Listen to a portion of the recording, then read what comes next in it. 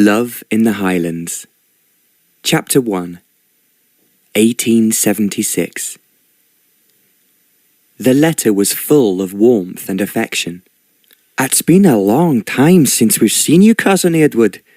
Much too long, my dear wife says, and I agree with her." "So do I," the Earl of Ringwood murmured, a smile spreading over his broad, kindly face.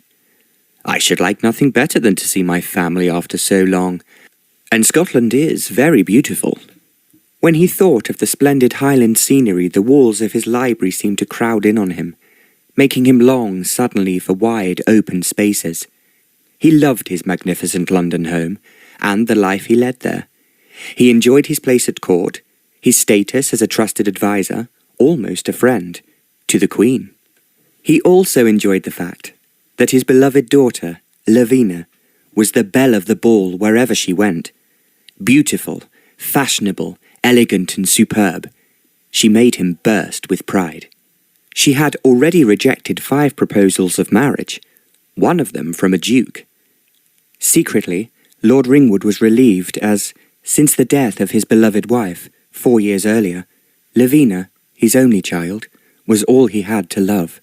Their life was here in the centre of glittering society, and they would not change it for the world. And yet, something about the letter he was reading, with its hint of heather and rivers, mountains and lakes, brought a wistful look to Lord Ringwood's face. "Of course I know that Scotland is a long way from London," wrote his cousin Ian, "and you have your duties in attendance on Her Majesty. But I live in hope that one day, you and Lavina, who must be grown up by now, will give us the pleasure of a visit." "It's about time we did," Lord Ringwood agreed, taking up his pen to reply.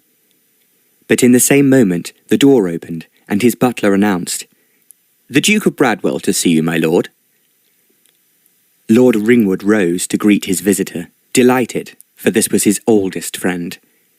"Hello, Bertram," he said. "This is an unexpected pleasure." The Duke was a tall, elderly man with an upright carriage. Despite his white hair, he had an air of health and vigour, but now his face was troubled. "I came to give you an urgent warning," he said without preamble. "It must be really urgent to bring you here at this hour," the Earl observed genially. "I know you hate getting up so early." "I do," agreed the Duke. "But there's trouble ahead, and the sooner you know, the sooner you can act. I would have come last night, but I had a dinner party that I could not miss." "Sit down," the Duke said, "and tell me the worst." His easy tone showed that he did not believe that things could really be so bad.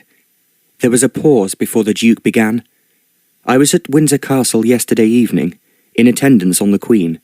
After supper we all moved, as usual, into Her Majesty's private room. I expected to discuss the local news, and was prepared to be bored, when a messenger arrived with an urgent letter for her.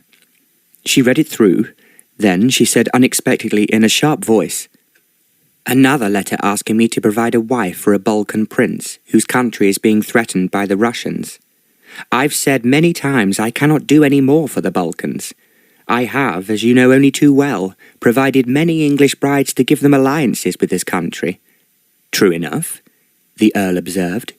"Who is it this time?" "Prince Stanislaus of Kodratz. It's a small place, but significant. Herzegovina on one side, Albania on the other. Now they've got Russia breathing down their necks, and they expect the Queen to produce a bride, as she has done many times before. Well, it's not for nothing that they call Her Majesty the matchmaker of Europe," observed the Earl. He smiled as he spoke, but the Duke said, "You won't smile, old fellow, when I tell you what the Queen has in mind now. Did you know that her great-grandmother was connected with your family?" "That? Good heavens, that was generations ago. We've certainly never preened ourselves on our connection with royalty." "Unfortunately for you and Lavina, the Queen is counting on it now." "Lavina?" At the mention of his beloved daughter, the Earl's smile vanished and alarm came into his eyes. "What are you saying, Bertram?" Don't tell me Her Majesty is thinking of marrying Lavina to Prince Stanislaus. She's set on it. There were murmurs of dissent last night. Several of the men there had met the prince and formed a very poor opinion of him. He's a drunkard, a womanizer, and reputedly violent. But Her Majesty refused to listen. She's made her mind up. You know how determined the Queen can be. Once she gives you her order, you'll be expected to obey. If you defy her, you'll lose your position at court, and your life will be made a misery. People have tried to stand out against her before, and have become outcasts in society. It's a nightmare, the Earl groaned, dropping his head into his hands. Whatever can I do? For God's sake, Bertram, tell me how I can save my daughter from being forced to marry this appalling man, and being sent away to a far country, living under the threat of invasion. I know, the Duke replied. I wouldn't want to send a relation of mine there. I've come here to warn you that she will be summoned to Windsor Castle, so that she can tell you herself. Damn it, Bertram! What shall I do? The Earl demanded. I can only see two chances for you. One is to leave the country, although she's quite capable of sending a ship to bring you back, or somehow get your daughter married or engaged before you get the royal command. How in God's name can I do that? The Earl asked. Lavina has already turned down virtually every eligible man in London. We can't go back to them now. There's one man who might help you, if he would agree to do so, and that is the Marquis of Elswick. If Lavina is already engaged, even the Queen would not expect her to break off her engagement. The Earl stared at his friend in astonishment. You want Lavina to marry Elswick? He demanded, aghast. A hard, cold, unpleasant man, without a shred of human kindness in him. Of course I don't want her to marry him. An engagement will do. It can simply be broken off later, when the Queen has found someone else, or sent the prince about his business. I don't believe my ears, the Earl said. Old friend, I know you mean this kindly, and I'm grateful for the warning. But you must have windmills in your head even to think of Elswick. You know he's always shunned all talk of marriage or engagements after what's happened last time. I know his future wife abandoned him at the altar, the Duke agreed, but that was a long time ago. But he has never forgotten it, the Earl said. He loathes women. His country house is only a mile or so away from mine, and it's common knowledge that he'll hardly have a woman in the place. Yet he's still the ideal person to help you, the Duke replied. As you say, he's a curmudgeon, a harsh, solitary man who cares nothing for society, and very little for the Queen, I sometimes think. But that's to our advantage, because it means he won't be afraid to offend her, and might, therefore, do as you ask. And he won't talk a lot of pompous nonsense about Lavina being honoured to marry a prince. He cares no more for princes than for queens. You think Elswick will actually agree? It isn't likely, the Duke replied frankly, but I can't think of anyone else who would be of any help at this moment. All I want, the Earl said angrily, is my daughter's happiness. I love her, and she's my only child. How can she be happy if she has to live in that barbaric place, with a man of bad reputation? I know, his friend agreed. At the time, you have to realize that Her Majesty is now in a very difficult position. For diplomatic reasons, she can't give the prince a blank refusal without a very good cause. I need a little time to think of the best way to fight this, the Earl said. Luckily, I have until tomorrow.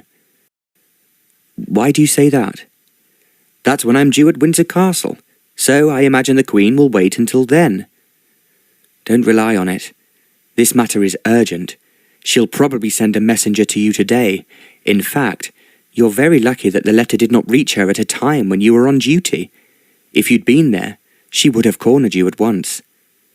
Oh, heavens. You're right, Bertram. I must leave at once, said the Earl, walking across the room to ring the bell which was beside the fireplace. Almost at once the butler appeared. You rang, my lord? Her ladyship and I have to return to the country immediately, the Earl told him.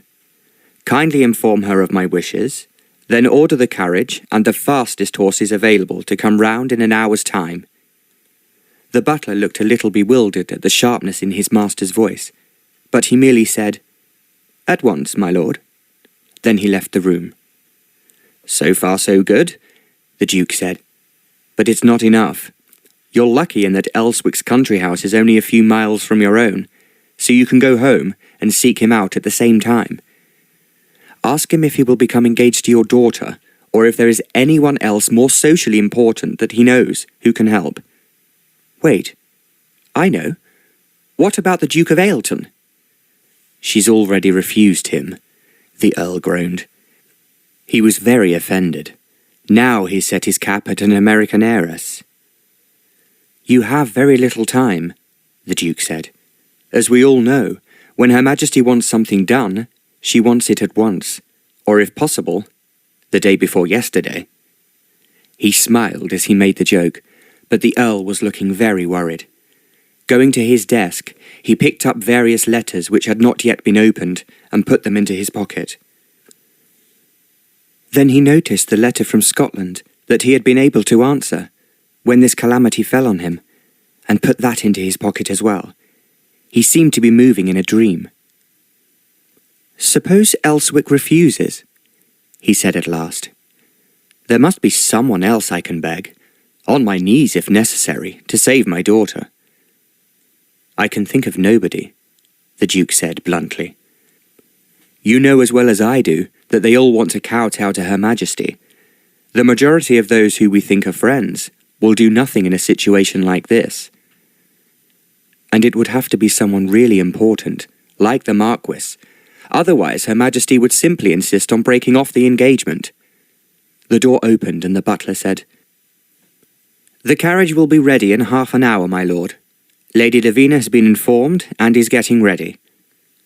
As the butler shut the door behind him, the Duke rose from the sofa and said, "I wish I could help you more, Arthur. You have always been a good friend to me, but an engagement to Elswick, however unlikely, is the best I can suggest." "Damn it!" the Earl exclaimed. "My daughter isn't going to be forced into this. She is all I have now I have lost my wife." At that moment, the door opened and Lady Lavina came in. She was a tall, very lovely girl, and one whose face contained more than mere beauty. It also had strength and character. Her large blue eyes could glow as much with anger as with warmth, and she was never lost for words in an argument. Some men would be scared away by the force of her personality. Others would find her intriguing. The Duke thought she was even prettier than the last time he had seen her. Now, with her long hair shining in the sunshine, which was coming through the windows, she lifted up her pretty face to kiss her father before she asked, "What is happening, Papa? Why this rush to go to the country? You said last night we need not leave for a week or two, and we are due to have dinner with the O'Donnells tonight." "I know," her father answered, "but the Duke has brought us bad news, and you had better hear it from him." Lavina turned to look at the Duke. "Uncle Bertram, whatever has happened?" "I came to warn your father that you are in grave danger." "Me? In danger?" Lavina exclaimed. "Whatever do you mean?" "The Queen is seeking another bride to send to the Balkans," said the Duke, "and she wishes it to be you." Lavina gave a merry peal of laughter. "I know this must be a joke," she said. "I'm not royal." Her Majesty's great-grandmother was connected with this family, and that is royal enough for her. Lavina gave a cry. "But everybody has always known about that, and nobody has ever made a fuss about it before." "Her Majesty never needed to make use of you before," the Duke reposited, caustically. "And she wants me to marry who?" "Prince Stanislaus of Kodratz, a thoroughly unpleasant character, drunken, violent, and unprincipled. Also, I believe he does not wash." Lavina shuddered. "I could never marry a man who did not wash," she said. Of course not, agreed the Duke. So we have to think of a plan to save you, and the best way is for you to be engaged to someone else. Even the Queen would have to respect that, if your fiancé was sufficiently prominent and of a decisive character. Lavina frowned. My fiancé? What fiancé? The Marquis of Elswick, explained the Duke. Your only hope is if he will pretend that you and he are engaged until the Queen has found another bride. The Marquis of Elswick? Lavina echoed, astounded. Certainly not. Anyone but him.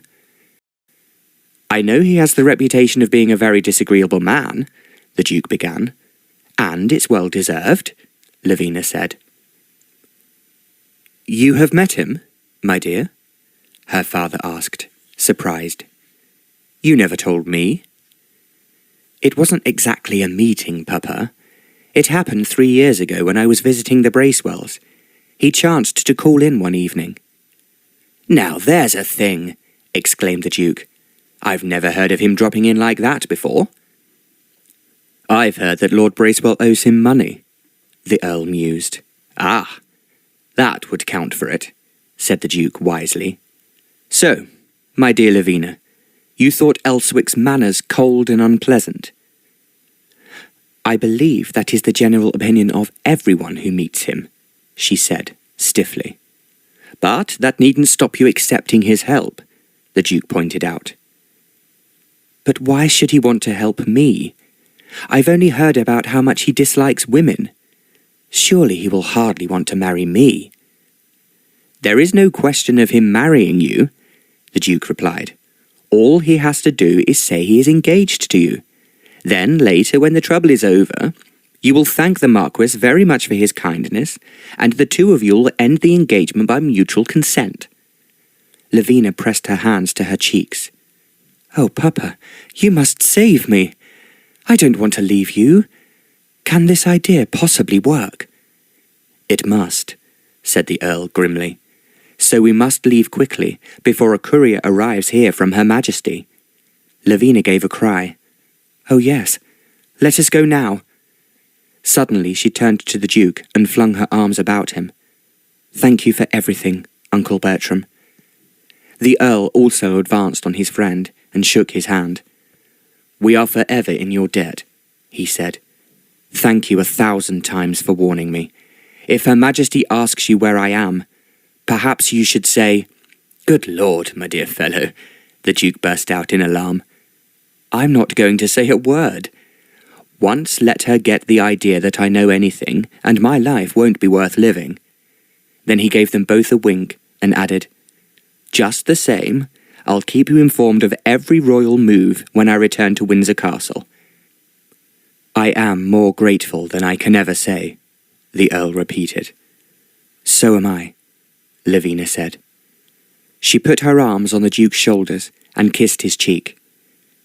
If you save me, I will thank you and love you more than I can ever express in words, she told him. The Duke smiled at her.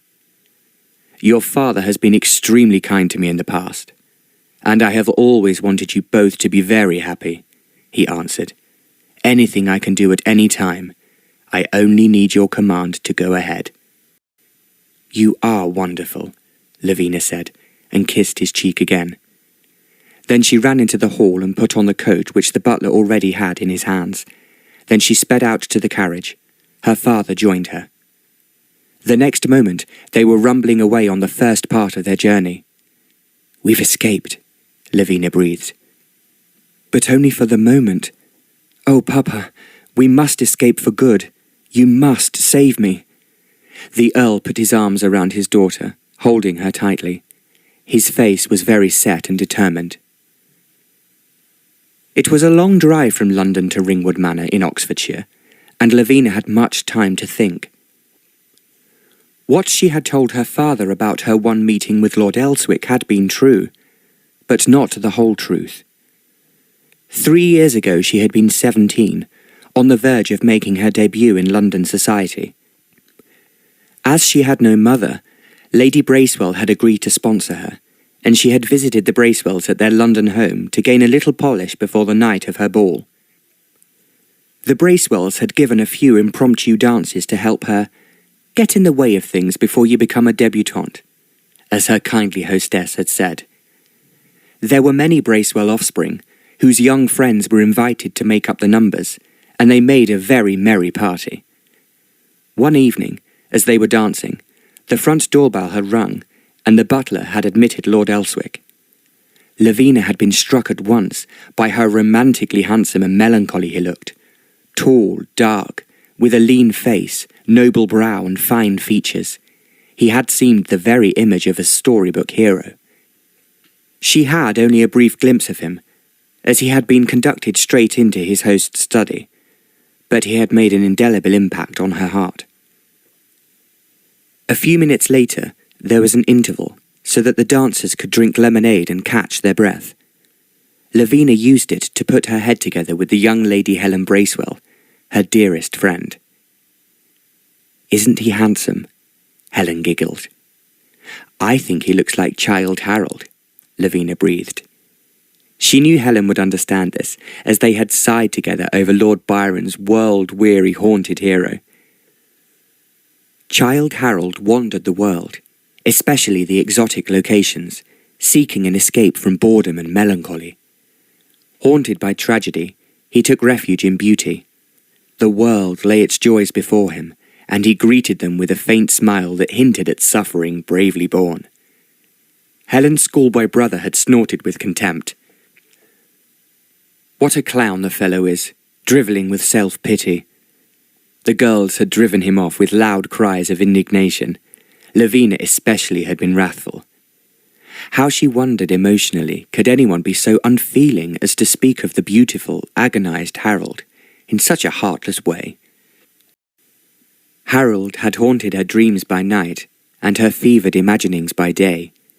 She had been quite sure that when she went into society, she would find no man who lived up to his romantic presence.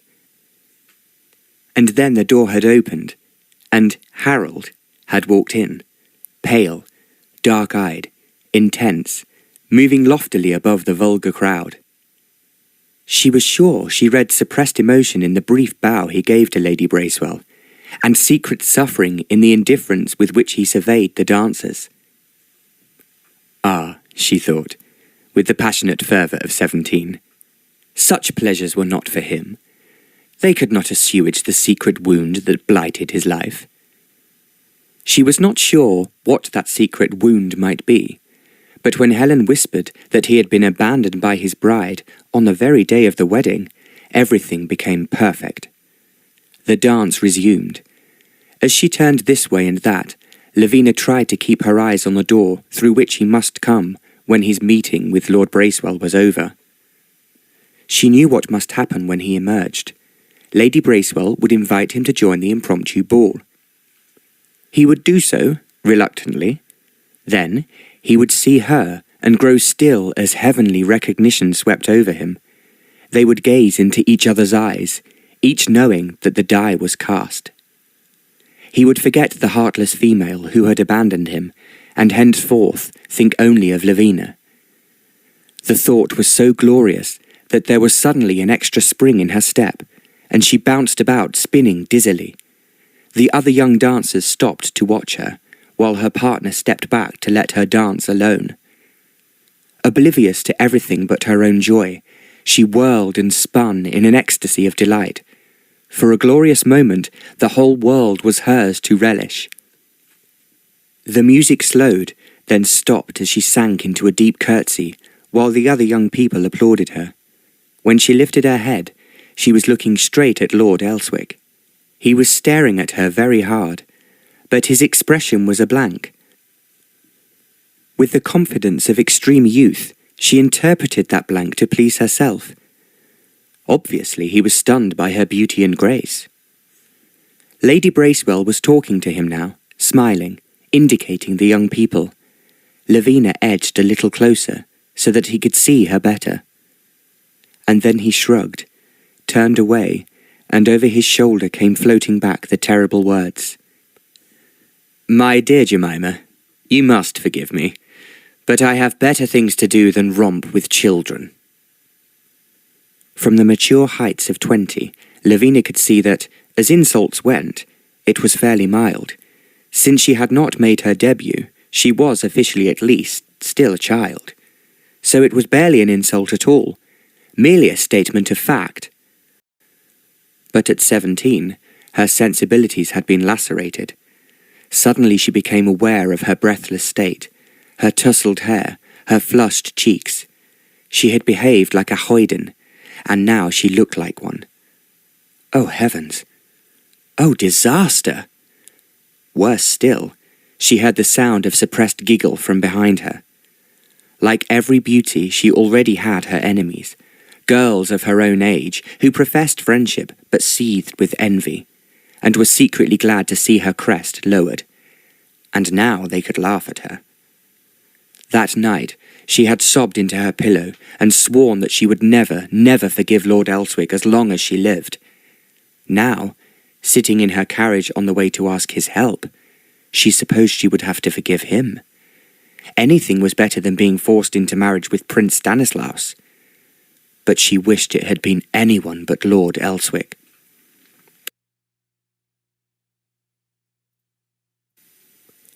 Chapter 2.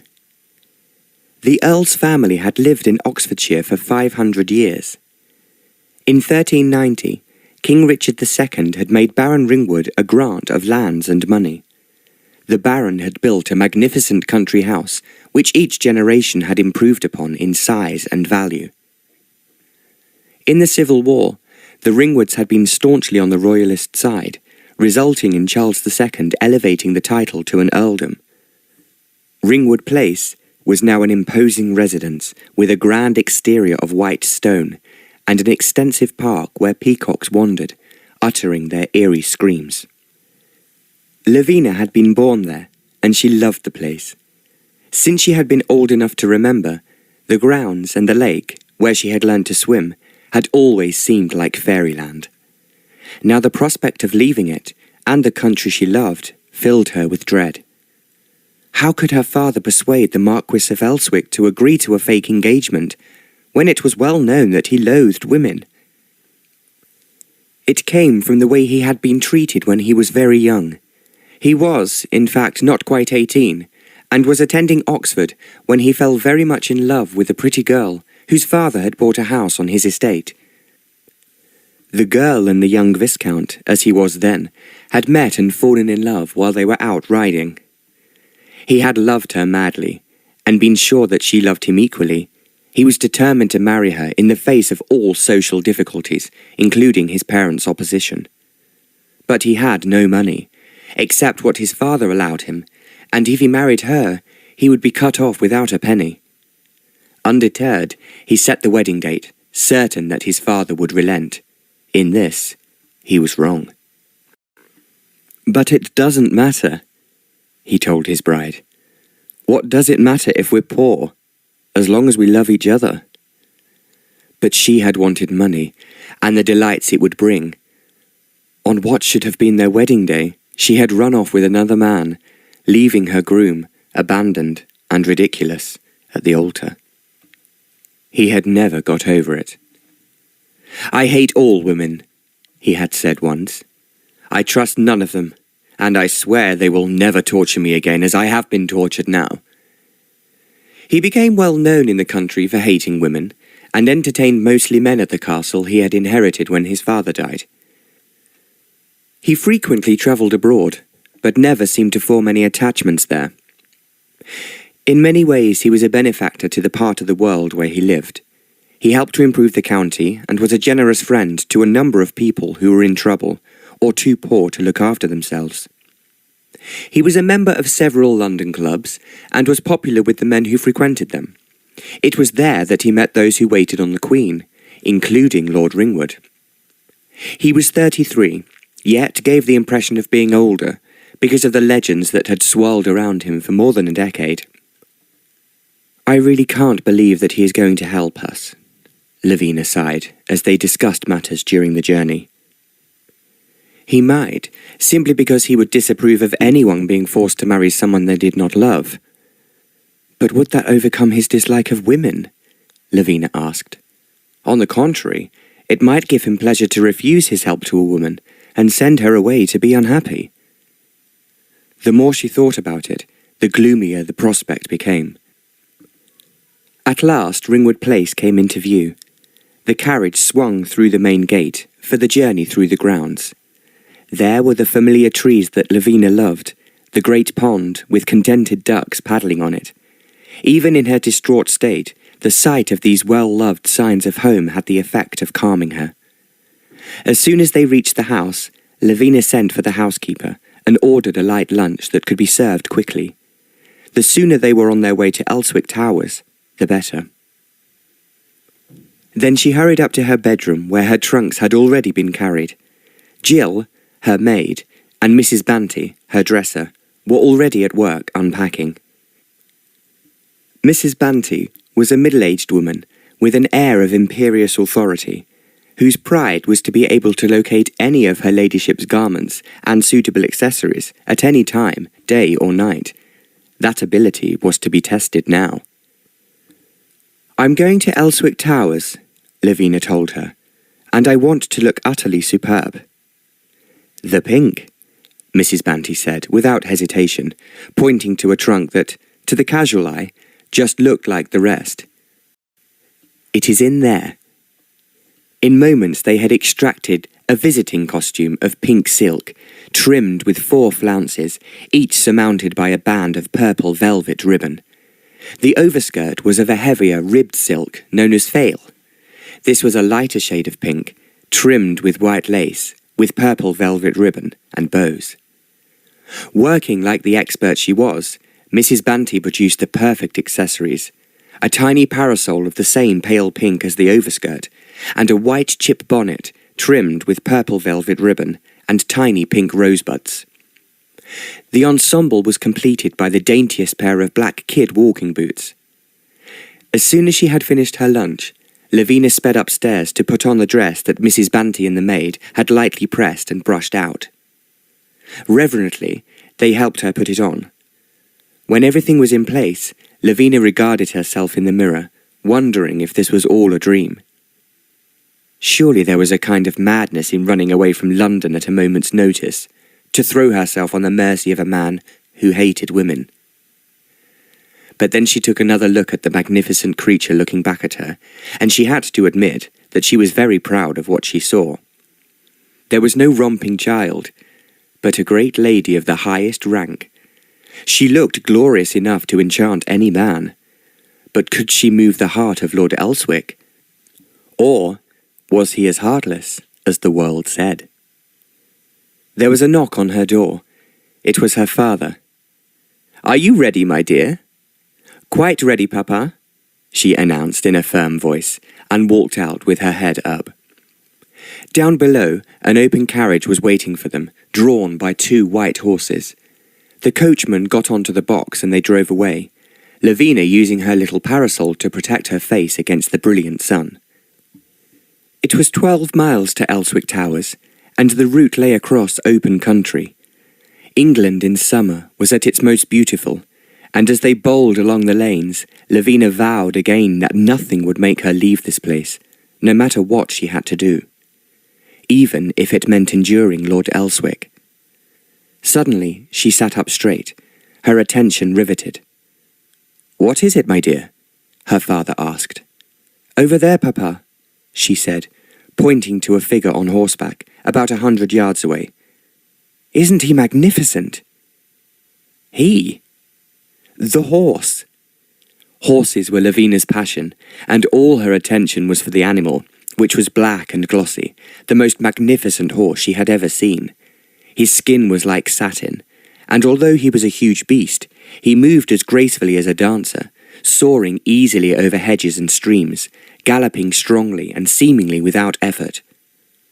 Only belatedly did she look at the man, whom she realized was riding bareback without saddle, reins, or stirrups, holding on to the huge animal's mane and controlling him without effort. He wore only breeches and a shirt that was unbuttoned, showing a broad, muscular chest. At first, she thought he must be a groom, but then something familiar in the set of his dark head made her heart start to beat more strongly. Elswick, she whispered. Eh? What? Her father demanded. By George, yes. It is Elswick.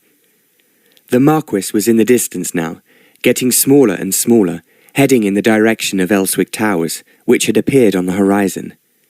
As they neared it, Lavina could not help being impressed by the castle, which had been restored and added to by the Marquis's father. It was a building of great splendour and magnificence, which cast Ringwood Place into the shade.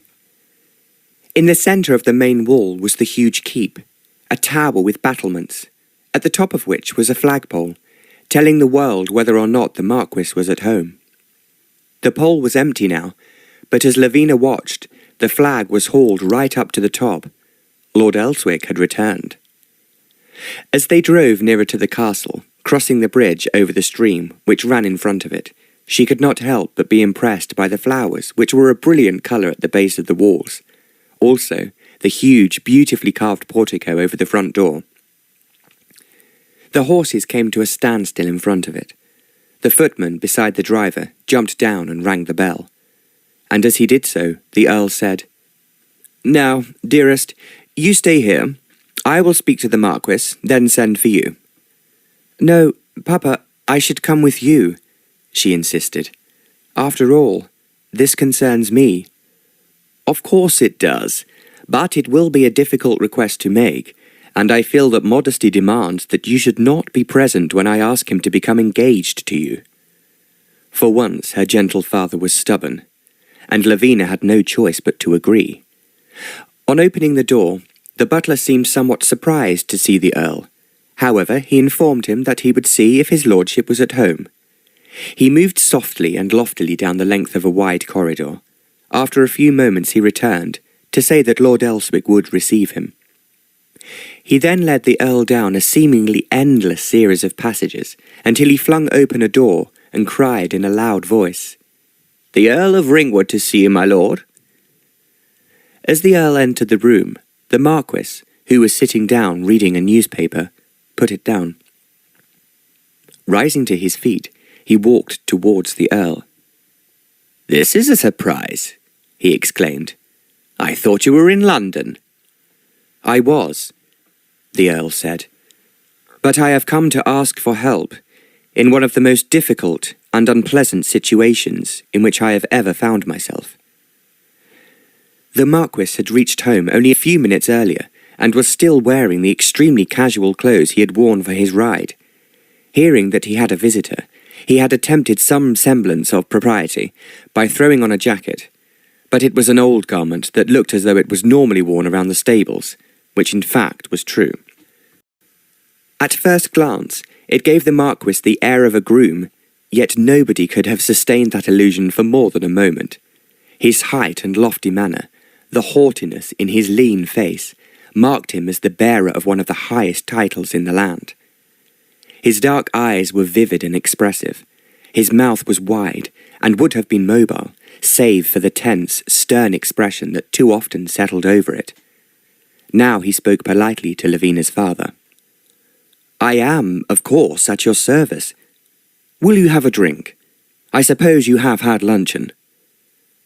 I had it when I returned home, the Earl said, after driving from London at an almost incredible speed. The Marquis raised his eyebrows. Good heavens! What can have gone wrong? He asked. Surely there has not been an accident at your house or anything like that? No, the house is fine, and so are the horses, as far as I know, the Earl replied. But I have come to you on a very different matter. In fact, to beg your help, and if you cannot help me, I think I shall go distracted. He spoke in such a desperate way that the Marquis stared. Let me get you a drink, he repeated.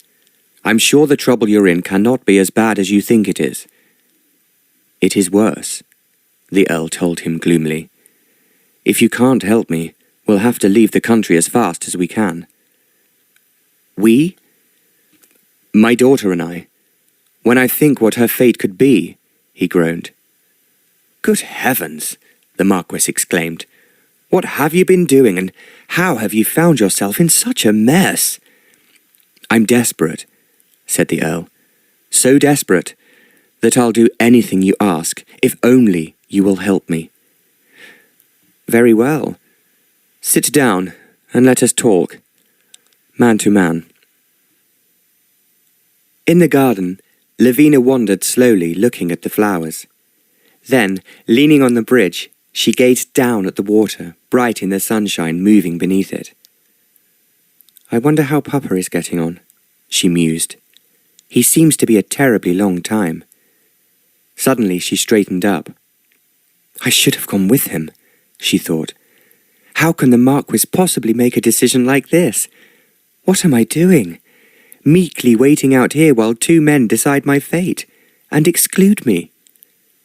It was also exasperating to have taken so much trouble over her appearance, and then not to be seen. How was Lord Elswick to know that she was no longer the child he had scorned, if she let herself be banished like a child? Lavina was not a conceited young woman, but she knew the truth about herself.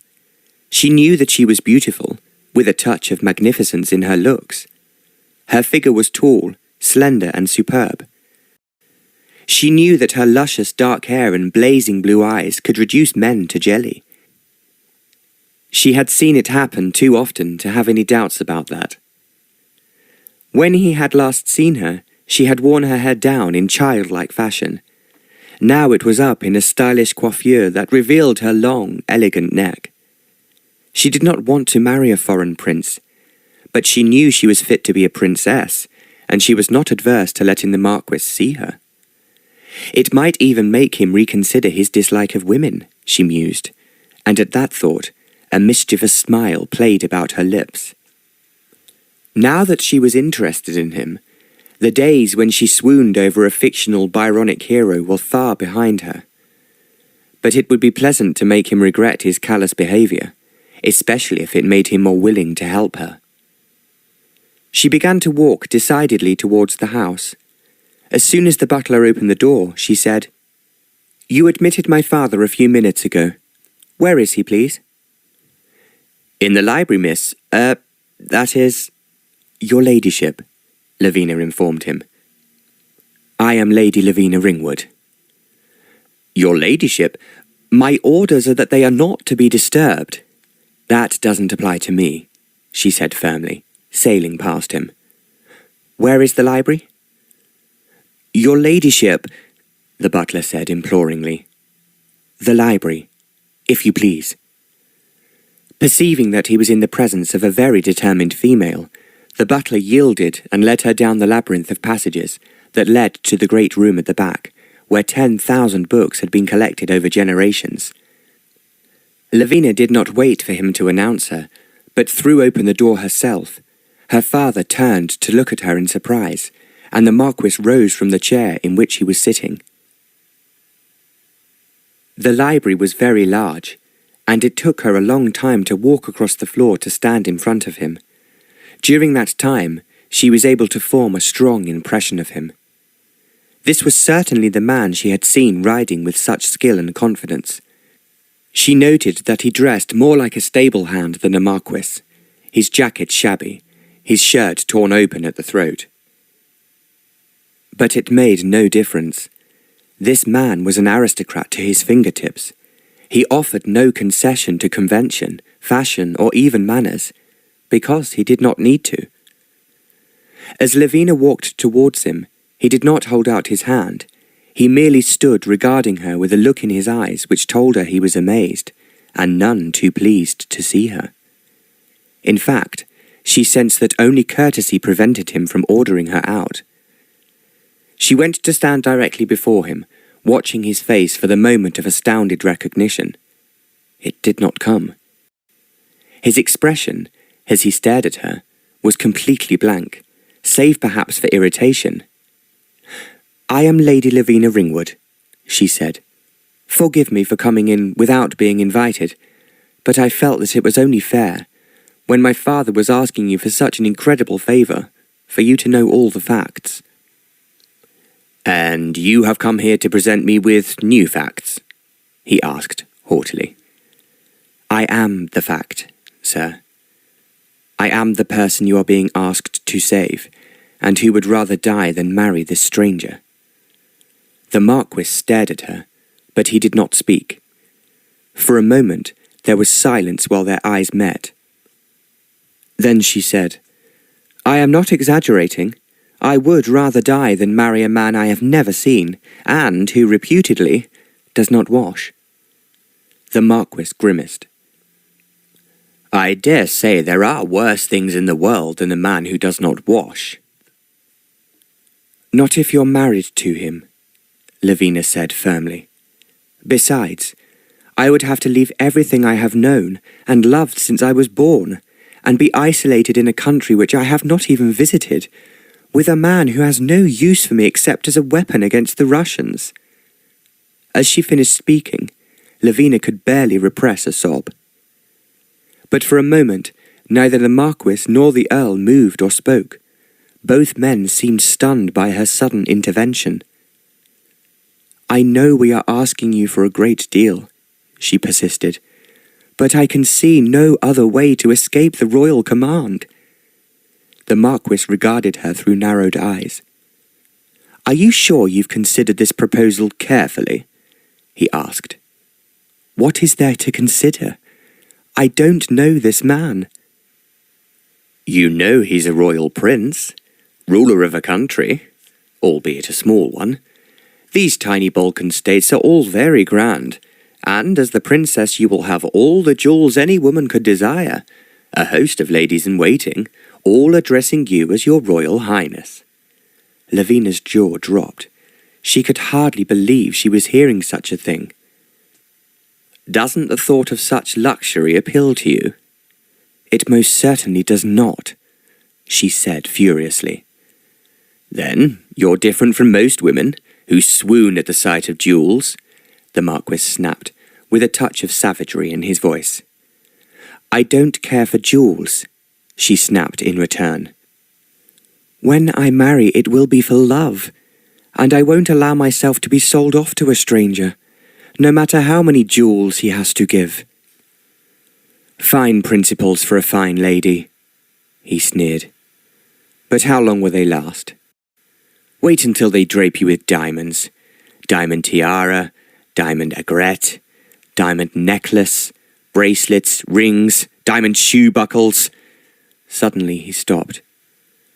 A strange, wild note had entered his voice, and he was breathing hard as though tormented by some violent emotion. He seemed to become aware of his guests staring at him, for he swung away and put both his fists on the desk, leaning on them. After a moment, he straightened up and turned back to face them. He had regained his composure, but his face was dreadfully pale. Forgive me, he said in a strained voice. Sometimes I am not quite myself. This is not a good day to come asking me favours. It is the only day I have, Lavina cried. Only help me, and I promise. In fact, I swear that I will not bother you in any way. I will not demand anything from you, except to pretend we are engaged until the danger from the Russians is over. Then we can separate, as undoubtedly you will wish to do, and you will never need see me again. When he did not answer, she repeated desperately, I swear to you on all I hold sacred I will leave and make no further demands on you, the moment I am safe. He was looking at her now with a thin, chilly smile playing about his lips. Do you know what you are suggesting? We become engaged. Stay that way for a while, and then... What? Why then, we announce that we have decided that we will not suit, she said quickly. It's easy. Engagements get broken all of the time. Then she saw his bitter eyes on her, and knew what she had done. Of course, this man had been jilted at the altar, to the derision of the world. He was the last person who would help her with a false engagement. She saw defeat staring her in the face, and she began to feel desperate. If only he would speak. His silence was becoming unnerving. At last the Marquis did speak, heavily, as though speech were an effort for him. Lady Lavina, I am sorry to hear of your predicament, but I really don't know what I can do. What you suggest is quite impossible. Nobody would believe it. It's common knowledge that I don't live in society, so where could we have met? Surely there is no real problem, sir. It's true that you are seldom seen in society, but you go into it sometimes. Lord and Lady Bracewell, for instance, are friends of ours, and I believe you are acquainted with them. Now he would ask her how she knew, and she would remind him that he had been in the Bracewells' London house 3 years ago, and he would recognize her. But he only shrugged. I have not seen the Bracewells for some time. We could hardly have met there. Not recently, but if not recently, when? Just how long ago are we supposed to have met? And how did we renew our acquaintance? Or have we both been secretly pining for years? His cool, bored tone made Lavina grind her nails into her palm. She fought hard to keep her temper, but it was slipping away from her. As a matter of fact, we have encountered each other at the Bracewells. His brow furrowed. Have we? Surely not. Only the recollection that she was a lady prevented Lavina from slapping him. Please don't waste time trying to remember me, Lord Elswick, she said with spirit. I assure you, I haven't wasted the ghost of a thought on you, and I most certainly haven't been pining for you. I'm relieved to hear it, ma'am. Now, we can have nothing further to say to each other. He turned his back on her, walked across the room, and stood with his back to his visitors, looking out of the window into the garden. Everything about him was redolent of finality. It was over. Her future was unimaginably horrible.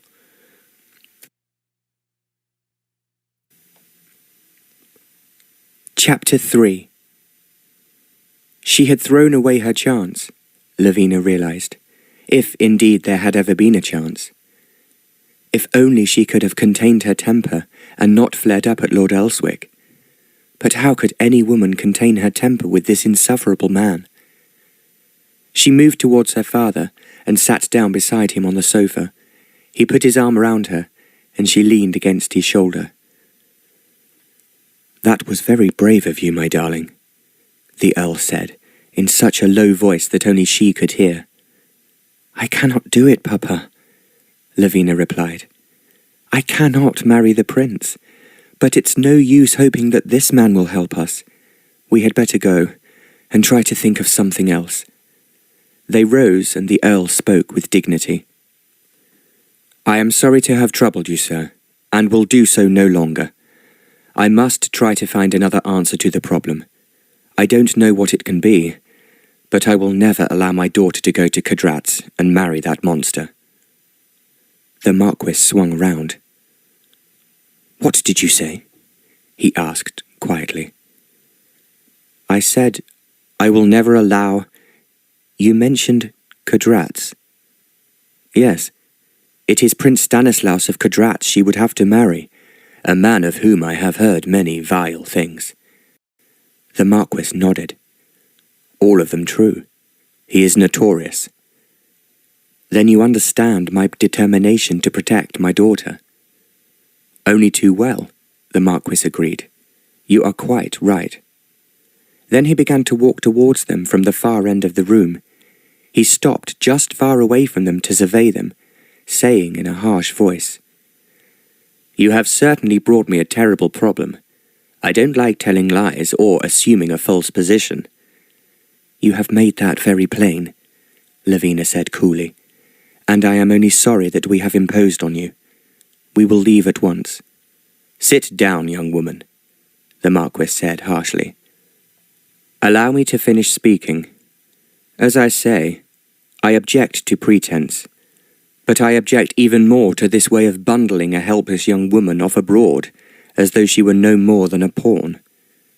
He paused for a moment before saying, I am prepared to enter this false engagement, if it is the only way I can help you." "But," Lavina stammered, not certain that she had heard correctly, "you just said that you would not help us." "Never mind what I said then. Listen to what I am saying now. I am prepared to do as you wish."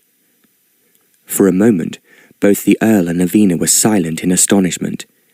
Then the Earl said in a voice which sounded strange, "If you mean that, I can only say thank you, from the very depths of my heart." There were tears in Lavina's eyes. As she spoke, 2 of them ran down her cheeks. "Thank you. Thank you," she murmured. "I have been so frightened. You are kindness itself, and I am so very, very grateful." "That's enough of that," the Marquis said, brusquely. "I don't want thanks, and I'm not kindness itself. I never do anything that doesn't suit me, as you will soon understand, and please, don't bore me with the waterworks. I can't stand weeping and wailing females." "I do not weep and wail," Lavina flashed. "I was trying to be pleasant to you, to express my gratitude for—" "Very well. There's no need to say any more," he said impatiently. "Kindly keep your emotions for some time when I am not present." Lavina gave him a furious glance, but, reading only indifference in his face, bit back her words and seethed in silence. If anybody had told her that it was possible to be so furiously angry with a man who was doing her a favour, she would not have believed it. "Lord Ringwood," the Marquis continued, "you may inform Her Majesty that your daughter is engaged to me. I give you leave to say all the right things and contact all the right people, but understand that I want no part of it." "Of course," the Earl said eagerly. "I'll do everything." "I suppose there'll be a devil of a fuss," said the Marquis, sounding bored. "It can't be helped. You'd better come and stay here for a while." The grating sound of his voice robbed the invitation of all semblance of generosity, and prompted the Earl to say, "That's very kind of you, but we don't wish to inconvenience you." "Inconvenience me?" echoed the Marquis, as though he could not believe his ears. "Of course it inconveniences me. But I've given my word, and when I say I'll do a thing, then I do it properly. Rooms will be prepared for you, and I will expect you tonight." He turned a hard look on Lavina. "You will not, under any circumstances, marry Prince Stanislaus, because I will take whatever steps are necessary to thwart him. You have my word on that."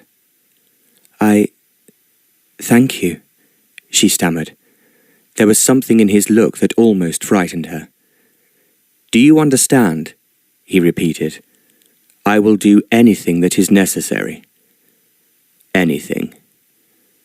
For a moment, Lavina was too taken aback to speak. Lord Elswick's manner was so strange.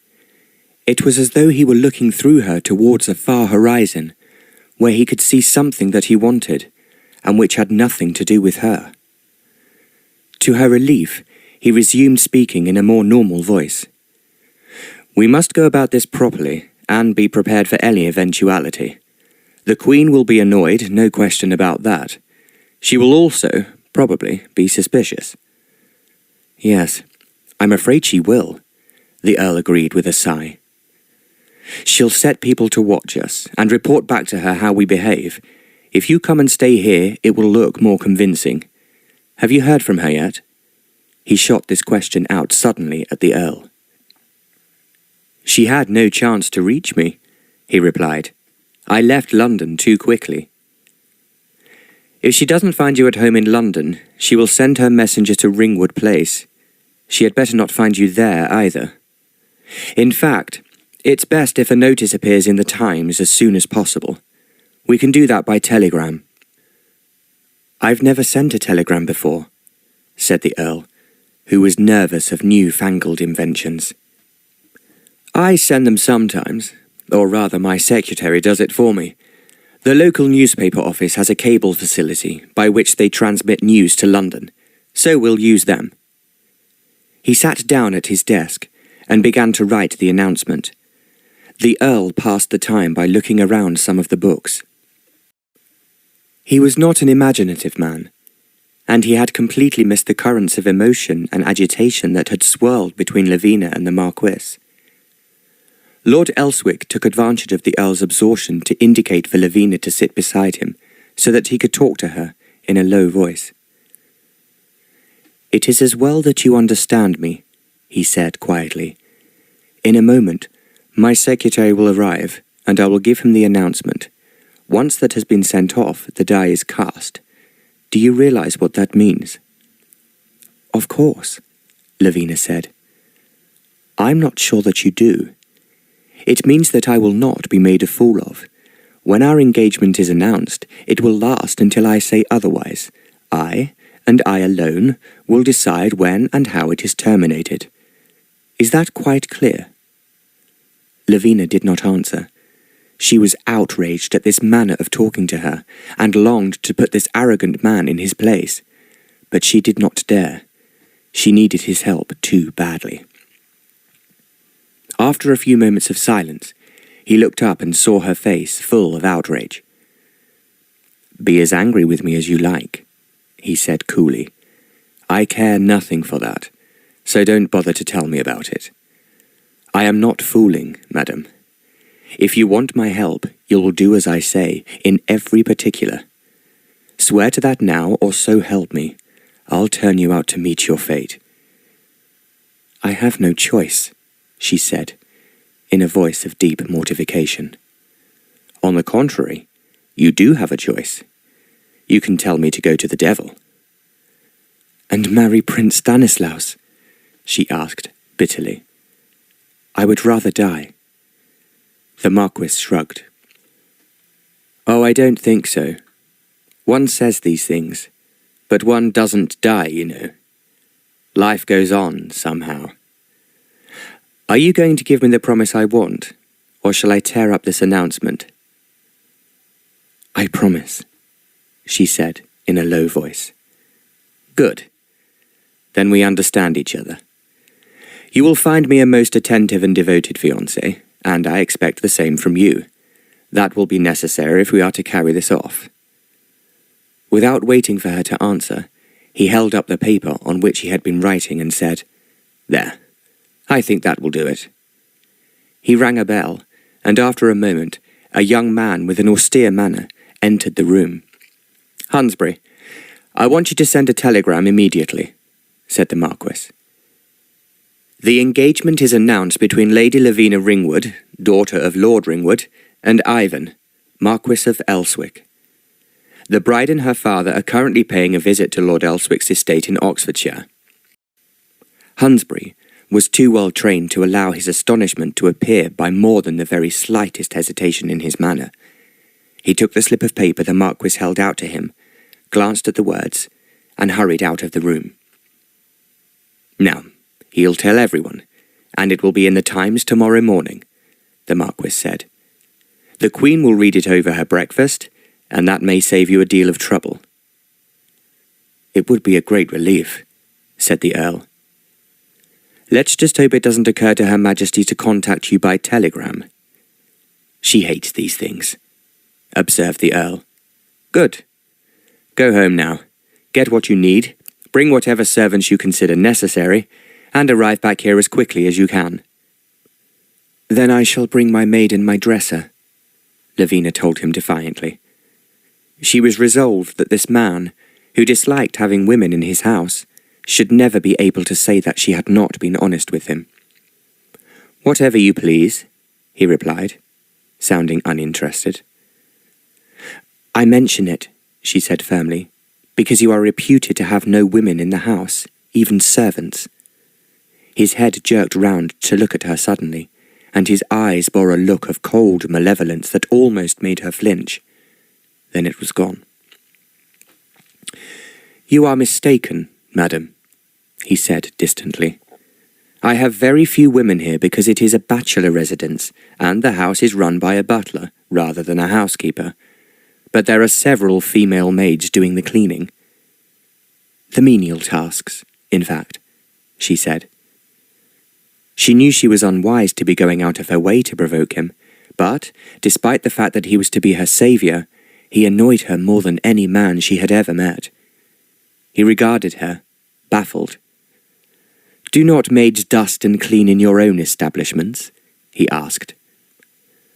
"Well, yes, but—" "Then I am at a loss to understand what point you are making." "It isn't important," she said, chagrined. "I am not quite the ogre that legend appears to paint me, and you are welcome to bring any female servants that you wish. Just tell them to stay out of my way. Hurry now, so that you can return to your home and leave it quickly, and make sure you tell everyone in your household before you leave. That's the best way to spread news." There was a touch of bitterness in his voice as he added, "Servants love nothing better than to gossip about their masters." "We'll go at once," agreed the Earl. Lavina took a step forward. Her anger had faded. Now all she could think of was that he was saving her from a terrible fate, and she spoke earnestly. "Thank you. You have helped my father and saved me. We are both very, very grateful to you." The Marquis did not look at her as she was speaking, but as she finished, he rang the bell which was at the side of the fireplace. The butler appeared so quickly that he must have been just outside the door, and it was clear from his face that he had already heard the news. "My guests are leaving," said the Marquis, apparently unaware that his butler's eyes were popping. "Show them their carriage." "Very good, my lord," the butler said, holding open the door. Lavina held out her hand to the Marquis, but he did not take it. In fact, he put both hands at his sides and bowed from the waist. Lavina was astonished to realize that he would not touch her.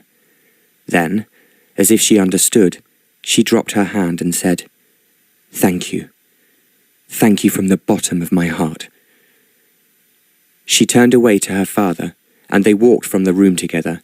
She did not look back, and so she did not see Lord Elswick watching her with a strange expression on his face.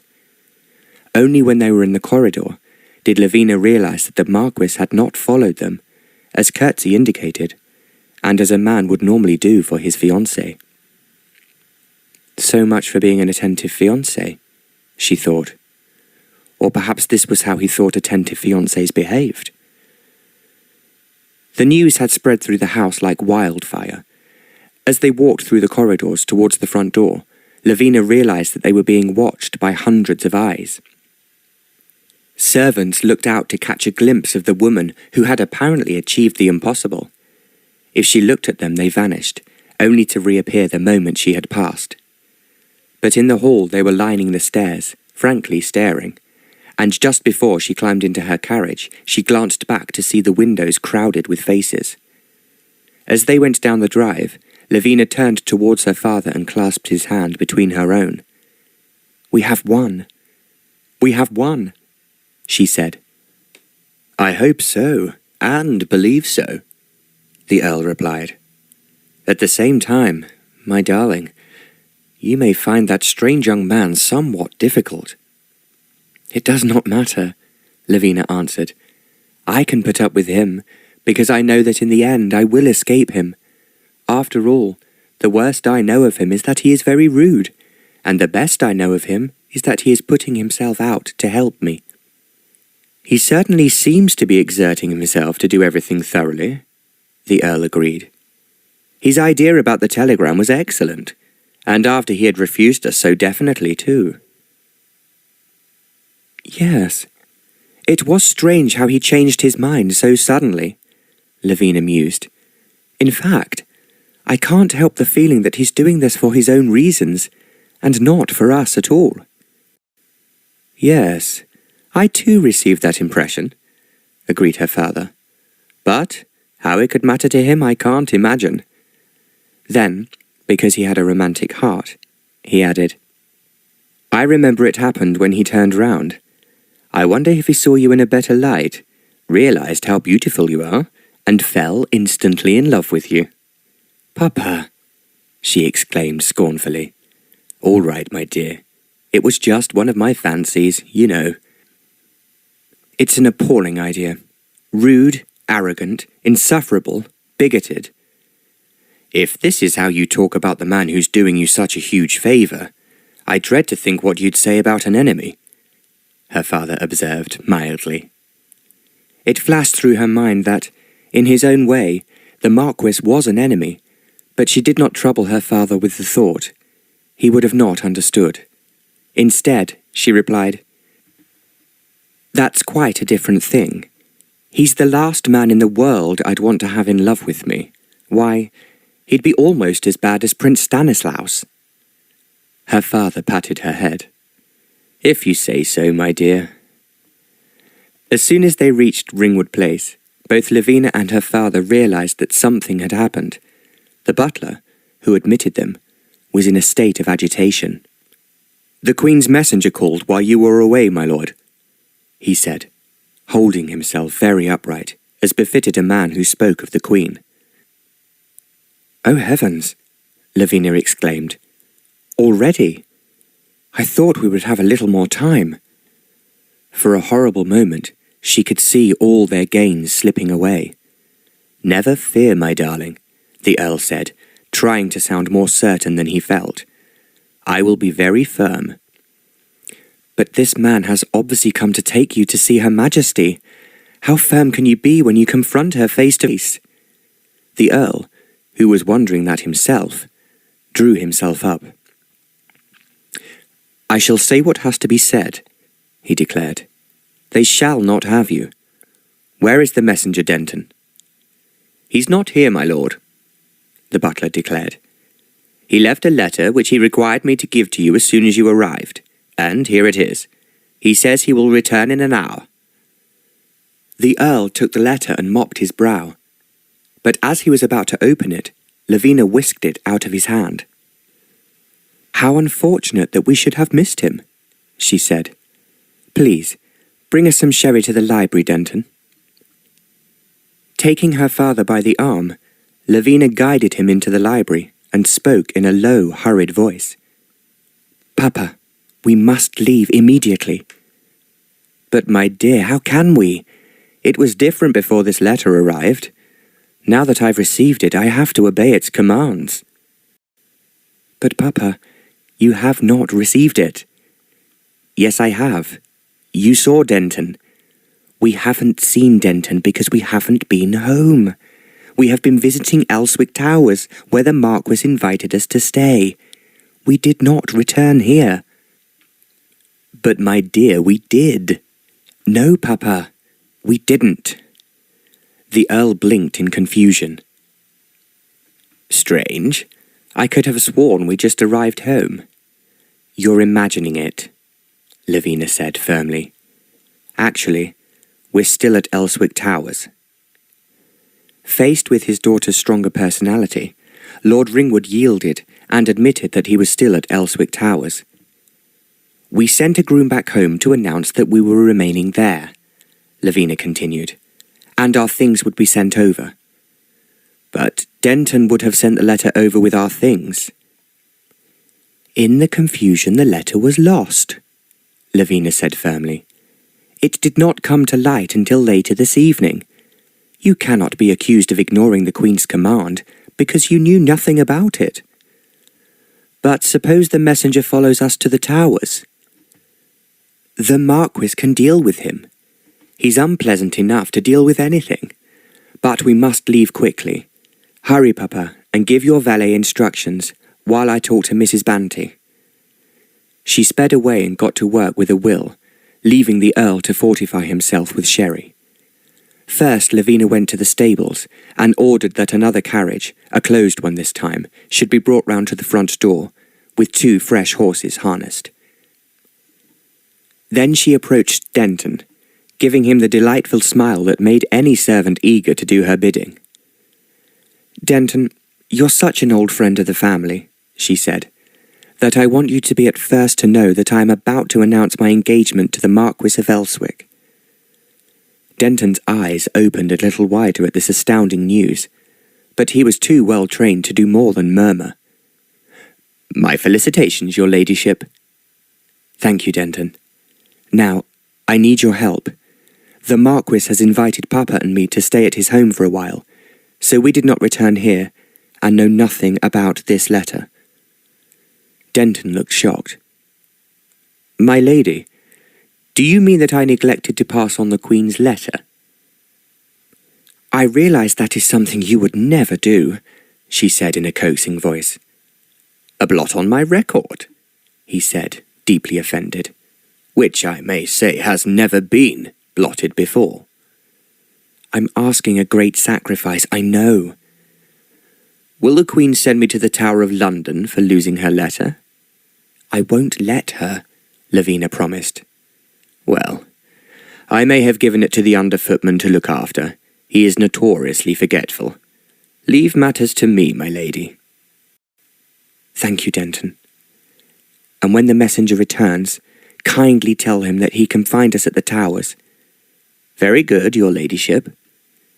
You will explain about my engagement. Then it is not a secret. Oh, no. You may inform the household and the Queen's messenger. She hurried away to her room. Luckily, the visit to the Marquis involved very little preparation, as they had only just arrived from London and most of their clothes were still packed. Mrs. Banty received her instructions with a brief nod and assured her ladyship that everything would be attended to. The closed carriage, with fresh horses, was waiting. Lavina and the Earl hurriedly climbed aboard, and they were on their way. For the first part of the journey, they each peered nervously out of the window, just in case the messenger returned to be sure his letter was delivered. But they saw nobody, and at last they began to relax. I can't believe that we're actually going to get away with this, the Earl murmured. We will if we keep our heads, Lavina told him, and if the Marquis learns how to play his part properly. Why, whatever do you mean by that, my dear? I'm talking about the way he refused to say goodbye to me. In fact, he put his hands behind him rather than touch me. Her father nodded and she continued. He spoke of behaving like a devoted fiancé. Did he? I don't remember him saying that. It was while you were looking round the library. He said he would play his role with conviction, which, frankly, I doubt, and expected me to do the same. I suppose that's only reasonable. I'm afraid you will have to endure a certain amount of attention from him. Just as long as he doesn't try to kiss me, Lavina said, setting her chin stubbornly. I'm sure such an idea has never crossed his mind. Yes, she said crossly. So am I. Did you see how he behaved when we left? It would be quite obvious to anyone with any sense that he was being forced into matrimony rather than begging me to honour him by becoming his wife. The Earl sighed. I have to admit, my dear, he said, that he does not play his part well. I'm not looking forward to this visit.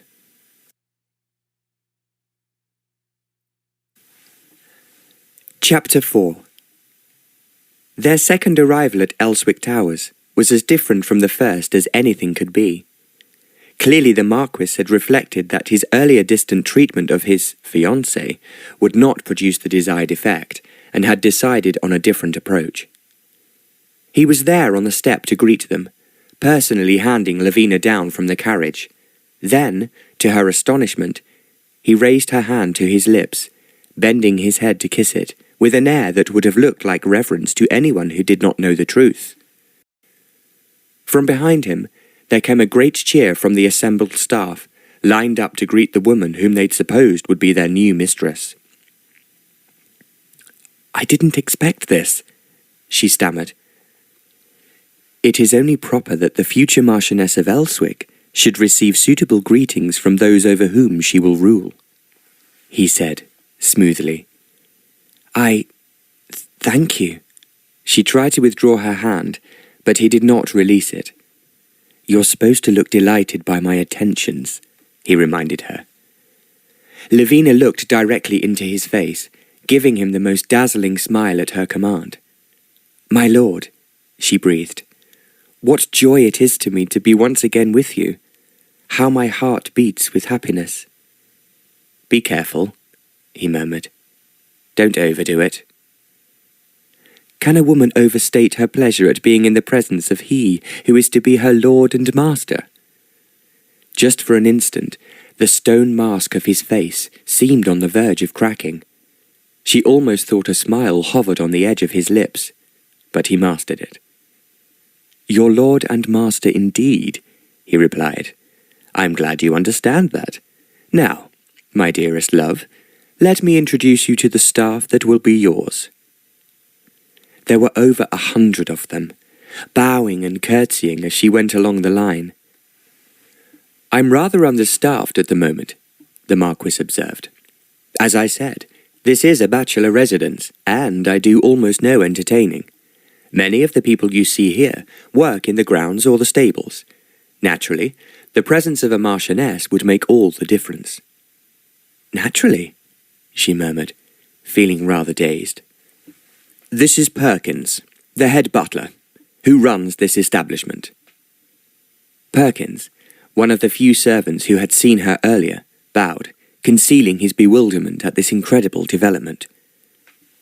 There were several under-butlers, then countless footmen, all powdered and wigged, each nodding his head to her. There followed the under-footmen, and beyond them the chief cook, a magisterial French presence called Laurent, and 2 undercooks. There were, as the Marquis had said, several maids, smart in black dresses and gleaming white frilly aprons. Also several scullery maids. But there was no doubt that they were heavily outnumbered by the men. "And now, allow me the pleasure of escorting you into your new home," the Marquis said gallantly, taking her hand and leading her through the front door. As soon as they were inside, Lavina said urgently, "I must speak to you." "Has something happened?" "Yes, something terrible. The Queen has written to Papa." "Saying what?" "I don't know. I didn't allow him to open it." "You didn't allow?" "It would have been fatal," she said hurriedly, missing his implication. "Once he has read that letter, he must obey the orders contained within it. As it is, he hasn't even received it." "I thought you just said that he had." "It arrived at the house, but we didn't—" He frowned. "Didn't what?" "Arrive at the house." "Lady Lavina, you must forgive me for appearing dull-witted, but I was under the impression that you had been home, and if you have not, I'm at a loss to understand how you knew the letter was there." "Of course we've been home." The Marquis passed his hand over his eyes. "Perhaps we began this conversation at the wrong point," he said faintly. "I have been used to starting at the beginning, but clearly you have devised another method." Lavina stamped her foot. "I wish you would stop talking nonsense. My meaning is perfectly clear." "Not, unfortunately to me. Did this letter arrive, or did it not?" "Yes. It arrived while we were here with you, and was waiting for us when we returned home. But Papa must not receive it, so I handed it back to the butler, and we left at once. When the Queen's messenger returns, he will be informed that we never came back at all, and he must bring the letter on to deliver it here." "Where he will find us all assembled to greet him," the Marquis said, his eye gleaming with appreciation. "Well done. Now that we have sorted out your somewhat tangled explanation, I am proud of you." If he meant to placate Lavina by these words, he was mistaken. Praise was pleasant, of course, but how dare he patronize her? Did he think she cared whether he was proud of her or not? "Where are your maid and dresser you threatened me with?" the Marquis asked. "They are following immediately. Since haste was important, we left ahead of them." "Then one of my maids will show you to your room. You have the room always occupied by the mistress of the house." Lavina soon discovered that what he called a room was in fact a palatial apartment. Built on a corner, it had large windows on 2 sides, flooding it with light. The furniture was all valuable, antique but well kept. Dominating the room was a vast four-poster bed, hung with honey-coloured silk damask and with a richly carved gold cornice. Over the fireplace was a huge mirror set in a cream and gold frame that matched the bed. The ceiling too was a match. Everywhere Lavina looked she saw gold, from the chandelier to the chairs. It was breathtaking. Evidently, the Marchioness of Elswick was expected to live in style. The maid showed her around, pointing out the private bathroom and the door that led to a dressing room. One of the great windows looked out over the entrance, and to her relief, Lavina saw the coach bringing her servants, followed by a fourgon piled with luggage. "Thank goodness," she murmured. She was more relieved than she could have said, for now she could employ her most formidable weapon in the strangest situation in which she had ever found herself. Her beauty, her glamour, her magnificence. With these, she could face the Marquis, and he would come off worse. She promised herself that. Mrs. Banty's entrance into her domain was made with almost as much ceremony as Lavina's. Dressed in black bombazine, her head adorned by a black straw bonnet trimmed with black lace, she made a haughty progress up the grand staircase and across the corridor to her ladyship's apartment. Jill, Lavina's personal maid, crept along in the rear like a lady in waiting. Behind them came troops of footmen bearing luggage, which they proceeded to set on the floor, until halted by a commanding voice. "This will not do." "Banty dear, whatever is the matter?" Lavina asked. "You cannot sleep here. It is disgraceful. I'd never heard of such a thing." She looked sharply at the footmen, who were regarding her in amazement. "What are you doing here? Take yourselves off, and somebody tell your master that I wish to see him without delay." Their jaws dropped, and they looked at each other, wondering who was brave enough to inform the Marquis that a woman had sent for him, as though he were an underservant. Luckily, for everyone's peace of mind, the Marquis himself put in an appearance at that moment. In seconds, every footman in the place had vanished. "I came to assure myself of your comfort," he said courteously to Lavina. "But I see your servants have arrived, and so all is well." "All is certainly not well," Mrs. Banty said, glaring at him. "I was never more shocked in my life." Lavina held her breath, certain that this was disaster. The Marquis would never tolerate being spoken to in this manner by a woman and a servant. But instead of being offended, he regarded Mrs. Banty mildly. "May I ask in what manner I have offended?" he asked. "This apartment is totally inappropriate for Lady Lavina." "It is the apartment of the mistress of the house. I meant to do her honour." "But she is not yet the mistress of the house, and it is therefore scandalous for her to be in a bedroom that connects with your own."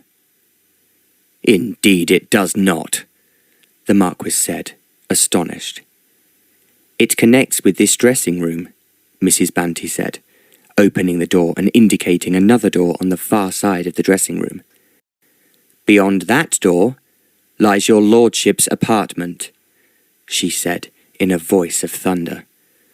"Well, yes," he agreed, "but you will observe that there are 2 beds in the dressing room, and I imagine that you will occupy one, and the maid will occupy the other. Were I to attempt to creep through this room with the intention of assaulting Lady Lavina's honour, I feel sure that you would prevent me. Besides, the door to my apartment is locked." But Mrs. Banty was made of stern stuff, and did not relent. "I have no doubt that your lordship has a key, which I shall be happy to give to you." "How do I know that you don't have another key?" "Very well," said the Marquis. "I will give you a pistol, and if you find me creeping through the dressing room, you have my permission to shoot me." Mrs. Banty glared. "Banty, dear," begged Lavina, "please, leave this. He's making fun of you." "He thinks he is," Mrs. Banty declared. He thinks I wouldn't shoot him." Incredibly, Lord Elswick's lips twitched. "On the contrary," he said, "I feel fairly sure that you would. But if you would agree a compromise, Mum, suppose I send for the estate carpenter and instruct him to put some bolts on the door leading to my room. Once you have slid them home, Lady Lavina would be perfectly safe from my evil intentions."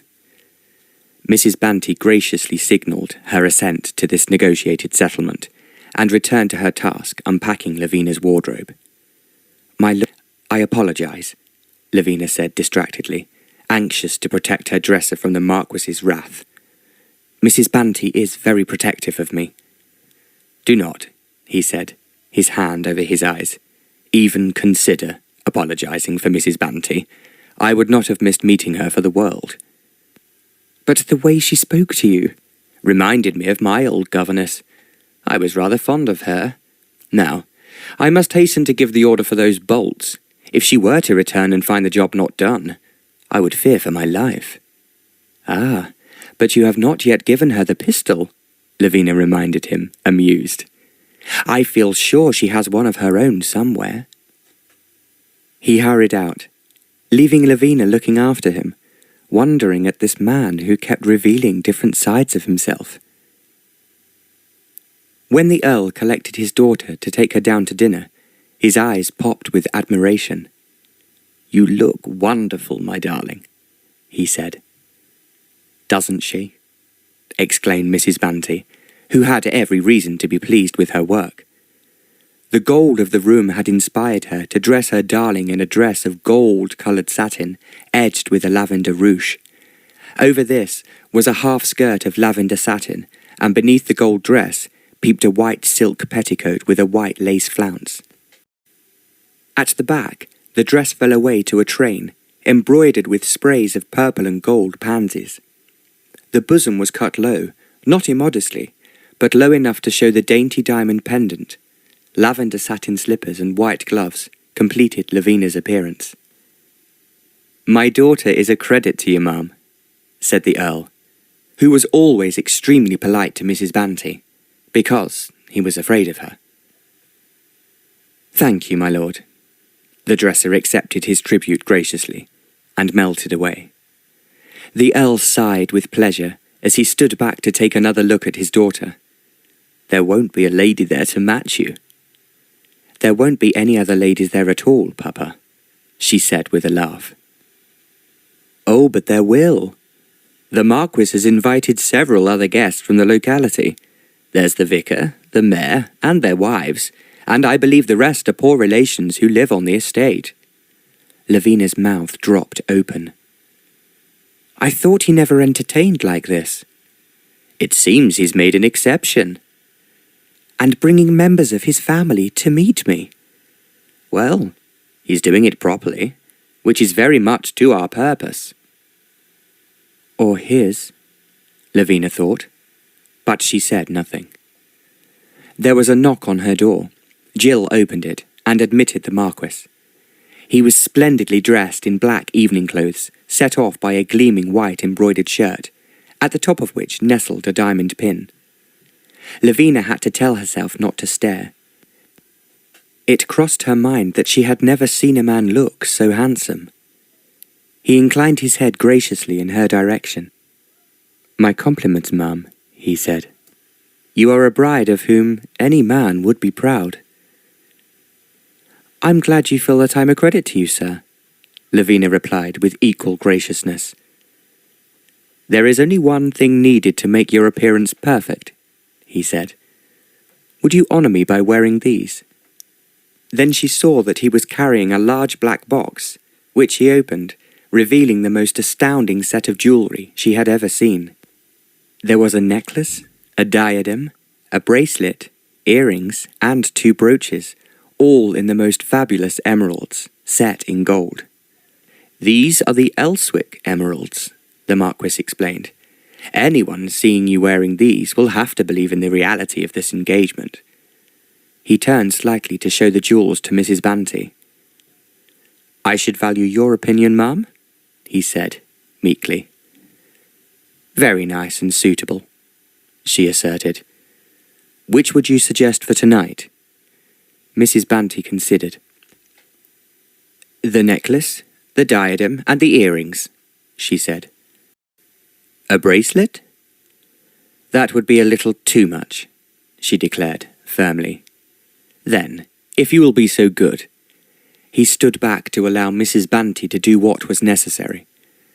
When the jewellery was in place, Lavina knew that she had never looked so magnificent. She looked, in fact, like a marchioness. Some relatives of mine are here, the Marquis observed. They will certainly recognise these jewels.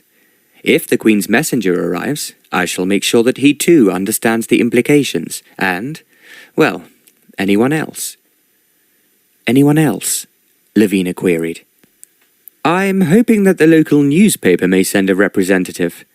I told Hunsbury to drop a hint while he was there delivering the telegram, and he thinks it fell on fertile ground. If somebody tries to gatecrash, the doormen have been instructed to let them in. There was no doubting it. Lavina had to admit that the Marquis was playing his part well. Just before they departed, the Earl murmured to his daughter, You look very fine together, my dear. And she murmured back, Papa, you have windmills in your head. Yes, my dear. If you say so. She went down to dinner on the Marquis's arm to be introduced to the local dignitaries and the relations. There were 6 of them, all elderly and thrilled to be invited to Elswick Towers. It was the mayor's wife who told Lavina about Lord Elswick's kindness to them. They are really his pensioners, for he houses them and pays most of their bills, she confided. Perhaps he did not tell you this, because he prefers people not to know of his kind actions. I'm beginning to understand that, Lavina murmured. Of course, she knew that his kindness had 2 edges. In return for his generosity, he expected his relatives to be available when he needed them. But it was not lost on her that they all seemed genuinely fond of him, and spoke to him without fear. One old lady, in particular, detained the Marquis with a long, detailed account of some domestic problem. He listened with every sign of interest, promised to send somebody to see it, and never once betrayed impatience. Lavina grew even more curious about this man to whom she was officially betrothed. At dinner, she was seated beside him, and was made the recipient of many flattering attentions. Tomorrow morning, she guessed, the news would be spread far and wide, and all the time she and her papa would be a little safer. And yet, there was something very strange about it all.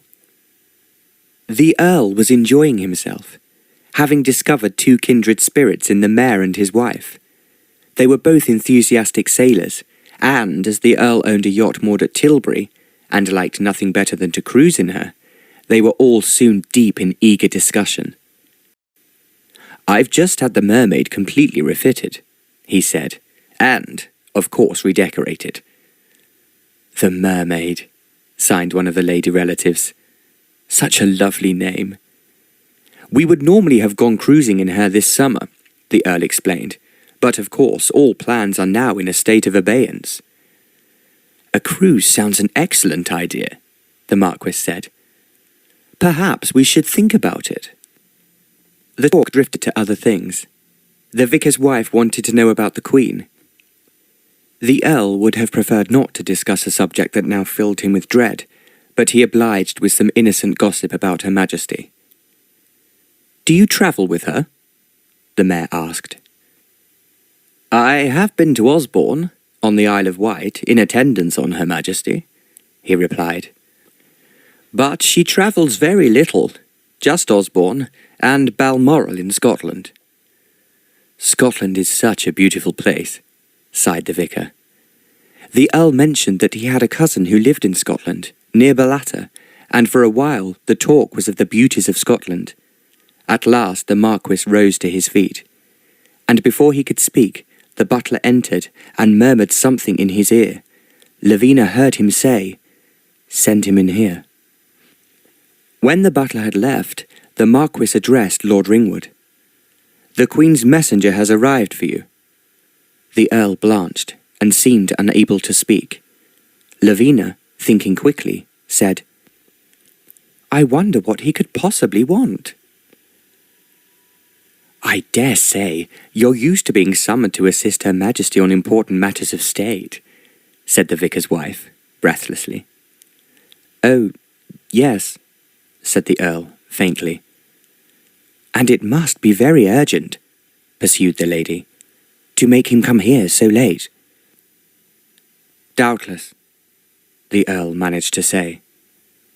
"Perhaps it's a matter of national interest," she finished ecstatically. This was so close to the truth that the Earl cast her a glance of horror, which made the vicar murmur in his wife's ear that this was really too worldly a discussion for such as themselves. Both Lavina and her father recognized Sir Richard Paynton, the man who entered the room. He was, as the Earl had called him, a pale stick of a man, with no humour. The Marquis received him graciously. "You're just in time to join a toast to my bride," he said. "Lavina, my dear." He took her hand, raising her to her feet. "Was ever a man so fortunate?" He handed Sir Richard a glass that a footman had filled.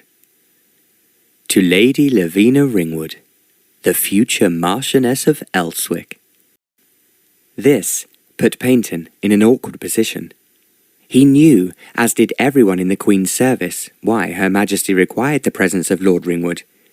He also knew that she was going to be, as he later put it to a crony, ready to explode when she heard of this engagement. But he lacked the courage to refuse to drink the toast, and he gulped down the champagne, praying that his royal mistress never found out, for she would certainly have his hide. There were more toasts, speeches, and he was forced to delay his errand until everyone had left the table and repaired to the drawing-room. But then he was interrupted by the arrival of Mr. Ferris, a representative of the local newspaper, whom the Marquis cordially welcomed. What was worse, he spoke to Ferris for some minutes, and even introduced his bride, all of which made Sir Richard shiver as he thought of what would soon appear in the press. Jack Ferris, who was the owner and editor of the local paper, could hardly believe his luck. To have gained admittance to Elswick Towers was more than he had hoped for, even after the strong hint he had been given earlier in the day. Now the Marquis and Lady Lavina had greeted him affably. "Come out into the garden," the Marquis invited him. "The fireworks are about to begin." "Fireworks?" Lavina echoed. "In your honour, my dear." The French windows in the drawing-room were thrown open, and the company trooped out onto the broad terrace. The Marquis took Lavina to stand in the centre of the broad stairs that led down to the lawns. Darkness had fallen, and now the night sky was lit up by showers of glittering colour. Most of the servants had come out into the garden to watch the firework display, and their oohs and ahs blended in with the noises of the rockets. Lavina stood at the top of the steps, her head raised to the sky, her attention absorbed in the gaudy beauty overhead. She did not see that every eye was upon her, nor did she see the Marquis turn his head and look at her for a long time. At last she lowered her head and turned to look at him. Then, to the cheers of the servants and under the appalled eyes of Sir Richard and the fascinated eyes of Jack Ferris, the Marquis drew her close and laid his lips on hers. It was the last thing she had expected from him, and she stood totally still with surprise. It was not a fierce or passionate kiss. It was for the watching crowd, and it stayed well within the bounds of decorum. But the feel of his lips on hers was unnerving. His mouth was warm, firm, yet mobile, and it caressed hers gently. Lavina was intensely aware of the strength of his arms about her, and the feeling of his hard, wiry body against her. "It would help if you looked a little enthusiastic," he murmured against her mouth.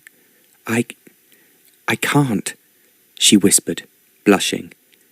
You are not playing your part, madam. Very well. Determinedly, she put her arms about him, putting on a show of kissing him back. And then, somehow, she found that it was not a show, and she really was kissing him. Shocked at herself, she drew back. Everyone around them was smiling, and she could see that he too was smiling. But it was a strange, uncertain smile, as though he were surprised at himself. "Is that enthusiastic enough for you, sir?" she asked, demurely. "It will do. For now." They drew apart and somehow returned to normal. There were more toasts, champagne flowed. Jack Ferris was still nearby, hastily scribbling. It was clear that he had seen everything and would report everything. So Lavina supposed that she should be very grateful to the Marquis.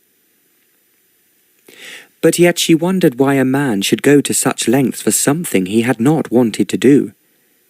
Emboldened, Jack Ferris approached her and said, "Might I ask if the two of you have been acquainted for long?" "For years," the Marquis said without hesitation. "In fact, our first meeting was in London, at Lord Bracewell's house. Is it not so, my love?" "It was indeed," Lavina said promptly. 3 years ago, although I was not, strictly speaking, out at the time. Perhaps it does not count as a proper meeting, but that was when we first set eyes on each other." Ferris, overwhelmed with delight, scurried away to tell the world that Lord Elswick and his bride had long cherished a secret love. Sir Richard regarded all this with a baleful eye, and wondered when he would be able to deliver his letter. At last he managed to approach the Earl, who had sufficiently recovered his nerve to smile and put the letter aside, saying, "Have a drink, my dear fellow." "Lord Ringwood, it is of the highest importance that you read this now. Her Majesty urgently requires your presence tomorrow at Windsor Castle." Reluctantly, the Earl opened and read the letter, which did indeed summon him in imperious tones to discuss a matter of national importance. But then the Marquis looked over his shoulder, saying, "You can't do that, old fellow. We'll have started on our cruise by then." To Sir Richard he explained, "Lord Ringwood and Lady Lavina have invited me for a trip on their yacht, and we leave immediately. So he will be unable to accept the Queen's kind invitation." "It's not an invitation," said the startled Richard. "It is a summons." "Whatever it is, Lord Ringwood cannot attend, as we are headed for the sea tomorrow morning." The Marquis slapped Sir Richard on the back and spoke with terrifying geniality. "Her Majesty will have to wait until he gets back. It can't be that important." Sir Richard was beyond speech. His eyes seemed to pop out of his head. "Have another drink," the Marquis told him. "I've had a room prepared for you." Sir Richard began to protest that he must return to Windsor Castle, but he reflected that an overnight stay would give him a chance to talk Lord Ringwood into doing his duty, and yielded. Soon after the party ended, a stream of carriages pulled away from the front door, and Sir Richard went unhappily to bed. "Let us go to the library," the Marquis said to the other two. With the doors safely closed behind them, he said, "We have to decide on a plan of action." "It's useless," the Earl moaned. "What can we do? Tomorrow he will refuse to leave without me." "He can't do so if you've already left," the Marquis pointed out. "We told him that we were going to join your ship, and that's what we must do." "But where will we sail?" Lavina asked. "Where do you normally go?" "The Mediterranean." "But I don't think we should go there," the Earl said anxiously. "Too close to the Balkans." "I agree," the Marquis said. "So perhaps We should head for Scotland. I believe I heard you mention that you have family there, near Ballater. It's a logical destination. But isn't Ballater near Balmoral? Lavina reminded them. And the Queen goes there in summer. But not for another month, the Earl said. We can have left Scotland by then. It's the perfect solution. Except, oh dear, my captain will not be expecting me. Leave that to me, said the Marquis. Then it's settled that we leave tomorrow, as early as possible.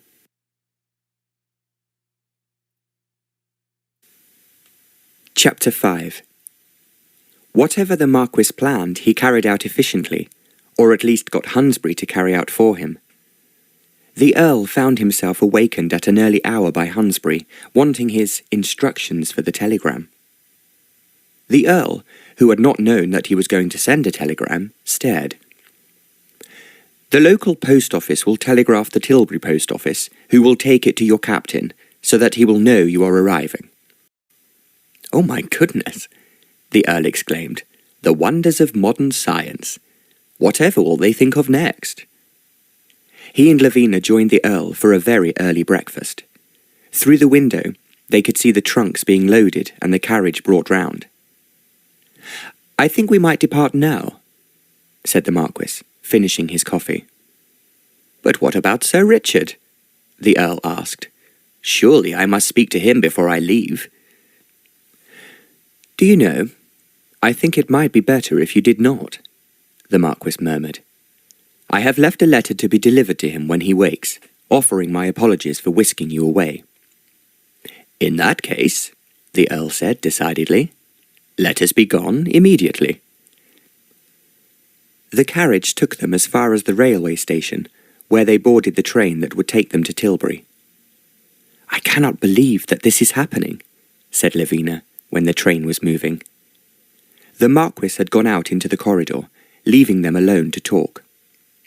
It does seem incredible, the Earl agreed. 2 days ago, we had no idea that any of this was possible.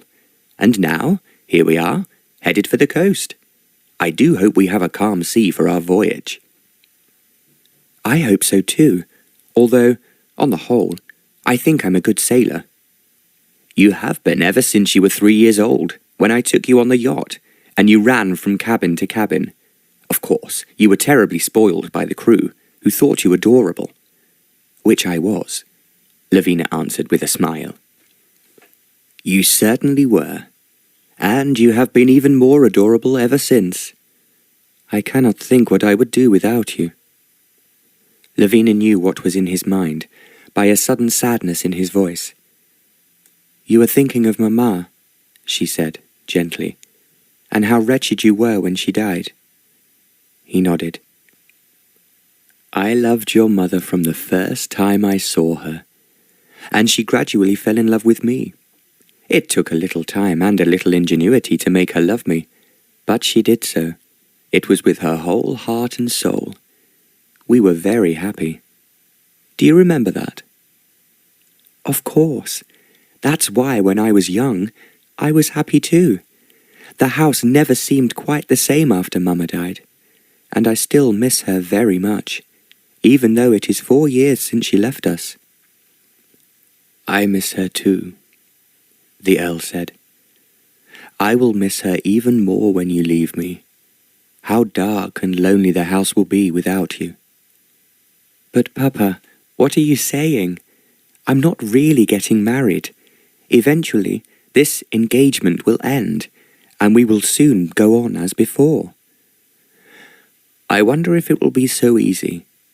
Suppose the Queen cannot find another bride to take your place. I hope she doesn't. Why should I wish on another woman the fate I don't want for myself? She will have to find some other way that doesn't involve marrying some poor creature off like selling a head of cattle. You're right, of course. I only mean that she may continue to apply pressure for some time, and that would make it hard for you to break the engagement. You might even have to go through with the marriage. Lavina laughed. Have no fear, Papa. Lord Elswick would find that idea as horrifying as I should myself." The train had slowed now, so that there was much less noise, and Lavina's voice carried clearly. It carried to Lord Elswick standing outside in the corridor, and, since there was nobody to see him, he allowed himself a private smile. Nothing surprised Lord Ringwood more than arriving at Tilbury to discover that the captain of his vessel was ready for him, having received the telegram. The boat, which despite being called a yacht, was actually powered by steam engines, was looking exceedingly smart. Lavina was delighted to see her father had had the inside decorated in a pale blue. The captain greeted them heartily, and told the Earl that he would be pleased with the crew and with the refitted engines. As guest of honour, the Marquis was given the master cabin. As soon as he was settled in, and all the baggage was aboard, the captain gave the order to cast off. As they moved slowly out of port, Lavina watched the shore recede. After a moment, the Marquis came to stand beside her. "Are you easier in your mind now?" he asked. "Oh, yes. They cannot catch us. How will they know where to look? Your butler will not tell anyone." "I instructed him to say that we were going to the Mediterranean. On the other hand," he looked into the distance, "is that not a naval gunship I see pursuing us?" "What?" she cried. "Oh, no. Please, no. Where?" "Nowhere, you goose. I was joking." Her hands flew to her mouth and she choked back a sob. "That was unkind," she said. "You know not how I dread." "Then forgive me. I did not mean to distress you. But aren't you forgetting that I have promised to protect you at all costs?" "Yes, I am sure you meant it, but..." "But you still fear the Queen. Do not. You can back me to defeat her any day." Then, as though seeming to feel that he had been kindly for long enough, he resumed his brusque manner, and announced that he intended to join her father and the captain on the bridge, and he would see her at dinner. It was already late in the day, so dinner would be the only meal before it was time to retire. Over dinner, the Marquis produced a surprise. "The Times!" Lavina exclaimed. "However did you come by it? For I know we left too early to receive it at your home." "I sent my valet out hunting for it as soon as we reached Tilbury," Lord Elswick said. "The announcement is in there, together with a short piece by Mr. Ferris. The telegraph wires must have been humming last night." Lavina looked and saw in bold type, "The engagement is announced." "By now I dare say the Queen will have seen it," the Marquis observed. "I cannot help feeling that we were wise to flee. By the time I have to see her again, she will be used to the idea," the Earl said, feeling brave now that he was at sea. For the rest of dinner, Lavina took very little part in the conversation, and was content to have it though. It pleased her to see that her father and the Marquis were talking pleasantly together. By the time the meal was finished, he was looking almost like an agreeable man.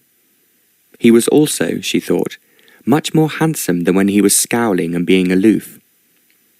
She bade the men good night, meaning to go to bed early. She knew her father would come to her cabin to kiss her good night. He was, in fact, later than she expected. When he did come, she said, "Oh, Papa, I thought perhaps you had forgotten me." "I was talking to our guest," her father replied. "You'll be surprised to learn that he is an expert on foreign countries. He was telling me of the strange places he has visited in the East." "Yes, I am surprised at that. I think his mind is more wide-ranging than we give him credit for. I certainly think he has wasted his life buttoned up in his castle and treating women as if they were poison."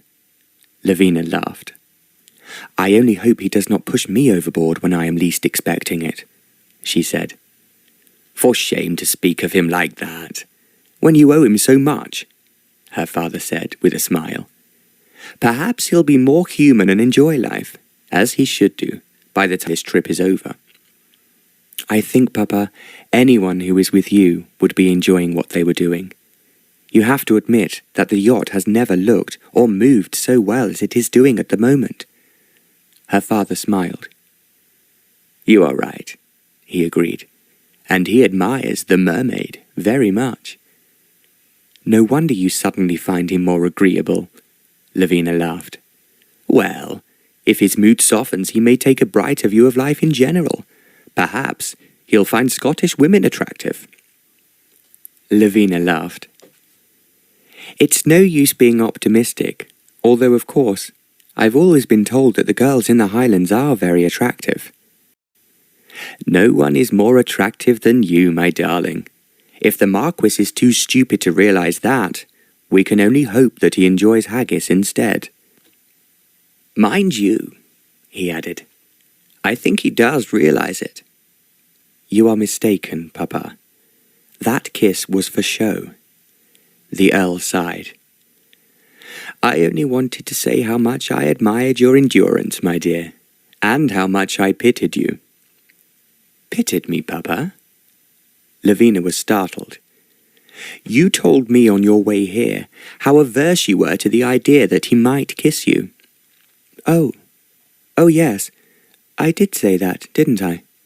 she said, trying to remember it, and wondering what she had been thinking of. "And when he did so, I thought your fortitude was much to be commended."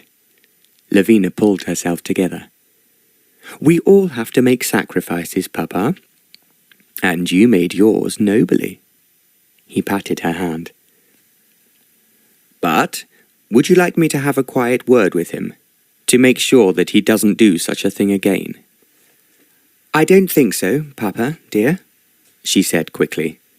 "It wouldn't be very polite, would it, when he is doing so much for us?" "You're quite right," the Earl agreed solemnly. "And if it should happen again, well, you will just have to be brave about it." "Whatever you say, Papa."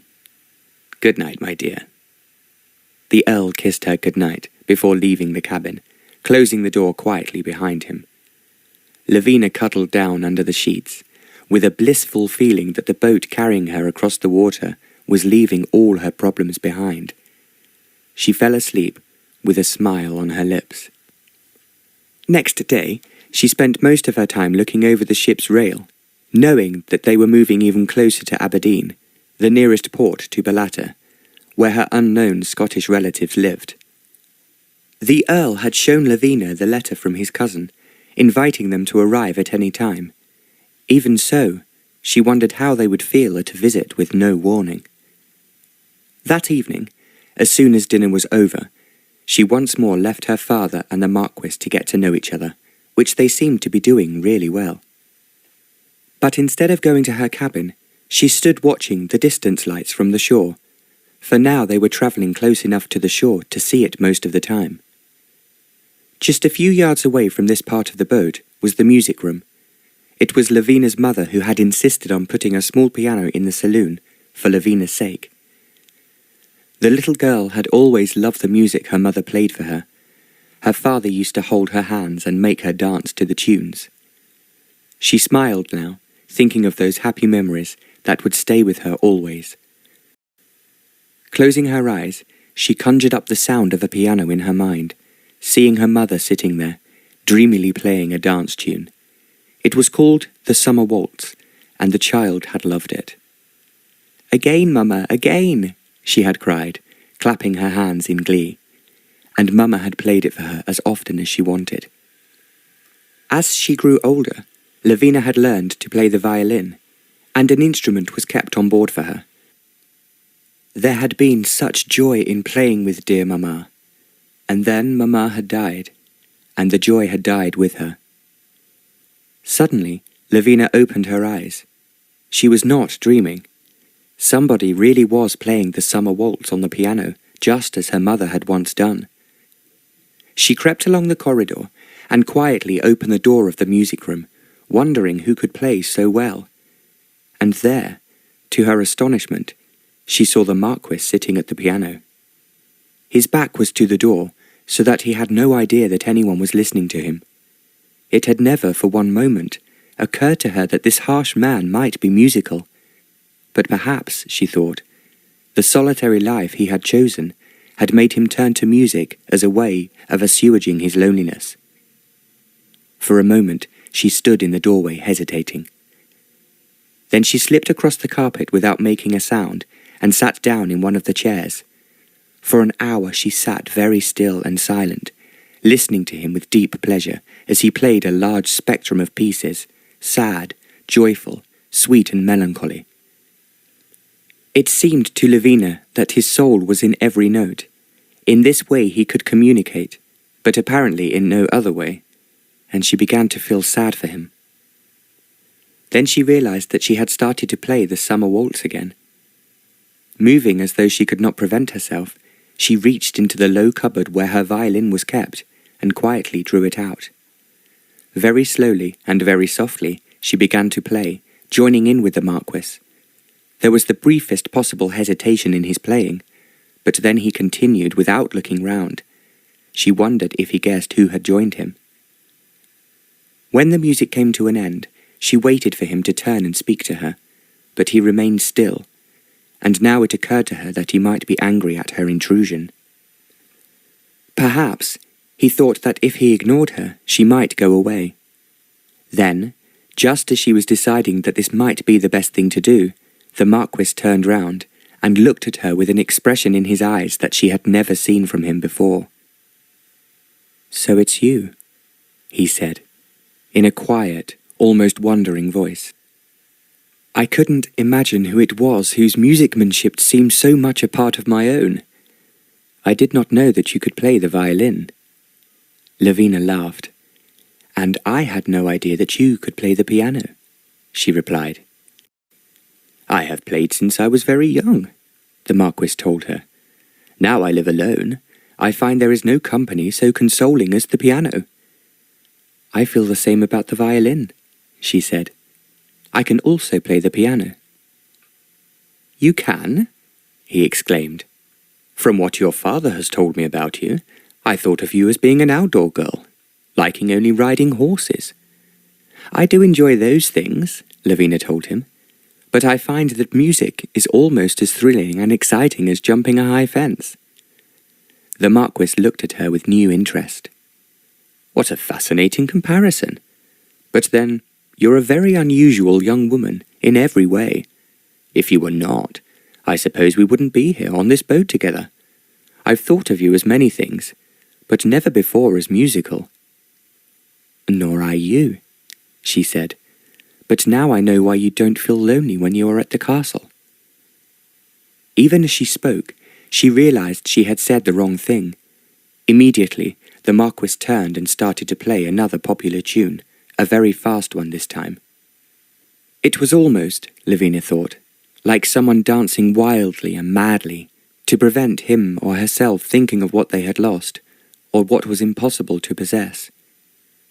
Just for a moment she hesitated. Then, as she knew the tune, she began to play it with him, matching him speed for speed, and knowing that she was playing extremely well. He gave her a quick glance and upped the tempo. She managed to stay with him, and they rattled away together until the tune came to a triumphant finish. As the last notes died away, he looked at her, his eyes alight with satisfaction. "That might have come from the Albert Hall," he said. "Perhaps one day, if we were to lose all we possess, we might get ourselves hired there." Lavina laughed. "Thank you for the compliment. You deserve it. You play extremely well, and I can only think you were taught by a very experienced musician." "Actually, it was my mother who wanted me to play, to please my father," Lavina told him. "I have loved music ever since I heard the first note when I was in the cradle." He was silent for a moment, before nodding in agreement. "Music makes me forget all grief and woe," he said.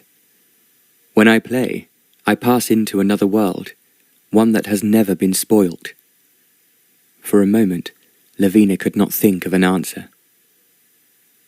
After a pause, she said, "Play me one of your favourite songs, and I will see if I know it well enough to join in with you." The Marquis turned towards the piano and began to play a gentle, yearning piece of music that, for all its slow tempo, was very difficult. For a few ecstatic minutes, they played as one. When the last note had died away, he rose from the piano and looked at her, as though something about her puzzled him. "I didn't think it possible that I would find someone with whom I am so much in harmony, whose music seemed to come from the same wellspring as my own." Lavina was silent for a moment, thinking the answer to this was very obvious. He had spent too much time alone, seldom visiting other houses, and not knowing of the music that was made in them. Suddenly, he seemed to become aware of how he was talking to her. She could almost see him withdraw back into himself. He turned towards the door, saying abruptly, "Good night. I hope you sleep well." Before she could answer, he had shut the door behind him. Lavina was left alone. She was aware that the yacht had also come to a standstill, presumably in some quiet bay where it would rest until tomorrow morning. "Good night," she said, to an empty room. Then, as there was only the sound of the waves lapping against the sides, she walked quietly, without seeing anyone or being seen, towards her own cabin. Jill was waiting for her. She helped her off with her lovely clothes and into her elegant silk nightdress, then began to brush her long, dark hair. "Did you have an enjoyable evening, your ladyship?" she asked. "Yes, thank you, Jill. It was certainly a very unexpected evening." Before Jill could ask what she meant by that, Lavina said hurriedly, "You can go to bed now. I'll manage the rest for myself." She sat alone, slowly drawing the brush down her hair, thinking what a strange discovery she had made that night. "If anyone had told me he was like this, I would not have believed them," she said to herself. "I thought he was just rude and brusque, but there is another side to him, a side that I can reach, and which seems to be reaching out to me." She got into bed and lay gazing into the darkness, listening to the soft murmuring of the sea. Then she fell asleep, only to dream, as she had dreamed before, that the music was whispering in her heart, and as her mother always said, in her soul. The next day, they docked in Aberdeen. From there, they went to the railway station and began the train journey to Ballater. Remote as the location was, it was well supplied with railways on account of its nearness to Balmoral, the Scottish country estate that Queen Victoria and Prince Albert had acquired 20 years before. During the prince's lifetime, they had spent a part of each summer there. After his death, Victoria had continued the visits alone. At Ballater station, they piled into carriages to head for the McEwen estate. Lavina was thrilled to see how beautiful the Scottish countryside was. The green of the grass, the touches of heather was something new and thrilling.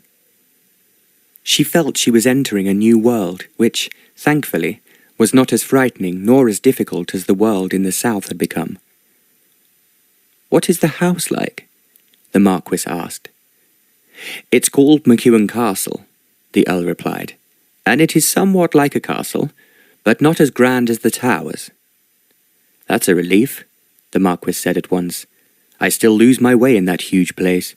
I hope your cousin has a cool head, or he will be overwhelmed at our descending on him without warning." "But we do have an invitation from him to drop in at any time," the Earl pointed out. "I received it only 3 days ago." "But Papa," Lavina laughed, "when people say that, they never mean it literally." "Then he shouldn't have said it," the Earl replied. "We are visiting them as an act of courtesy, to mark your betrothal."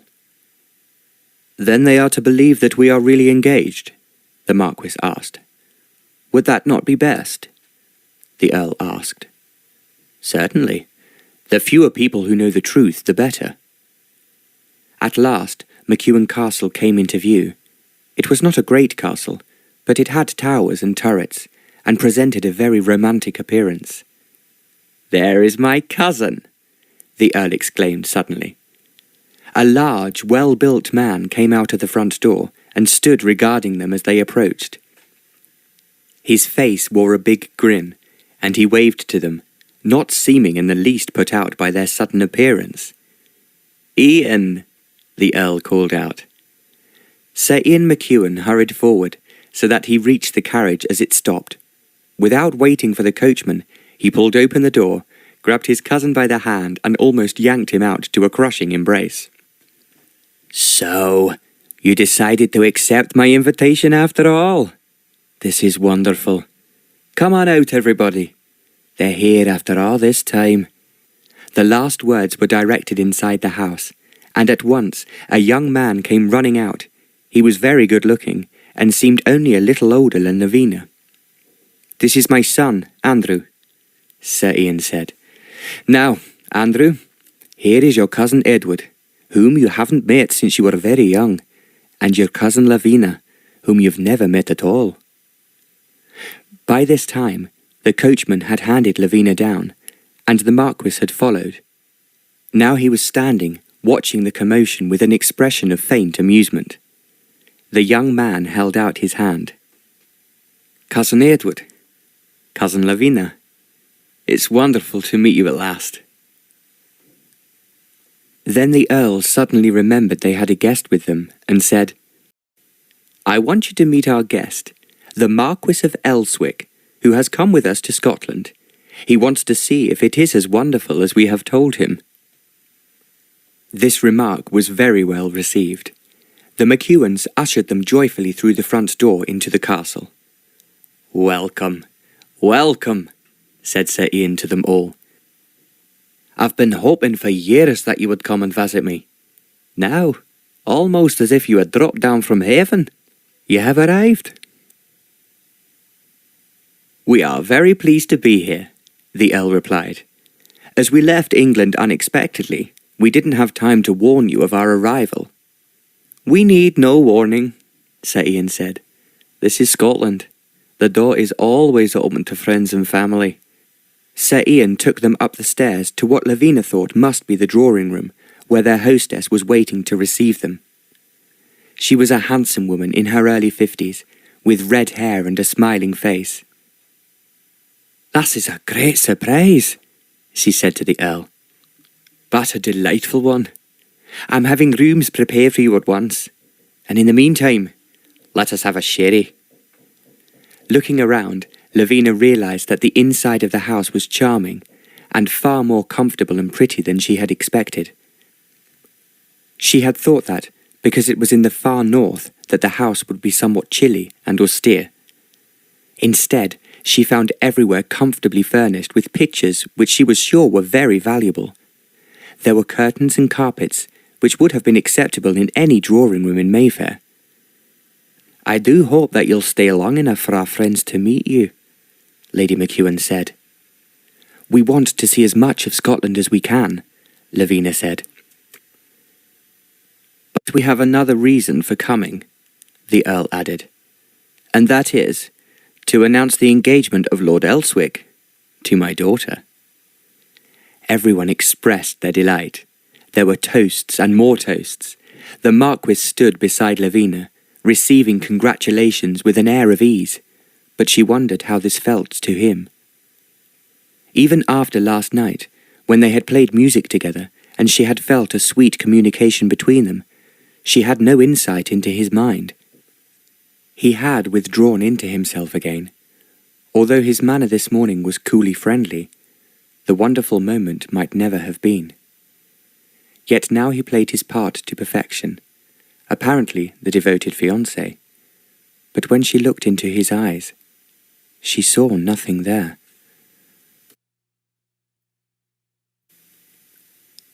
Chapter 6.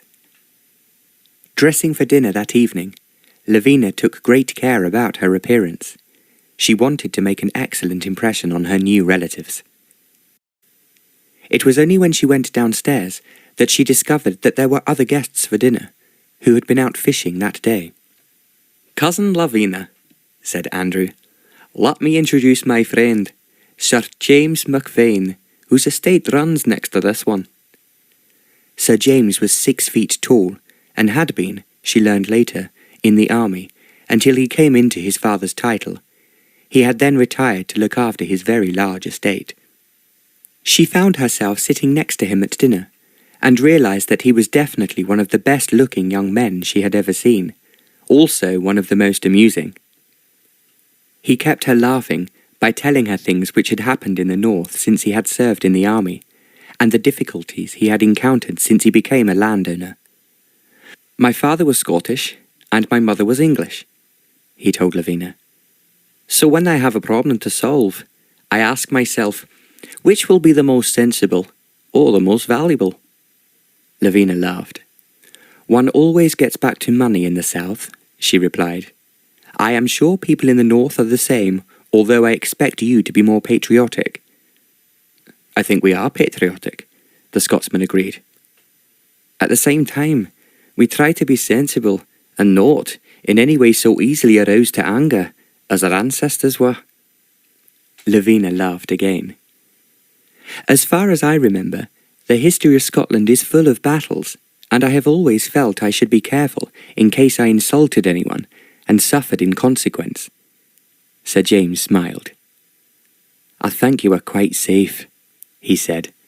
"I assure you, the Scots love beauty, whether it is a flower or a woman.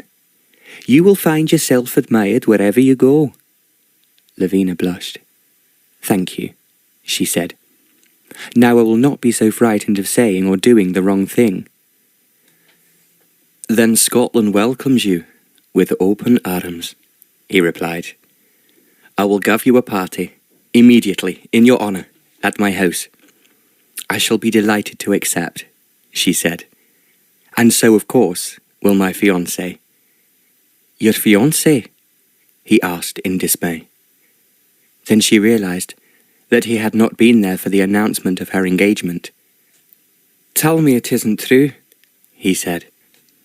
"This is an imaginary fiancé." "No.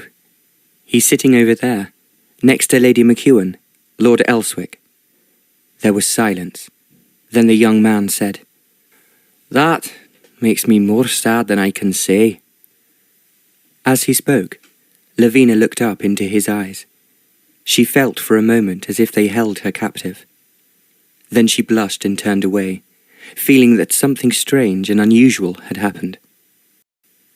In the following days, the whole neighbourhood opened its arms to them. There were dinners, lunches, dances. Something happened every night. Sir James invited them to his estate, so that he could show them his horses, which, everyone agreed, were the best for miles around. The Marquis seemed to think so too, for he studied the horses with admiration and spent a long time discussing them with Sir James. Nobody noticed that now and then the Marquis regarded him with cool hostility that sat oddly with his friendly words. Lavina, glancing across at them from a few yards away, saw only that the Marquis seemed at ease and was reassured. When she was alone with her father, she could not help saying to him, "You know, Papa, I think this visit to Scotland is doing us all a great deal of good, but most especially the Marquis. He is becoming almost human." Her father laughed. "What do you mean by that?" he asked. "You know exactly what I mean," Lavina replied. "He was laughing and talking about the horses and going from one to another. He found them as marvellous as we did, and I thought he was becoming almost human." "He was certainly very amusing at dinner last night after the ladies had left the room," the Earl said. "He told us stories which I have never heard before, and some of the jokes, while not for female ears, were extremely witty and amusing." Lavina stared. "Lord Elswick knows jokes that are unfit for females," she echoed. "I don't believe you, Papa." "My dear, every gentleman knows jokes that are unfit for females," her father declared firmly. "Good heavens! You too?" "I do after listening to Elswick last night," he said mischievously.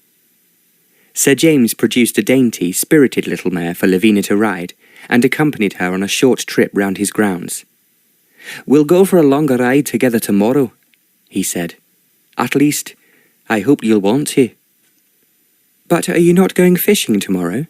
Lavina asked. "I'm sure that Papa and Lord Elswick—" "They're going fishing," Sir James answered. "But I'm not." The expression in his eyes made Lavina look away because she was blushing. I don't think I can," she said, wishing she were free to flirt with this handsome young man. "You could if you wanted to," he said. "Surely your lord and master would not object to an innocent ride." "My lord and master?" she echoed in astonishment. "Whoever do you mean?" "You told me that you were betrothed to Lord Elswick." "Which makes him my fiancé, not my lord and master." "Isn't it the same thing?" "Certainly not," she said indignantly. "But does he see it that way? To my eyes, he looks like a tyrannical kind of man." "I do not permit him to order me around," Lavina said loftily. "Then you'll come riding with me tomorrow." "Yes, I will." Impulsively, he seized her hand and kissed it. Despite her confident words, Lavina was a little unsure exactly how Lord Elswick would react. So that evening, just before everyone went up to bed, she wished him a good day's fishing, and informed him that she would be riding with Sir James McVane. "I hope you enjoy your day, ma'am." "You do not object?" "Why should I? You will, of course, be properly accompanied by a groom." "Well, In fact, I'll mention it to Sir Ian immediately." He gave her a smile, "just in case you should happen to forget." He went off immediately to speak to Sir Ian, and returned with the news that 2 of the McEwen daughters would also be accompanying them. Then he told her that he hoped she would sleep well, and went upstairs, leaving her fuming. The following day, she and Sir James set out on horseback, accompanied by Isabel and Geraldine McEwen, and a groom. At the end of an extremely dull day, she returned home in a mood to quarrel. She was unable to quarrel with the Marquis, however, as he was not there. The gentleman arrived home while she was dressing for dinner. As always, the table was enlarged by several neighbours, one of whom, Eglantine McCaddy, was the local beauty, also known for her singing. At dinner, she had the honour of being seated next to the Marquis, who paid her a great deal of flattering attention, seemingly entranced by her charms. For the life of her, Lavina could not see what he found to admire. To her, the beauty seemed overblown and vulgar, her attractions obvious, her laughter too noisy.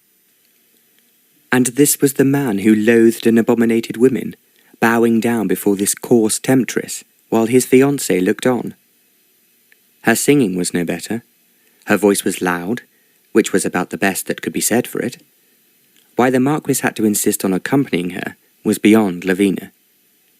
Somehow, it was this that upset her most. His piano playing had been a secret between them, hinting at a greater closeness, possible in the future. By revealing it to the world, he had mysteriously devalued it, and that hurt her more than she wanted to admit. When the performance was over, there was loud applause, which the 2 performers received with a theatrical simulation of modesty that made Lavina want to throw something at one, or both of them. As the party repaired for the night, the Marquis drew Lavina aside for a private word. There was a glint in his eyes that might have been amusement, or perhaps something more disturbing. "Are you angry with me?" he asked. "I have every reason to be, carrying on like that in front of everyone. At least I didn't kiss her hand, or try to slip away for a private tryst, as you attempted." "We were going riding," she snapped. "To be sure you were. Did you enjoy it?" She glowered at him. "What do you see in him, Lavina?" "He is charming company," she said stiffly. "And I'm not. I'm a curmudgeon with rough manners. But it was to me that you turned for help, because the very qualities that make a disaster in society make me strong enough to help you. You cannot have it both ways. If you are falling in love with that man, then say so. I'll withdraw my suit and leave you to him. Oh no, you mustn't. But I will if you give me cause. Think about it. Perhaps an engagement to him would serve your purpose just as well. I do not wish to be engaged to him, she said, with soft vehemence. Just to flirt with him. I see. Let me warn you against that. I will not be made a fool of. Do you understand me? Yes. Good. In that case, I will bid you good night. He walked ahead without a backward look, leaving her to run to her room, throw herself on the bed, and thump the pillow.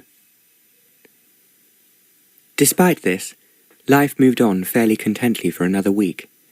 Lavina was entranced by the beauties of Scotland, and when she rode it was mostly at Lord Elswick's side. When not annoyed, he was good company. She was almost allowing herself to relax and push her fears aside, when, one morning, Lady McEwen came rushing into the drawing-room, full of excitement. "There's a carriage coming up the drive, and it has the royal crest on its panels." Lavina's blood ran cold, and her frantic eyes sought her father's. He rose to his feet, pale but determined. The family would have followed him, but Sir Ian said firmly, "That will be confidential business from Her Majesty. We will not intrude." Holding each other's hand for comfort, the Earl and Lavina went out into the hall to greet whoever should appear. The front door was pulled open. "Papa," Lavina said in horror. "Look who it is." The man who appeared was Sir Richard Paynton, the same man that they had deluded and left behind at the Towers. Lavina and father exchanged alarmed glances, wondering what he could be doing here. Sir Richard approached them, his face rigid, paused, and gave a small, curt nod. "What are you doing this far north, Paynton?" the Earl asked, with an attempt at geniality. "I am with Her Majesty at Balmoral," the man replied stiffly. "Balmoral?" the Earl exclaimed. "It's too early in the year for that. The Queen never comes north until next month." "Her Majesty has decided to make an exception this year," Sir Richard declared. "She has a special guest, who particularly wished to see the glories of Scotland." Lavina felt as though the world had stood still. There was a strange ringing in her ears, and suddenly she was full of dread. "What special guest?" Lord Ringwood asked, in a hollow voice. Sir Richard drew himself up until he was practically standing to attention. In a loud voice he announced, "Her Majesty has been pleased to invite Lord Ringwood and his daughter, Lady Lavina Ringwood, to a reception tomorrow evening, at which they will have the honour of meeting Prince Stanislaus of Codratz." A ghastly silence greeted this pronouncement. Sir Richard then handed over the invitation card. "But, the Lord stammered, "is there not another invitation? For Lord Elswick?" "Her Majesty is unaware of Lord Elswick's presence in the neighbourhood, and has therefore not been able to include him on the list." "But now she is aware." A shout of laughter interrupted him. Everyone turned to look at the Marquis, strolling into the hall, his face alight with hilarity. "It's no use, Ringwood," he said. "Wild horses wouldn't persuade the Queen to acknowledge my presence, if it meant inviting me to a reception to which, in any case, I do not wish to attend." At the sight of the Marquis, Sir Richard drew himself up. "My lord, I consider you treated me most shabbily at our last meeting." "No choice. Anyway, you seem to have got your own back. I wonder how the Queen knew where we were." Sir Richard glared at him. "You told her, of course. And how did you know where we were?" The Marquis mused. "Your butler was as misleading as you instructed him to be," Sir Richard said stiffly. "But you managed to bribe some of the others, I suppose. I dare say there was one listening at the library keyhole the night before. Well, I hope Her Majesty rewards you for it, but I doubt it. She doesn't like sneaks any more than I do, even though she isn't above using their services. You can leave now. I have to take back an answer. The answer will be delivered without help from you. Take yourself off. Catching the Marquis's baleful eye, Sir Richard scuttled away into his carriage. I can't go to this reception without you, Lavina said urgently. You know what the Queen is doing, don't you? Certainly I do, and there is no fear of your going without me. You may safely leave this in my hands. At least tell me what you mean to do. There is not the slightest necessity for you to know, he informed her, with a touch of loftiness. When I tell you that I shall take care of the problem, you may be assured that all is well. Lavina's eyes kindled. You're very high-handed, sir. Indeed I am. You have always known as much. I only meant... I know very well what you meant. You knew what I was like when we began this venture. It's too late to complain now. Ringwood? It is my intention to call upon Her Majesty. I suggest that you come with me. Lord Ringwood paled. But the Queen is not expecting us, he protested. Her Majesty is well known for appreciating informality when at Balmoral, the Marquis replied smoothly. She will be overjoyed at a visit from her neighbours. Lord Ringwood only wished he could be as certain, but the Marquis was in a determined mood. At least tell me what you intend to say to her, Lavina insisted. The Marquis regarded her with a touch of humour. I think I had better not tell you, he said. You might explode with rage. He walked away without a backward glance, leaving Lavina glaring after him. Half an hour later, the carriage departed for Balmoral, bearing the Earl and the Marquis, both superbly dressed as befitted men who were about to enter the royal presence. 2 hours before they could return, and the thought of twiddling her thumbs was intolerable. Lavina rushed upstairs to put on her riding habit, took a horse from the stables, and went for a long ride. When she returned, there was still no sign of them, so she began pacing up and down, grinding her nails into her palms. She was a prey to the most violent agitation, but whether it sprang from fear for her father, for herself, or from annoyance at Lord Elswick, she could not quite decide. If only they would hurry up and come home. At last she saw the carriage appear in the distance, heading for home. She controlled her impatience until both men were walking into the house. All is well, my dear, the Earl said, embracing her. Lord Elswick will be coming to Balmoral with us tomorrow night. But do not tell your daughter how I arranged it, the Marquis murmured, until I am safely out of throwing distance. Lavina took her father's arm and marched him into the garden. Papa, what has he done? Oh, my dear, if only you could have seen him. He was magnificent. The way he stood up to the Queen. He insisted on the Chamberlain announcing us, and when we walked in, he greeted her and said he knew that she would wish to congratulate him on his betrothal to you. The Queen was very taken aback, but she recovered and actually declared that there was no betrothal, as you were a member of the royal family, and could not marry without her consent. Papa, you will never believe what he replied. I'd believe anything of him. What did he say? He said, nonsense. Lavina's response was all that he could have hoped. She stared as though her eyes would pop out of her head, and whispered, He said nonsense. To the Queen? He did. He said that nobody had ever considered the Ringwood family royal before, and it was too late to start now. Oh my goodness! Lavina exclaimed, full of admiration. He really stood up to her. What a brave man! He isn't afraid of the Queen, my dear, and she knows it. Even so, to defy the Queen to her face, Lavina said, deeply moved. We have misjudged him, Papa. We have, indeed, my dear. I must thank him and assure him of my true gratitude. She turned quickly to go in search of the Marquis, but in the doorway she stopped and looked back. Papa, what did he mean about being safely out of throwing distance?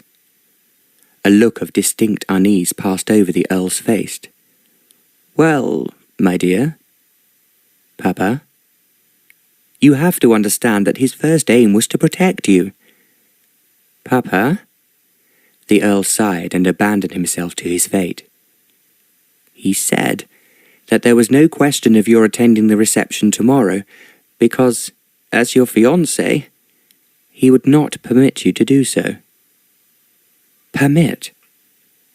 Well, my dear, said the Earl, wishing he could die, when a woman becomes engaged to a man, it is understood that he assumes a certain authority.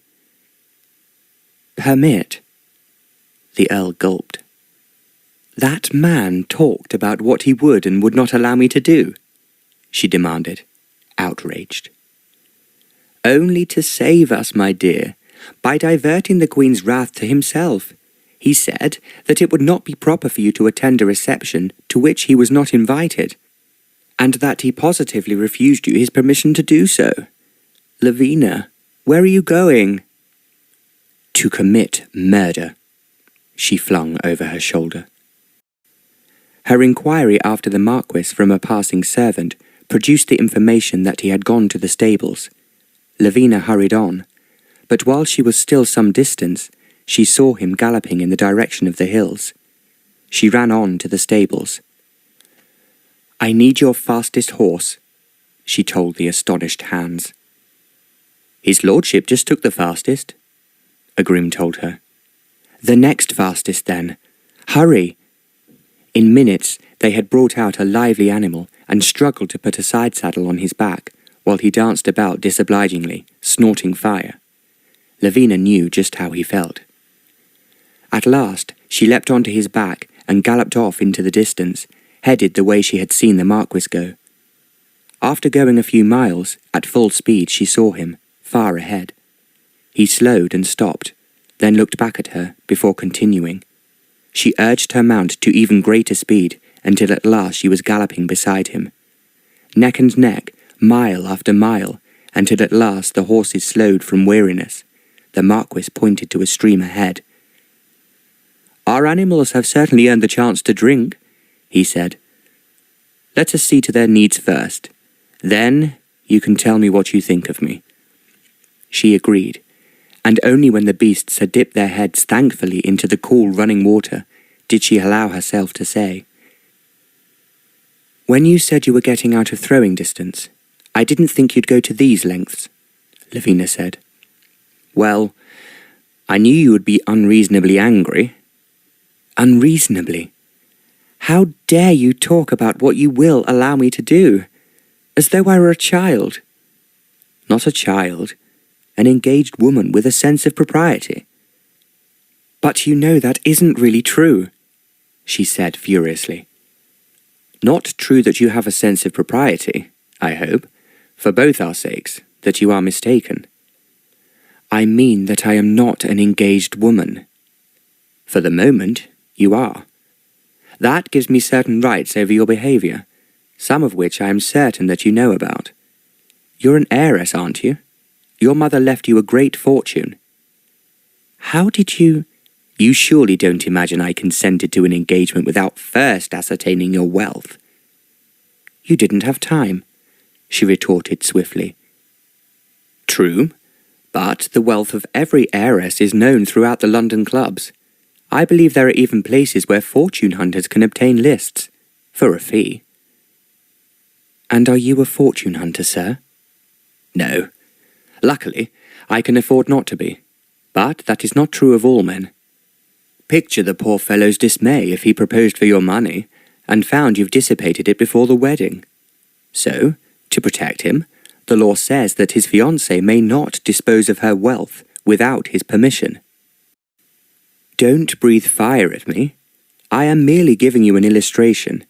Your behaviour is very much my concern, and, as I have always made plain, I intend to exercise my authority over you. How many times must I say that you do not have any authority over me? You may say it as often as you like. It remains the case that I do. I warned you at the start that I expect you to behave with propriety. Are you saying that I do not? I am indeed. No lady of delicacy would be alone with a man in this isolated spot. If I should insult you with my advances, there is nobody to help you. I rely on you as a gentleman not to insult me with your advances. But how if your reliance is mistaken? Lord Elswick's eyes were glinting strangely. Suppose I force my unwelcome attentions on you? He asked. For a moment, Lavina found it hard to speak.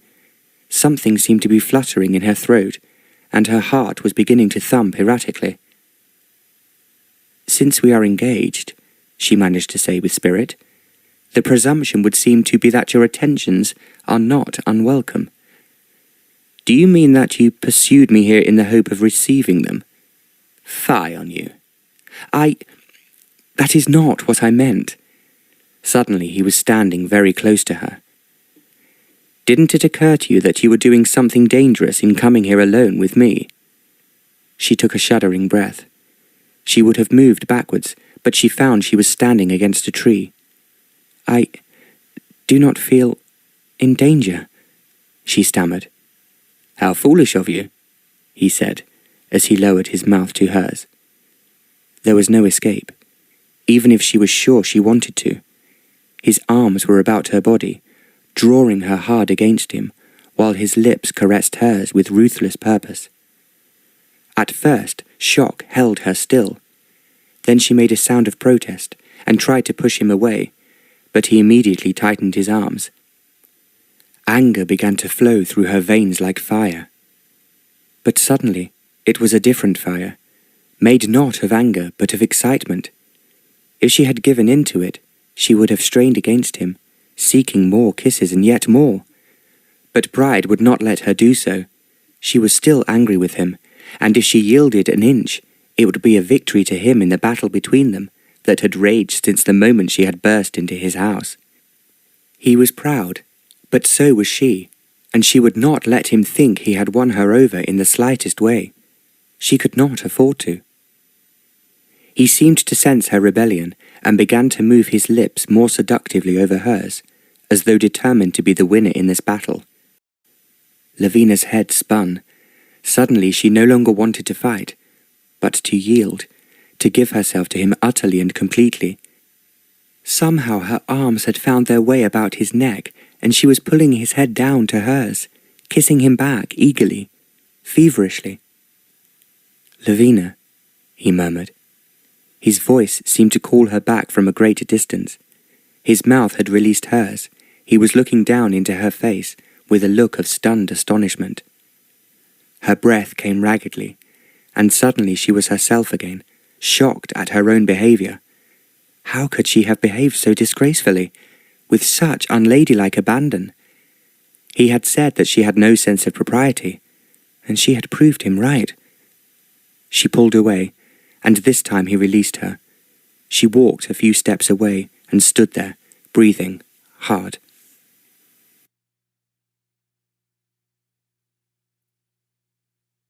Chapter 7. After a moment he came close, but did not try to touch her. It seemed a long time before he spoke. "Forgive me. It is I who lack propriety. I should not have taken advantage of... That is, you are very foolish to be angry with me for what I said to the Queen." "Am I?" she asked in a muffled voice. "It is well known that Her Majesty believes in the subjection of women." Lavina turned and gave him an incredulous stare. "As long as it's other women," the Marquis added wryly. "She has been known to speak about the dreadful wickedness of women's rights. She deludes herself, of course, but she thinks that it is what she believes. So I simply used the one argument that she could not answer. Can't you understand that? I suppose so, she said, reluctantly. I know that, for you, it goes against the grain to defer to me, but in that lies your safety, and your father's safety. It puts the whole responsibility for defying the Queen onto my shoulders, and I promise you I can fight the battle better than either of you. You are right. Of course, she admitted reluctantly. I am doing this as much for your father as for you. His place at court means a lot to him, and if he offends the Queen too much, he may lose it. For your sake he will take that risk. But he dreads a life without his occupation. If I can get the royal wrath directed at me, he may escape the worst. How kind you are, she said impulsively, forgetting how angry she had recently been with him. Nonsense, he said, with a return to the brusqueness that was more normal with him. But you are to have thought of him, and how badly he would be hurt. That isn't only kind, it's imaginative. You are making a fuss about nothing, he said coldly. It is merely the most efficient way of managing things. The Queen's wrath means nothing to me because I wouldn't have a place at court for anything she could offer. With your father it's different. He's a convivial man. He likes people, enjoys having them around. With me, it is different. So don't start attributing sentimental motives to me. Kindness has nothing to do with it. Lavina looked at him with a touch of sadness. I don't believe you, she said at last. Then you should know better, he said flatly. Why do you hide your better self from people?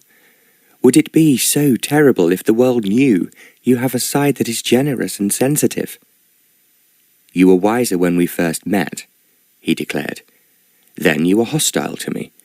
You tried to hide it because you were asking my help, but your dislike was there. You should have remained hostile, and I advise you to do so. Nonsense, she said loudly. He stared. What did you say? I said nonsense. If you can say it, so can I.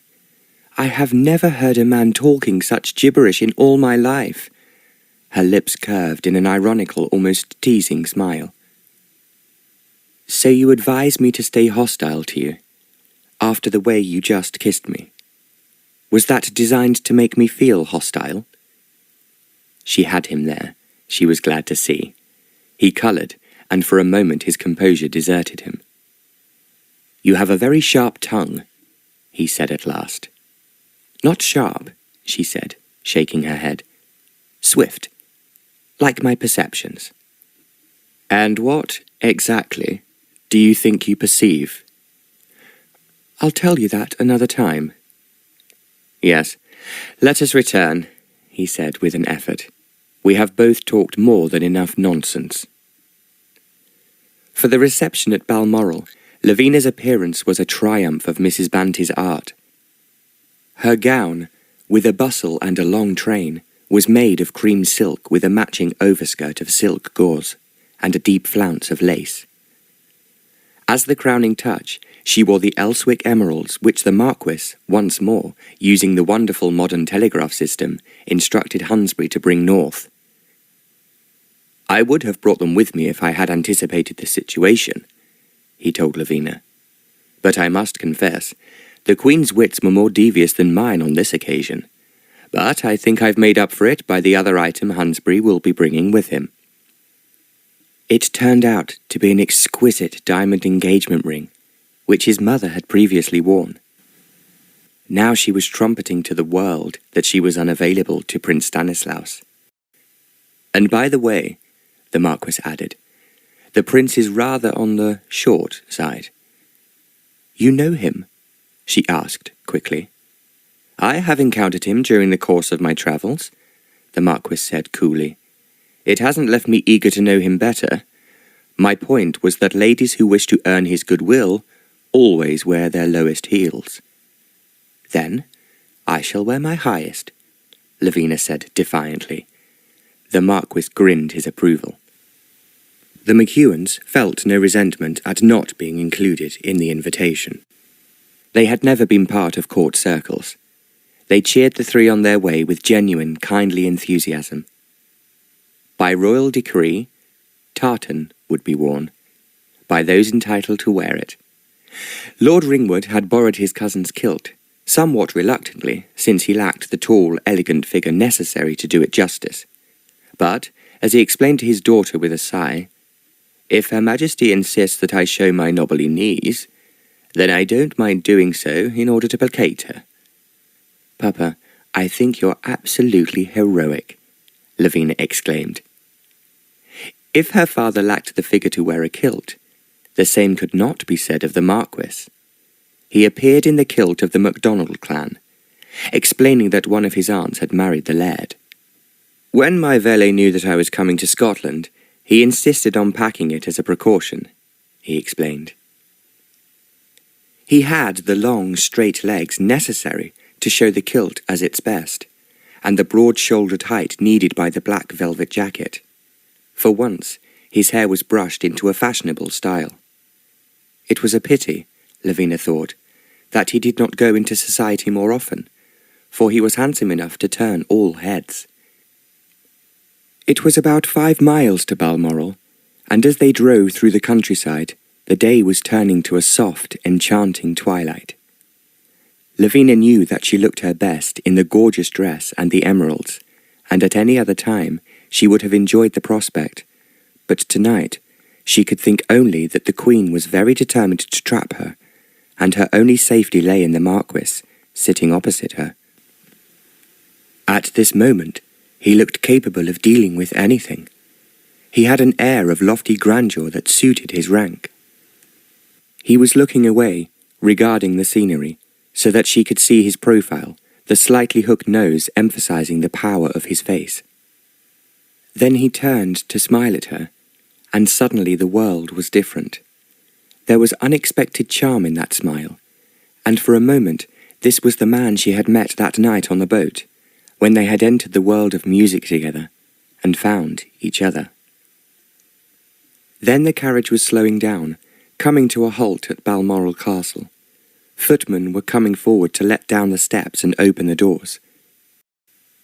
The inside of Balmoral came as a shock. Queen Victoria loved everything Scottish, including the tartans. So there was tartan everywhere in the castle. Tartan drapes, tartan furniture coverings, mile after mile of tartan carpet. Even more astonishing were the no smoking signs that appeared everywhere. Queen Victoria hated smoking, and made it as hard as possible for smokers within her palaces. Then they were at the entrance to the grand reception room. Lavina and her father were to enter first, with the Marquis behind them. The chamberlain cried, "Lord Ringwood, Lady Lavina Ringwood, and Lord Elswick." She looked down the long carpet at the tiny figure of the Queen at the far end. She was a short woman, but to Lavina she seemed monumental, towering over the whole world, threatening her with a dire fate. Then she felt a hand reaching for hers, grasping it in a firm, reassuring hold. It was the Marquis, reminding her that he had promised to protect her, no matter what. She squeezed his hand in return, telling him that she trusted him. Then she stepped forward and began the journey, getting closer to Queen Victoria, and also closer to another figure standing beside her. It was a man of just under medium height. He had jet black, oily-looking hair and a huge moustache to match. But what really caught Lavina's appalled attention was thick, fat lips, small piggy eyes, and an expression of leering self-satisfaction. This was Prince Stanislaus of Kodratz, the man that Her Majesty was determined she should marry, no matter what the consequences. She might break her heart or be driven to despair, but by hook or by crook that determined little woman would force her into this hellish marriage. Lord Ringwood bowed to his sovereign, and Lady Lavina dropped a low, sweeping curtsy. The Queen remained silent for a long time, while her face registered cool disdain. When she spoke, Her voice was stern. "How nice to see you, Lord Ringwood, at last. We were very disappointed that you did not fit to obey our earlier summons on a matter of national importance." The way the Queen said the last words froze Lavina's blood. It told her that Her Majesty was not going to give up without a fight. "Forgive me, Your Majesty," Lord Ringwood said. "I meant no disrespect, but I was beside myself with joy, celebrating the engagement of my daughter to the Marquis of Elswick, and I'm afraid I got into a muddle." At the mention of the engagement, the Queen's face stiffened, but all she said was, "It is no matter. Fortunately, we're in time to retrieve the situation." "Good evening, Your Majesty." The voice was Lord Elswick's, and it was a breach of protocol for him to address the Queen before she had taken notice of him. Lavina saw courtiers stiffen all around them, astonished and outraged at his daring. But the Marquis knew the game the Queen was playing, and was not going to let her get away with it. Having forced himself to her attention, he looked her directly in the eye. She did not meet his gaze, but directed Lavina and her papa to the little man standing beside her. "Prince Stanislaus, allow me to present two members of my family, the Earl of Ringwood and his daughter, Lady Lavina Ringwood, of whom you have heard me speak." There was no mistaking her meaning, or the significant glance the prince gave to Lavina. His eyes were narrowed in calculation, and yet he seemed to look her over in a moment. A dead smile appeared on his lips. Lavina shuddered. As she curtsied in front of him, she tried to keep her head up higher than she would normally have done.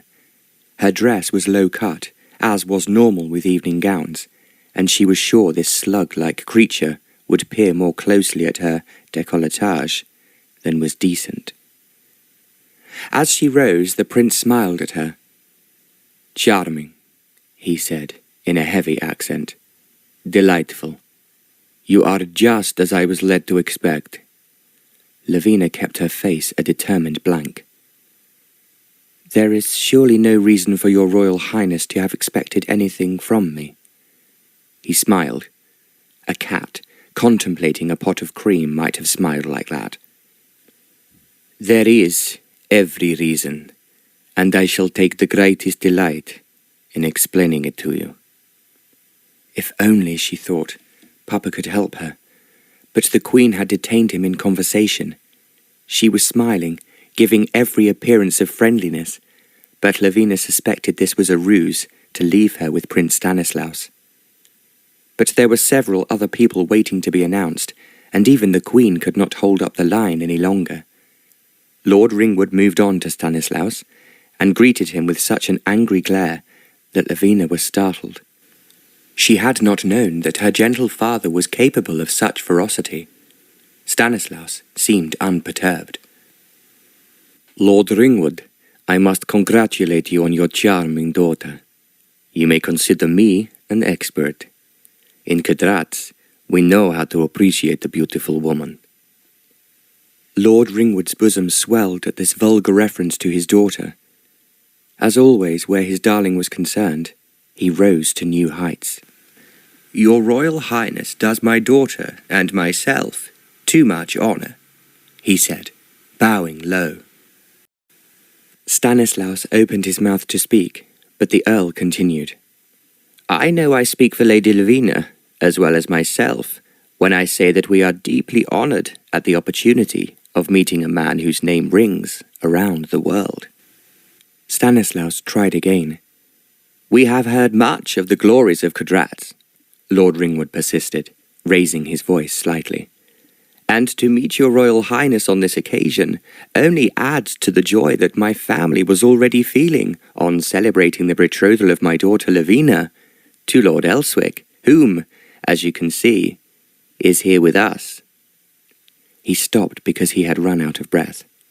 Lavina turned a glance of pure admiration to her father. Stanislaus's smile had died, replaced by a look of pure malevolence, and his eyes were dead, quite dead. Quite so, he said, in a voice like an Arctic wind. Quite so. Abruptly, he turned his head to greet the next guest, but since this was the Marquis, he was very little better off. Your Royal Highness, the Marquis said. He gave the smallest bow possible. Then he raised his head and looked the prince straight in the eye. All at once, Lavina had a terrible sensation. It was as though an earthquake had rocked the hall, shaking the building to its foundations with a terrible roar. Fire blazed, thunder raged, and the air was jagged with hatred. Then it was over, and she was back in the great hall of Balmoral.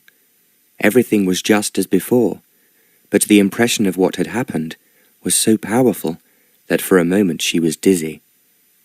"Papa," she gasped. He turned quickly, but Lord Elswick was faster, putting an arm firmly about Lavina's waist and drawing her away from the prince's orbit. The line moved on, taking them with it.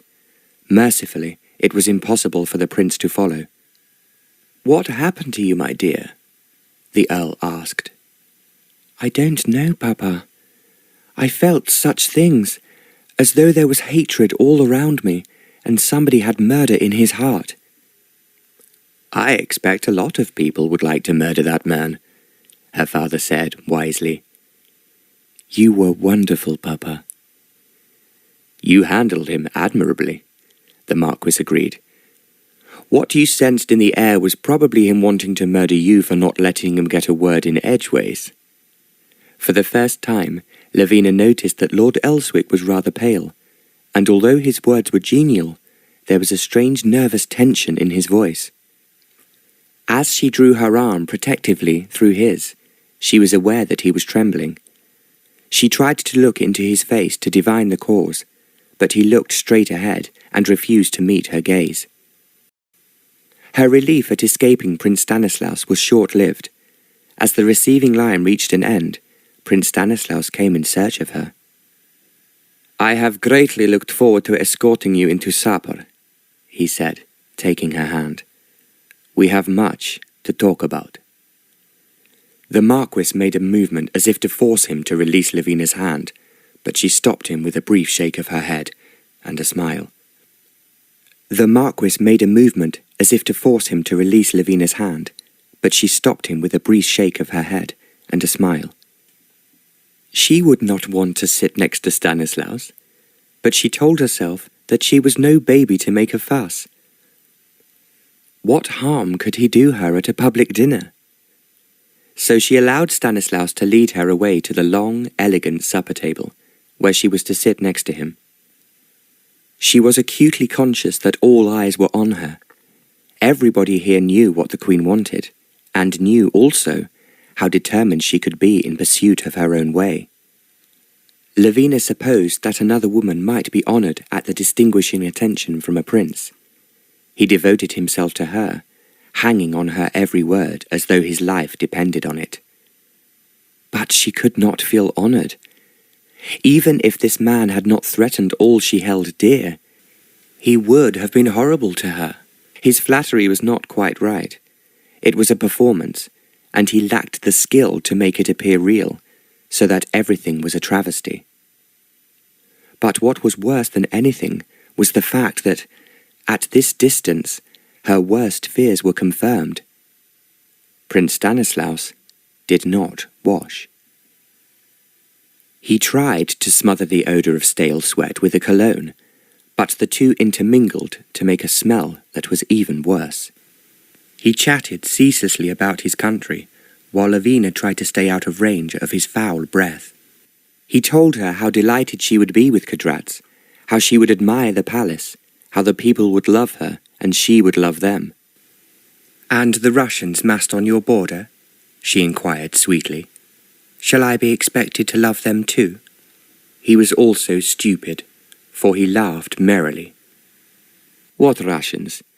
Where do you hear such stories? There are no Russians on the border." Unfortunately for him, there was a lull in the talk at that time, so that his voice carried all along the table. The lull turned to shocked silence. All eyes turned from Stanislaus to the Queen, who was looking daggers at her guest of honour. Lavina took advantage of the silence to say sweetly, "I am delighted to hear your Royal Highness say so. I shall know now that we do not need to feel any concern for you." Stanislaus's eyes became glassy, and he realized that he had made a faux pas. The silence seemed to stretch on, with nobody quite knowing how to end it. The Queen spoke. "Prince Stanislaus made a most witty observation the other day." She repeated the witty observation, a dire piece of drivel which fell among the company like a piece of lead. Nonetheless, everyone roared with laughter. In the relief, Lavina met her father's eye and saw him wink at her. Then her searching eyes found the Marquis. He was regarding her with a curious little smile and shook his head as if to say, "Well done." So far, so good, Lavina thought. Surely she could get through the rest of the evening. But worse was to come. As soon as supper was over, the Queen announced an impromptu dance. Footmen then made a great play of rolling back carpets, and a pianist sat down at the piano. "She does this sometimes at Windsor," the Earl groaned. "We're all supposed to think how wonderful and spontaneous it is, and everybody hates it." "And it's so artificial," Lavina protested. "Impromptu indeed." "You're not going to escape lightly, I'm afraid," the Earl sighed. "Well, at least it will give me the chance to make myself plain to Her Majesty," Lavina seethed. So when the Queen summoned her to sit beside her on the dais, Lavina marched up to her seat, her face set and determined. "You know why I have sent for you?" declared the Queen. "Yes, ma'am, I do. You wish me to marry Prince Stanislaus, but I regret I am unable to oblige, being already betrothed." "Nonsense." The single word dropped from the Queen's lips like a drop of ice. "You will do your duty," she declared. "But what duty?" Lavina asked. "You yourself heard Prince Stanislaus say that he no longer feared the Russians." Queen Victoria made a noise of contempt. "The man is a fool," she declared. "Then how can you want me to marry him?" "Because it has nothing to do with the matter. Were he 10 times a fool, which, between ourselves, I sometimes think he is, your duty will still be plain." "I intend to do my duty," Lavina returned. "My duty to Lord Elswick, my promised husband." The Queen's eyes flashed fire. She was not used to being defied. "We all have to make sacrifices," she said. "I have had to make many sacrifices in my life." "But you married the man you loved," Lavina pointed out.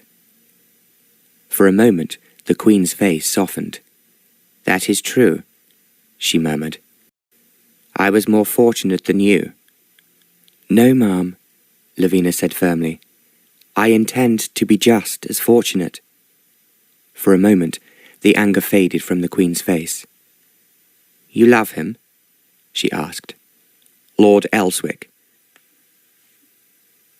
"Tell me the truth." For a moment, Lavina hesitated.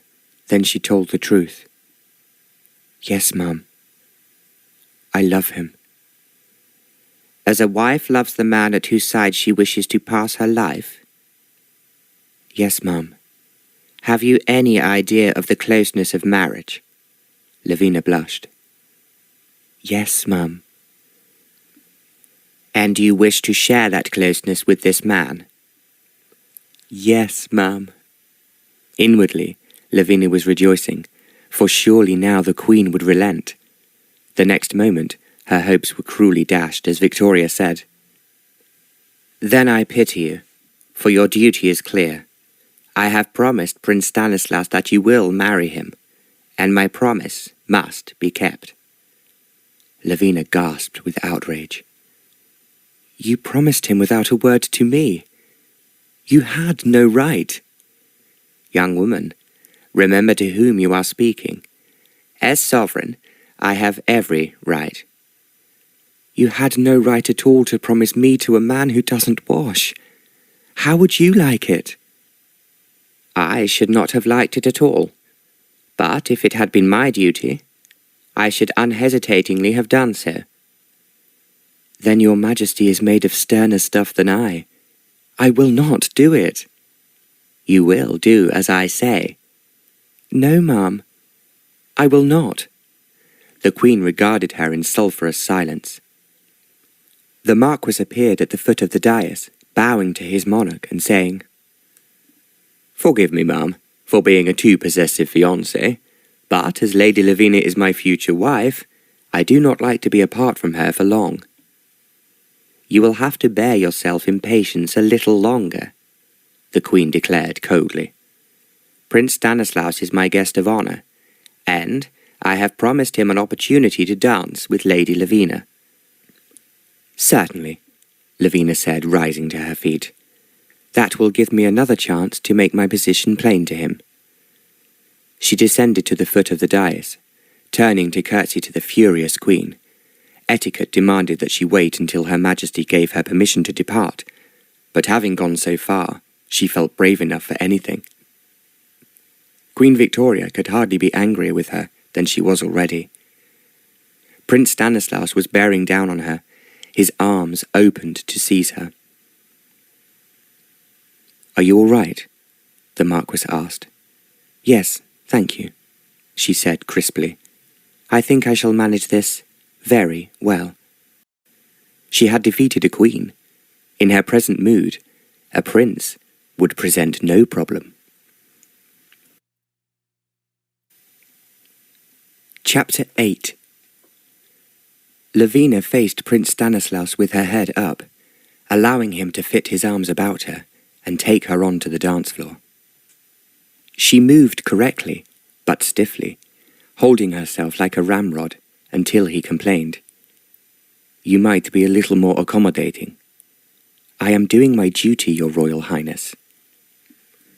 Well, it's a very bleak business if that's all you're doing, he snapped. My duty is all I am required to do, she informed him, coolly. Stanislaus grimaced, but said no more for a few moments. Meanwhile, as he danced, he tried to hold her closer and closer. Efforts were largely defeated by her stiffness. Now come along, this will never do, he said at last in a wheedling tone. You really must make some effort to get along with me. I'm very willing to get along with you. I think you're pretty and charming, and will grace the throne of Cadratz. When she set her mouth and stubbornly refused to answer, he persisted. It is the Queen's wish, and you must obey your Queen, you know. Does everybody obey you in your country? She asked. Certainly they do.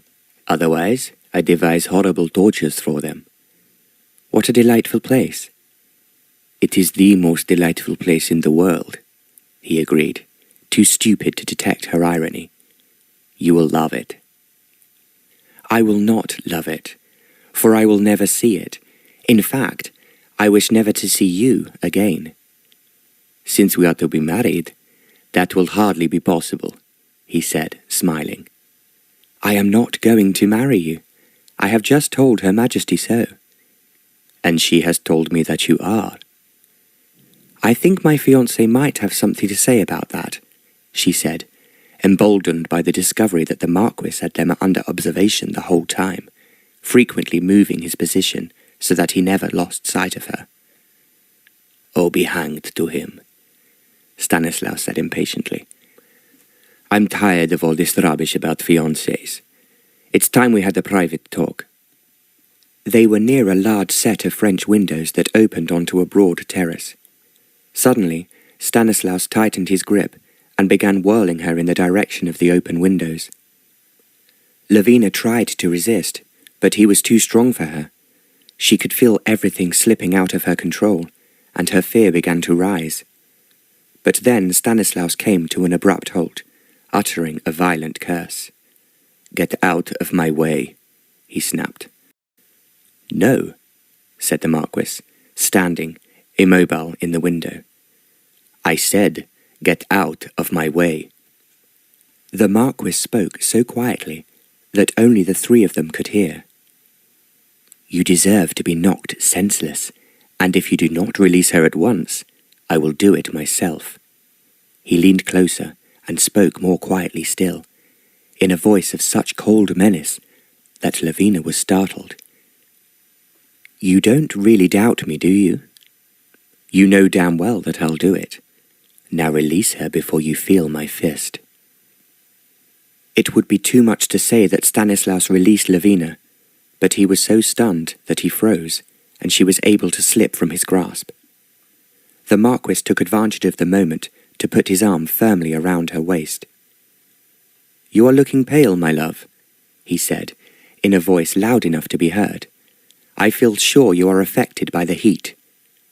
Yes, she gasped, playing up to him by putting her hand to her head and swaying. Half guiding, half carrying her, the Marquis made his way over to the Queen, followed by Lord Ringwood, who had seen everything. "Your Majesty," he said smoothly, "my fiancée is feeling unwell, and, with your gracious permission, we will depart before she is quite overcome." The Queen's face was sour with temper, and she looked as though she would give anything to refuse permission, but there was nothing she could do. She gave a curt nod. Instantly, the Marquis swept Lavina up in his arms and marched out of the hall, followed by the Earl. Lavina clung to him. She was not fainting, but she had her wits sufficiently about her to assume a swooning position, at least until they were safely in the carriage. "Lavina," he said. She realized that she was still clinging to him tightly, her eyes closed. She opened them and found him looking directly into her face with a serious, troubled expression. "Lavina," he said again, "are you all right?" "Yes," she said, disengaging herself and feeling glad that the darkness hid her blushes. He released her and she sank back against the upholstery. "I'm so glad that's over," she said.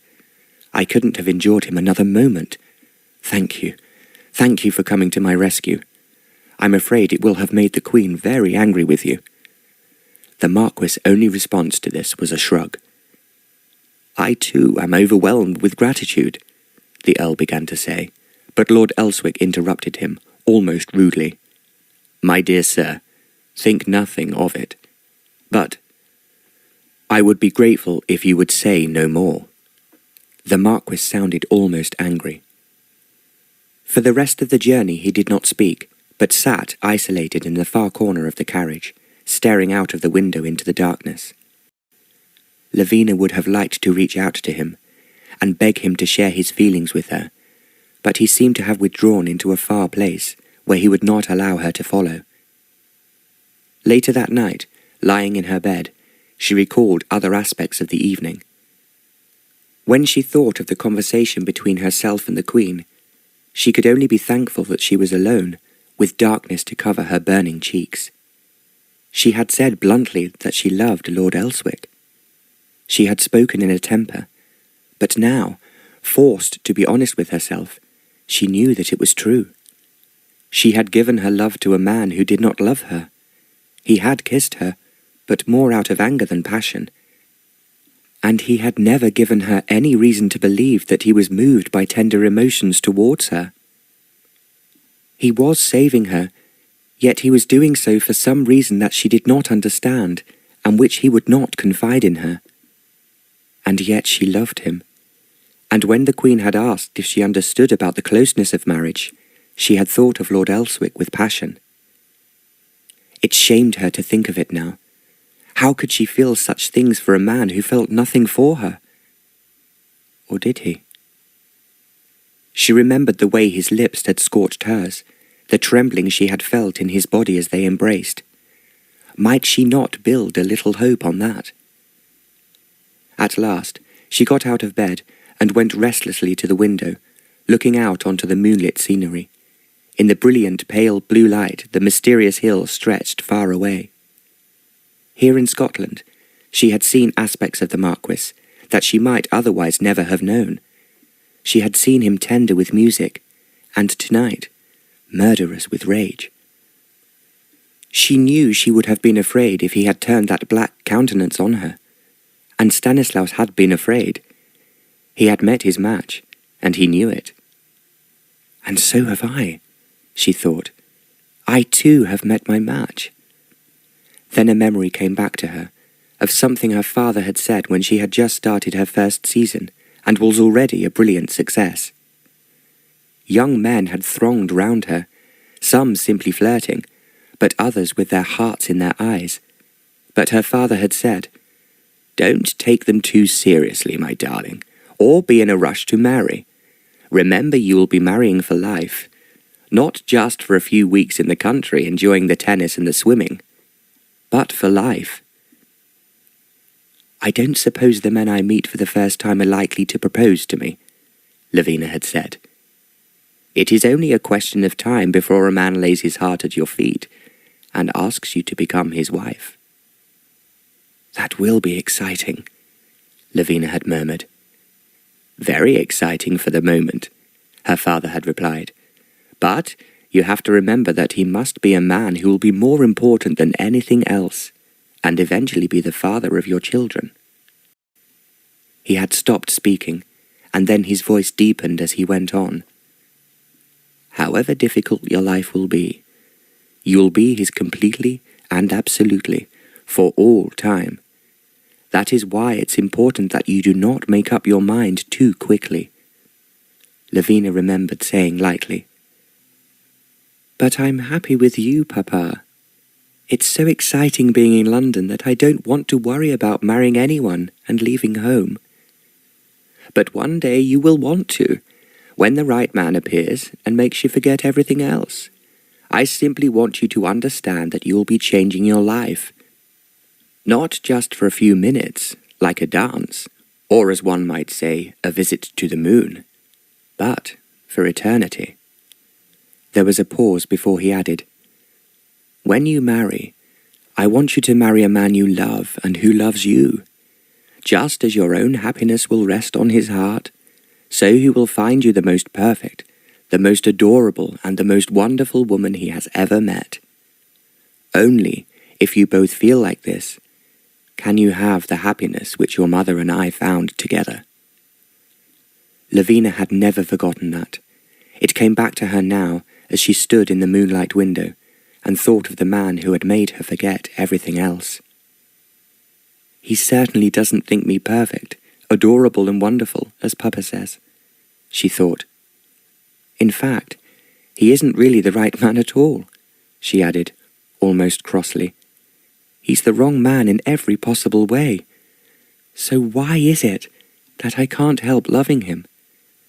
Why does he make me forget all the pleasant, charming men and think only of him?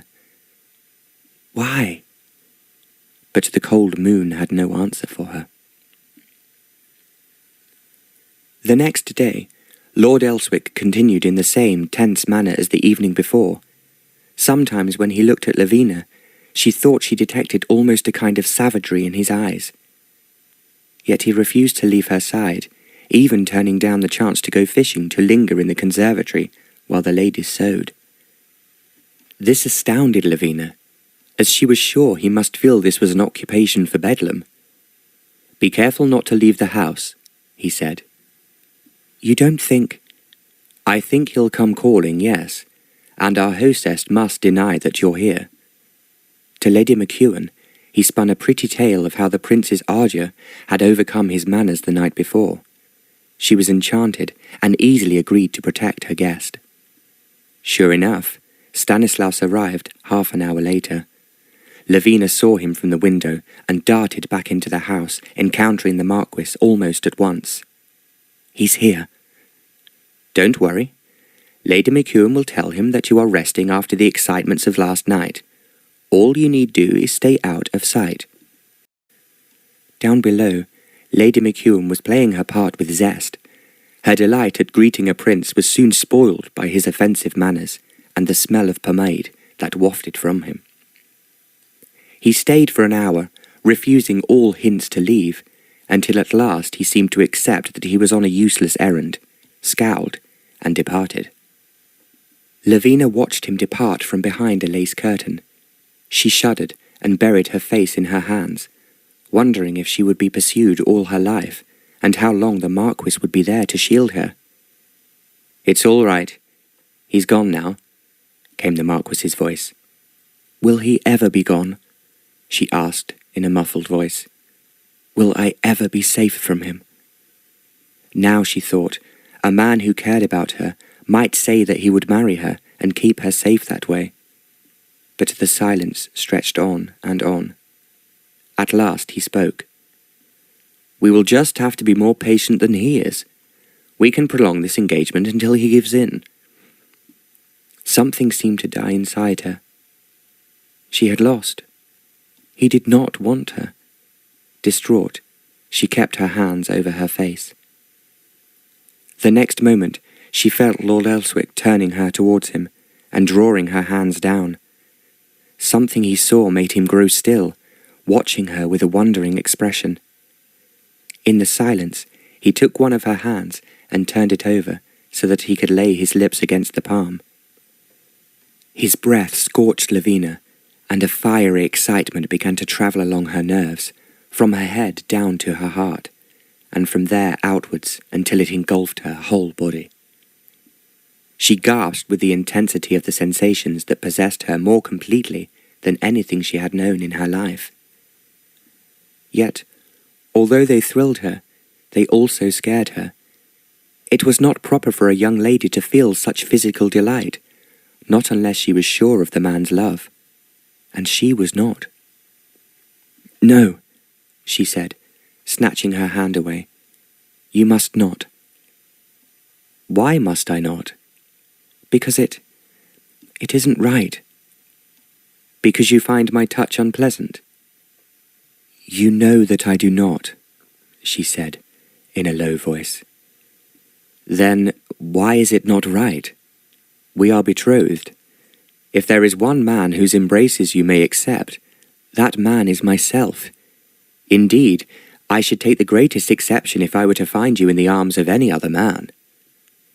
"But we are not really betrothed," she said. "You know we are not."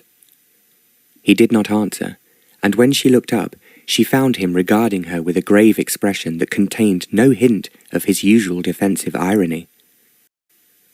"I wonder how all this will end," he said quietly. Something in his tone made her heart beat faster. For a moment, she could not speak. When she finally found her voice, it was to say, with more firmness than she felt, "It will end when that dreadful man gives up. Then I will thank you for your great kindness, and we shall part, friends." "Friends? Is that what we will be?" Again, there was that strange, vibrant note, warning her that everything he said had a double meaning. "We shall certainly never be enemies," she said. "Not on my side. How could I ever be your enemy?" "That was not what I meant, and you know it." The tingling excitement going all through her told her what he had really meant. How could she ever feel merely friendship for a man who could make her feel like this, in her body and in her heart? He was hinting at something deeper that flowed between them, yet he seemed reluctant to say it more plainly. "Then I do not know what you mean," she said, turning her head away. He reached for her quickly and pulled her round to face him, and for a moment she saw a fierce intensity in his face. His breath was coming feverishly, and his eyes were bright. "Lavina," he said. "Yes," she whispered. "Yes." At any moment, she was sure, he would tell her of his passion, perhaps of his love, and then all would be well between them. She would be free to acknowledge the intensity of her own feelings without shame. If only he would speak! But the silence stretched agonizingly on and on. She knew what tormented him. She was a woman, and therefore someone to be distrusted. Even if he loved her, he would still be suspicious of her, even perhaps hostile. And what use was love if it could not overcome suspicion and hostility, if it were not even strong enough to allow him to speak plainly? And then he let her go. He stepped back abruptly. No words had been spoken. "You are right," he said harshly. "I mean nothing. Nothing at all." He stepped back and gave her a small, courteous bow. "I beg your pardon for troubling you." Next day, there was a sensation. Throughout the district, word spread like wildfire that Her Majesty was departing Balmoral. "She's been there barely a week," Sir Ian said to Lord Ringwood. "She's never been known to go so soon before." "Perhaps it's a false alarm," said the Earl, not daring to hope too soon. "No. Her Majesty's carriage was seen journeying to Beletta Station. There was a man with her. He had a big black moustache." "The prince," Lavina said. "He's gone. Oh, Papa, I'm safe." "For the moment," said the Marquis, who had been listening. "I don't think the Queen will give up that easily. But she seems to have realized that trying to bully you up here won't work." That night, there was a large dinner party given by Sir James McVane. The whole family was wearing tartan, the men in kilts, the women in white silk with tartan sashes over one shoulder, fastened at the waist by diamond clips. "Lord Elswick has sent you this, my dear," Lavina's father said, opening a small box to reveal a large diamond clip. "There was no need for him to trouble himself, Papa," Lavina said coolly. "Dear Lady McEwen had loaned me one of hers." "But surely she would understand if you—" "I would not be impolite to our hostess for anything in the world," Lavina said, setting her chin in a stubborn way that told her father it was useless for him to continue. When everyone gathered downstairs, she waited for the Marquis to make some comment, but after looking her over, he merely said coolly, "My compliments on your appearance, ma'am." Lavina wished that she could explain that he had insulted her by coming to the edge of a declaration and then backing off, and that her snubbing of his gift was merely her way of saying that she was hurt that he could not trust her. But since no explanation was possible, she was forced to keep her feelings to herself. She travelled the short distance to the McVane estate in disgruntled silence. But it was impossible to remain disgruntled in the merry atmosphere she found when she got there. James had put himself out to entertain his neighbours. The house was filled with light. The halls were hung with garlands of greenery and berries. There was nearly 100 guests, but the family from the castle were the guests of honour, and to James it was clear Lavina was the guest of honour. Since he had invited her riding, and the Marquis had so effectively denied them privacy, he had made no open overtures to her, although he had usually been there at the dinners they had attended. Now he came forward to greet her, hands stretched out, with a beaming smile. "There's not a woman here who can hold a candle to you," he said.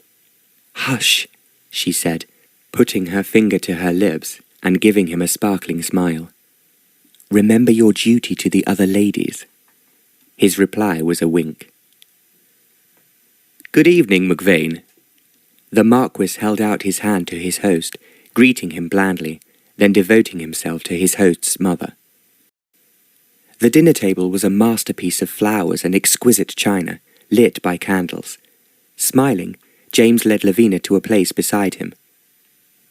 As they ate, a piper walked round the table, playing merry tunes on the bagpipes, yet Lavina could still manage to hear James's chatter, which consisted mainly of jokes. They were good jokes, and Lavina laughed often.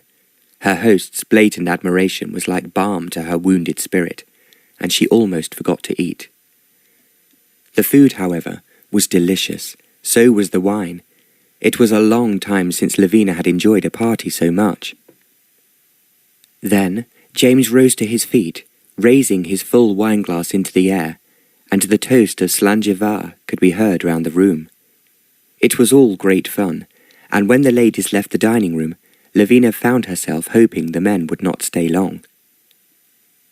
In fact, they joined them 20 minutes later to usher them into the ballroom, where a pipe band was waiting to play. Soon it became clear that Lavina was the belle of the ball. All the men wanted to dance with her and pay her extravagant compliments. She passed from partner to partner, hearing the praise of all, until at last she found herself waltzing with the Marquis. "Are you sure you can spare me a dance?" he asked, ironically. She had to admit to herself that she had avoided him, because she did not wish to feel his arms about her in the waltz, but she was too proud to let him suspect that. "You've had no shortage of partners," she told him coyly. "Don't expect me to pity you as a wallflower." "I do not, but, as I told you once before, I expect you to behave properly." "And I do not believe I have offended against propriety," she teased. "This is a ball, sir, and even an engaged woman is permitted to flirt a little." "Not if she is engaged to me," he said firmly. "But I am not engaged to you," she whispered, so that only he could hear. His face darkened, and she was suddenly aware that this man hated any woman who even hinted at putting him second. "No, you are not," he said bitingly. "Do you wish me to announce that fact in company?" "No," she said swiftly. "Are you certain?" "Surely James McVane would only be too glad to have me out of the way." She could not believe that he was being so unreasonable as to indulge in this violent overreaction. Could he not see that she was only flirting with other men because her heart was sore that he had neglected her? "I have no interest in Sir James," she said, now growing angrier in her turn. "You amaze me, madam, after the way you have lived in his pocket this evening." "How dare you? I have not lived in his pocket." "I say you have. I say also that if you make a fool of me again, I shall walk out of this house and leave you to your own devices." "You are behaving abominably." "Do I have your word that you will respect my wishes?" "You are being a tyrant." "Do I have your word, or do I walk off the floor?" Lavina pulled herself free. "Let me save you the trouble," she snapped, and walked away from him. Unfortunately, or perhaps fortunately, the dance ended at that moment, so few people noticed her gesture, and the effect was lost. After that, she stayed with her father, ready to repel the Marquis if he should approach her. But he did not approach her, and when they were ready to depart, Lady McEwen said that Lord Elswick had made his apologies and gone home early. Lord Elswick went out early next morning, so Lavina had no chance to make up with him. Her morning was one of pure misery, until a servant brought her a letter. Eagerly she opened it. In a large, strong hand it read, "Forgive me, and come quickly. There is so much I want to say to you, that is only for your ears. Seek out the cottage by the stream that runs through the wood. I'm waiting for you there. Hurry, my beloved. Ivan." "Ivan?" She said his name to herself. The Marquis had never asked her to call him by his given name, despite the fact that they were supposed to be engaged. Yet now he asked her forgiveness, and used his name as a sign of intimacy. He had called her beloved, and chosen a remote spot where nobody would disturb them, because he longed to be alone with her. Her heart overflowed with joy. She sped up to her room to change hurriedly into riding clothes, then down again as fast as she could, then to the stables. In minutes she was on her way, alone. Ivan would not expect her to take a groom this time. In half an hour she had reached the wood and began to move through it. There was the stream and the cottage just ahead, and there, just outside the cottage, was a single horse tied to a tree. She tied her own horse beside it and pushed open the door. "Here I am," she cried. "Here I am, my darling." The door slammed behind her. She whirled round, smiling with the force of her joy. Then her smile faded, and a look of revulsion took its place. Standing there, leering at her, was Prince Stanislaus.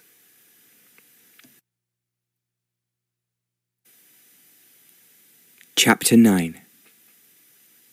"You," she cried with loathing. "What are you doing here?"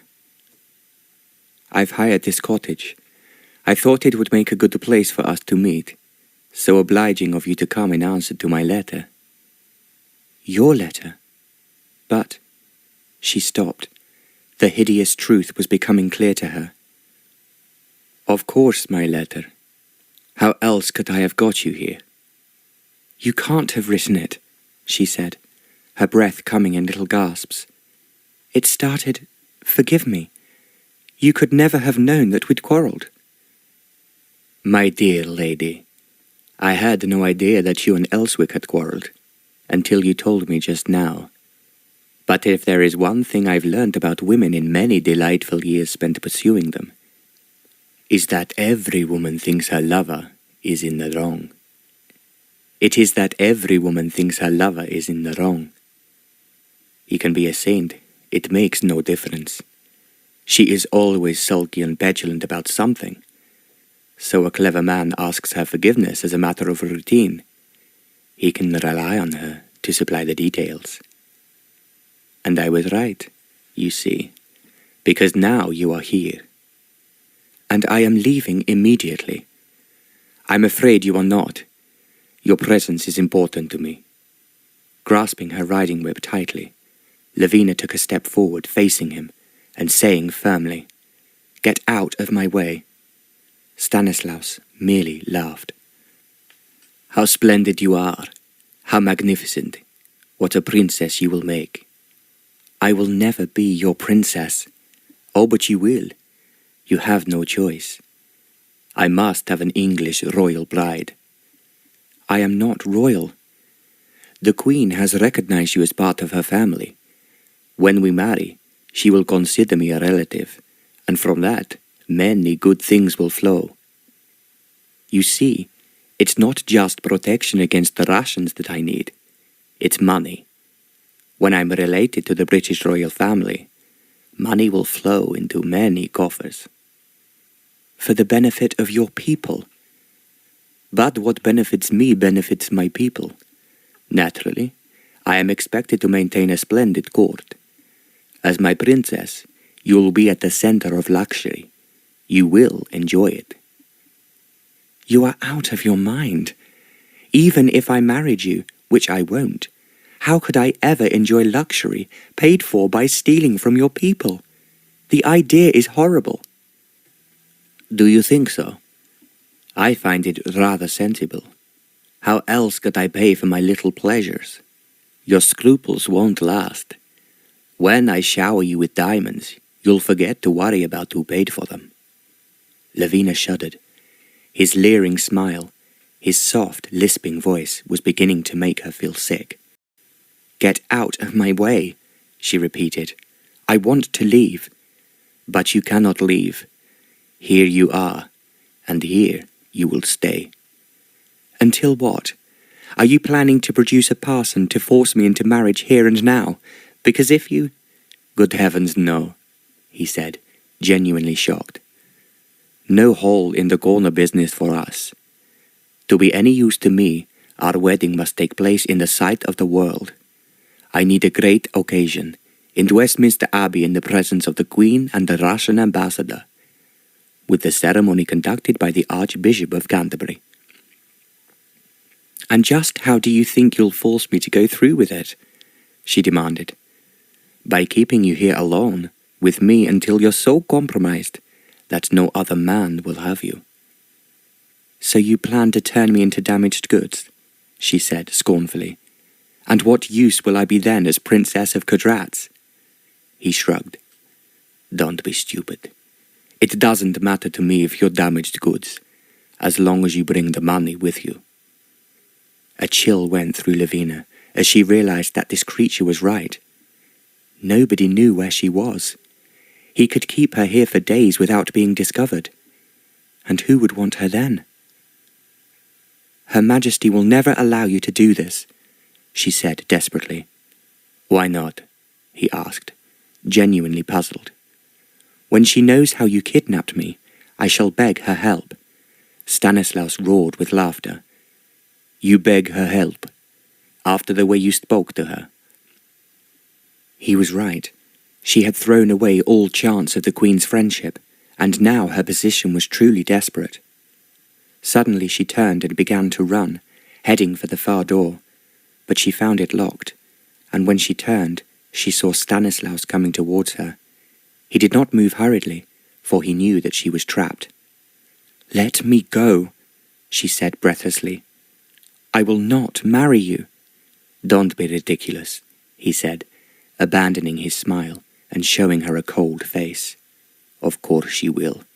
I want you. You are necessary to my plans. Forget Elswick. He won't want you when you've spent a few days in my company. I am not going to spend any time in your company, she said emphatically. I am going to leave now. How, I wonder? I can't believe that you'll try to keep me here against my will. My dear girl, I didn't take all this trouble to get you here simply to let you leave. I need you. I want you. And I always get what I want. You won't get me. Lavina tried to sound firm, but her heart was beating with fear. Why? Who do you think will help you?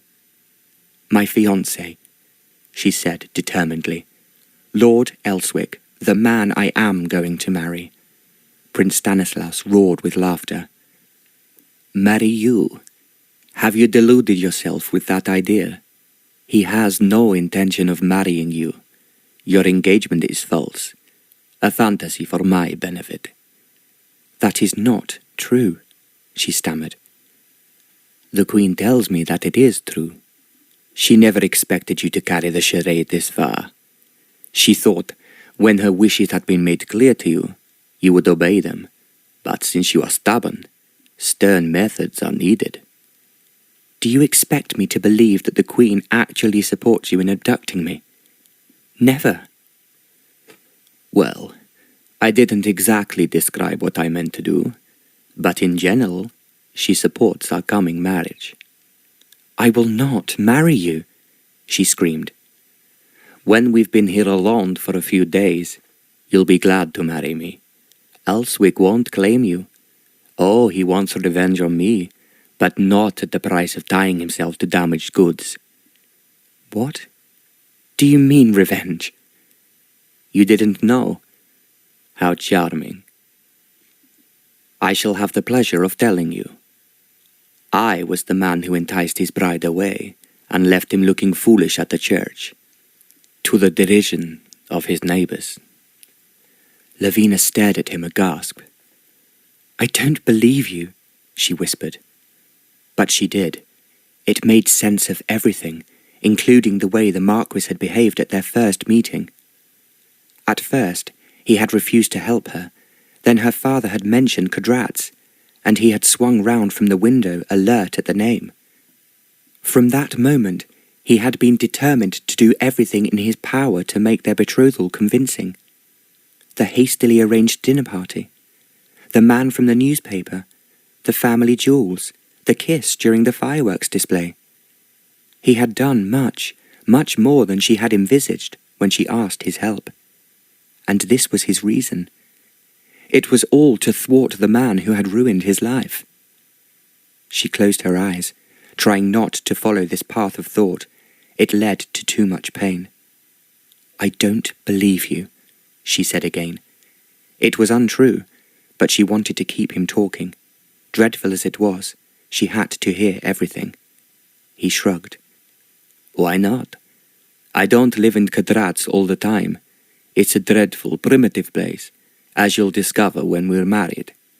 I travelled extensively, and at that time I was in England. I happened to meet Angelica. She took my fancy. She was a pretty little thing, delightful enough to turn any man's head. When I met her, she'd already got to work on young Elswick, thinking she'd struck gold. He was insane about her, wildly, desperately infatuated. I think he would have sacrificed the world, and counted it well lost if only he could have her. It was the kind of love a man feels only once in a lifetime, or so they tell me. I've never wasted time like that myself. But people who understand these things say that, afterwards, a man protects himself from ever loving like that again. Yes, Lavina whispered. Oh, yes. Personally, continued Stanislaus, with ineffable smugness, I think that to be making such a fuss over a woman is absurd. One woman is just like another in the end.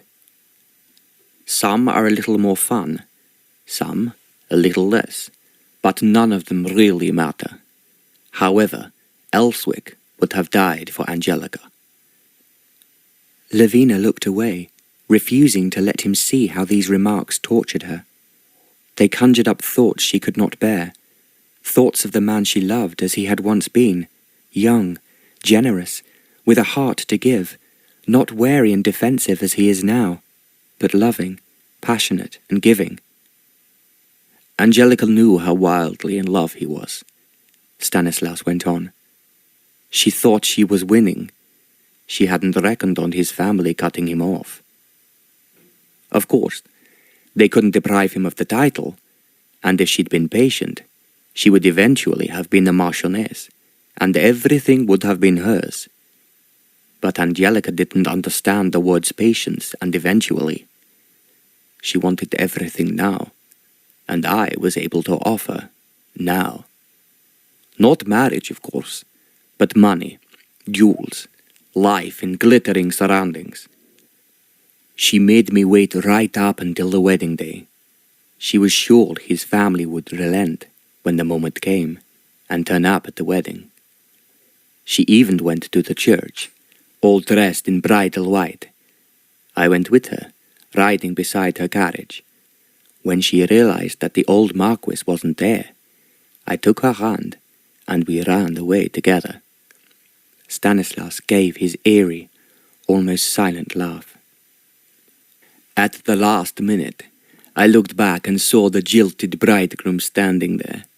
For a moment, I'll swear he didn't even realize what was happening. Then he began to run after us, calling her name. But we ran, and I took her up on my horse in front of me, and off we galloped. He chased us out of the church, still calling her name. I heard afterwards that he lay in a fever for weeks, and nearly lost his reason. Sweet heaven, Lavina whispered. Oh, she was a prime article, I grant you. Everyone envied me for having such a creature on my arm. In Graz, we understand this kind of relationship better than the prudish English. I was able to take her with me everywhere. And you expect me to marry you, knowing that this woman is your mistress? Lavina demanded scathingly. Good heavens, no. I haven't seen her for years. I became bored with her very quickly. Her conversation was extremely limited, and her charm soon faded. Besides, another comet streaked across my horizon, far more beautiful and equally avaricious. I can see why you would need money, Lavina said bitingly, with all these jewels to buy. Oh, please, credit me with some understanding of economy. Naturally, I retrieved the jewels from Angelica to pass on to her successor. Not that they suited her very well. She was a brunette, and pearls look insipid on her. Still, one can't have everything. Lavina stared at him, speechless with disgust. So you threw her out without a penny when she outlived her usefulness? Not exactly without a penny. I did give her a sum of money. It was the only way to stop her caterwauling and be rid of her, but I doubt it lasted long. My, how that woman could spend. Elswick could never have afforded her. Mind you, if she'd known how soon he would inherit the title, she might have decided to marry him and bide her time. Now Lavina understood the jagged hatred that had rent the air when Lord Elswick met the prince at Balmoral. It had not been her imagination. It had been real. "Still, I think she was very satisfied with me," Stanislaus said smugly. "For a while." Suddenly, Lavina recalled something Lord Elswick had said at Balmoral. It had puzzled her, but it made perfect sense now. "But he pursued you," she said, in a voice of wondering discovery. "He found you, and knocked you senseless, just as he threatened to do again that night at Balmoral." There was a note in her voice that was almost triumph. "You felt his fist before, haven't you?" "That was what he meant when he said you knew he'd do it." A pained look passed over Stanislaus's face. "There was an undignified brawl, I admit it. In Heidelberg, not Graz, which was a pity. In my own country, I could have locked him up forever. But in Heidelberg, it had been left to the officers of the law. One of them turned out to be an old drinking companion of his father, and got him out of the country, fast. I was very annoyed about that." Lavina managed a brave laugh. "I wish I could have seen you when he'd thrashed you. You must have been a sight." "You are really most unwise to speak to me like that, you know." "I shall speak as I like. I care nothing for you. I shall never marry you." "You're not cherishing hopes of marrying Elswick, are you? Oh dear, I do hope he hasn't deluded you into thinking he cares for you. He's quite capable of it, simply to keep you compliant." Lavina refused to let her face reveal her inner torment. Was that all his kisses had meant? To ensure that she played her part properly? His anger when she had ventured on a mild flirtation, was that simply to ensure that she did not make a fool of him? "Anyway," Stanislaus continued, "I'm sure you're beginning to understand the reality of the situation now. You've been used. Ivan Elswick wanted to revenge himself on me, and you were his tool. Once he knows he's lost the battle, he won't have any further use for you." Lavina drew in a sharp breath. It was all true, and it hurt unbearably. Then she realized that Stanislaus was walking towards her with a significant leer. "So why don't you try to be a little more accommodating? After all, we're going to be here together for quite a while." He reached for her, and she drew back her riding whip to strike him, but he grabbed her hand. For a moment they struggled. She was desperate, but he was stronger, and she could feel that in another moment he would overcome her. And then she heard an incredible sound. The click of a pistol being cocked, followed a voice of iron. "You have 1 second to release her, or I swear I'll pull the trigger and the damn consequences." Twisting her head, Lavina nearly gave a cry of joy. It was Lord Elswick, holding a pistol to the prince's head. "You are being very unwise," Stanislaus began. 1 second. The prince released her. Lavina got as far away from him as possible. "Thank God," she gasped. "There's no time for that now," he grated, glancing at her briefly. "Ivan, look out!" With a movement that was incredibly lithe, considering his figure, Stanislaus had wriggled free and whipped out a knife. With an oath, the Marquis turned the pistol so that he was holding the barrel and brought the butt down on Stanislaus's head. He fell to the floor and lay there groaning, blood pouring down his face. "He's all right," the Marquis said, seizing Lavina's hand. "Let's go." She needed no telling twice, running with him as fast as she could, then outside. There she found a downpour, with the rain coming down so hard that for a moment Lavina was driven back. "On your horse," Lord Elswick said, helping her to mount, "and ride as fast as you can." All she wanted was to get away from here, and then to be alone with him, to look into his eyes and see the truth. But she knew that would have to wait. At first, the trees protected them from the heavy rain, But gradually the wood faded. They were out in the open, and the full force of the storm hit them. Rain came down in sheets, alarming the horses and making it hard to see the road ahead. "We shall have to find some shelter until the worst has passed," he said. "I think I passed an inn 1/2 mile along here." They reached the inn, soaked and weary, and were relieved to find that it was open and they could get under cover. "The lady needs a private parlour," the Marquis said at once. The landlord bowed her into a small parlour at the back and instructed a maid to take in some towels. When Lavina had finished drying her hair, she found that the Marquis had joined her. He pulled off his sodden coat and dried himself off as best he could. His damp shirt still stuck to him, his hair was tousled, and he was breathing hard, almost as though he was still fighting.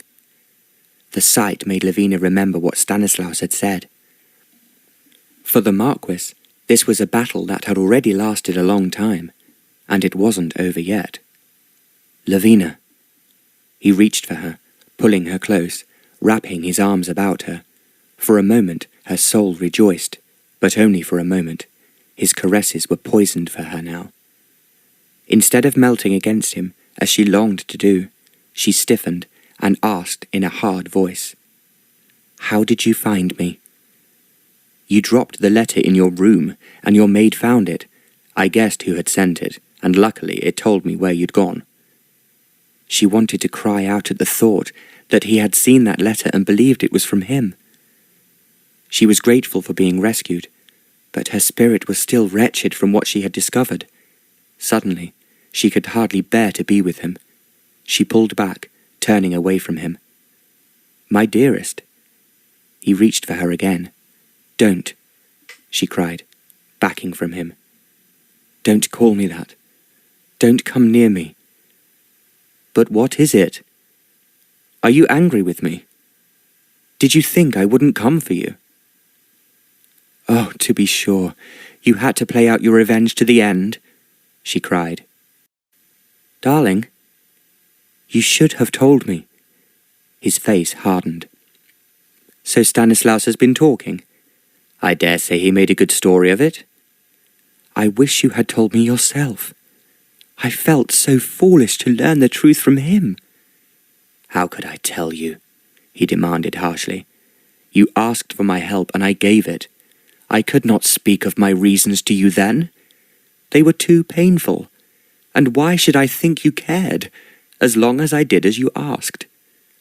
She took a deep breath. "Yes, of course. You are right." She tried to force herself to speak sensibly. "I am very grateful for everything you have done for me. And now that it's over, Is it over?" "It must surely be over very soon. The prince will not stay here now. He will retire defeated, and then you will have everything you wanted."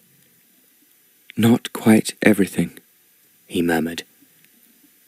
Lavina did not hear him. She was walking around the room, trying to sound composed, hoping desperately that he would not guess she was actually tortured by anguish. "You made use of me," she cried. "In the beginning, yes. But that was before we knew each other. Have you not felt what has happened between us? Do I need to say in words that I have fallen in love with you, deeply in love, as I never thought to be again?" They were the words she had longed to hear. But now they seemed to have no meaning. In her distraught state, nothing reached her clearly. Nothing in the world was real or as it should be. She had fallen into another dimension, the one shown her by Stanislaus, a place of deceit and misery. It was like tumbling into the pit of hell, and even a declaration of love from the man she adored reached her sounding like mockery from a grinning devil. "Lavina, let us put the past behind us and start again," he implored. "Let me hear you say that you love me." "No," she cried hoarsely. "No. Get away from me. There can never be anything between us." He stopped and a strange, withered look crossed his face. Are you saying that you do not love me? That I have been living in a sweet delusion? Yes, she cried, and so have I. There is nothing in the world but delusion and lies. She barely knew what she was saying or doing, but somehow she had opened the far door of the room. It led into a passage, and she flew down that passage as though escaping demons. She wrenched open the back door and fled outside. The wind and rain had dropped now, and she ran across the yard, through the back gate, out into the countryside. She did not know where she was going. She only knew that she had to get away from him. She could hear his voice crying her name, but she only ran harder. Suddenly, the world was filled with a terrifying sound like an explosion. In the same moment, she saw a flash of light just up ahead. She stopped, not realizing what had happened. Her gaze was fixed on the horizon, and there, like a monstrous vision, she saw Prince Stanislaus on horseback, a smoking pistol in his hand, grinning as he turned his horse and galloped away. There was more noise behind her, shouting, footsteps running from the inn. In a nightmare she turned and saw the landlord reach the Marquis, just as he fell to the ground, an ugly red stain spreading across his chest.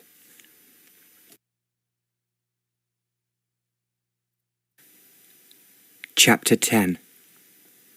For the rest of her life, Lavina never forgot the next few terrible hours. For years her dreams were haunted by the memory of running up to the Marquis as he lay bleeding on the ground, throwing herself onto him with a cry of, "Ivan, oh my love, you must not be dead. You cannot be. Don't leave me." She put her arms about him and held him to her, sobbing. Then some men came running, fetched by the landlord, lifted him and carried him inside to a bedroom. The landlord was a kind, sensible man. He dispatched a messenger for the doctor and another to the McEwens. Luckily, the doctor was close by and arrived quickly. He extracted the bullet and managed to stop the bleeding. "It's not as bad as it looks," he said at last. "The bullet did not strike any vital organ. With reasonable luck, he should pull through." Lord Ringwood entered as he said these words and took hold of his daughter to stop her from fainting with relief. "Bear up, my darling," he said. "All will be well." "I love him, Papa." "I know, my dear," he said gently. "I've always known." "I didn't know myself." He patted her hand. "But I did." "Can he be moved?" Sir Ian asked the doctor. He had been at home when the message arrived, and had hurried to the inn with the Lord Ringwood. "Since your home is so close," the doctor replied, "I think you can move him that short distance." Another message was sent to fetch the McEwens' most comfortable carriage. When Lord Ringwood had thanked the landlord and paid him liberally, they began the short journey back to the McEwen castle. Lavina sat beside the Marquis, holding his hand between both hers. But he sat with his eyes closed, with an expression of pain on his white face, and she could not tell if he were aware of her or not. It was a relief to see him carried away to his room, and to know that he would be more comfortable. Propriety forbade her to follow while he was being undressed, so she stayed with her father and told him everything that had happened. He was shocked, and when she was finally able to return to the Marquis, she left the Earl sunk in deep thought. The Marquis had briefly regained consciousness in the inn, but now he sank back. The journey had disturbed him, bringing on a fever. The doctor administered laudanum, which calmed him slightly, but Lavina watched in horror as his eyes grew sunken and his face assumed a deathly pallor. As his fever mounted, he began to mutter deliriously. She strained to hear the words, but could only make out a few, and they did not make any sense. "A spinning top," he repeated again and again.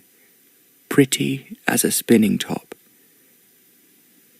For one long, interminable night, he repeated these words. Sometimes he would open his eyes and look straight at Lavina, but without recognition, before closing them again. Then, nearing morning, he fell into a troubled sleep.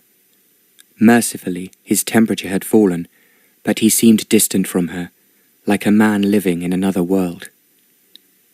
"If only I knew some way to reach him," she murmured desperately. Then suddenly she had an idea.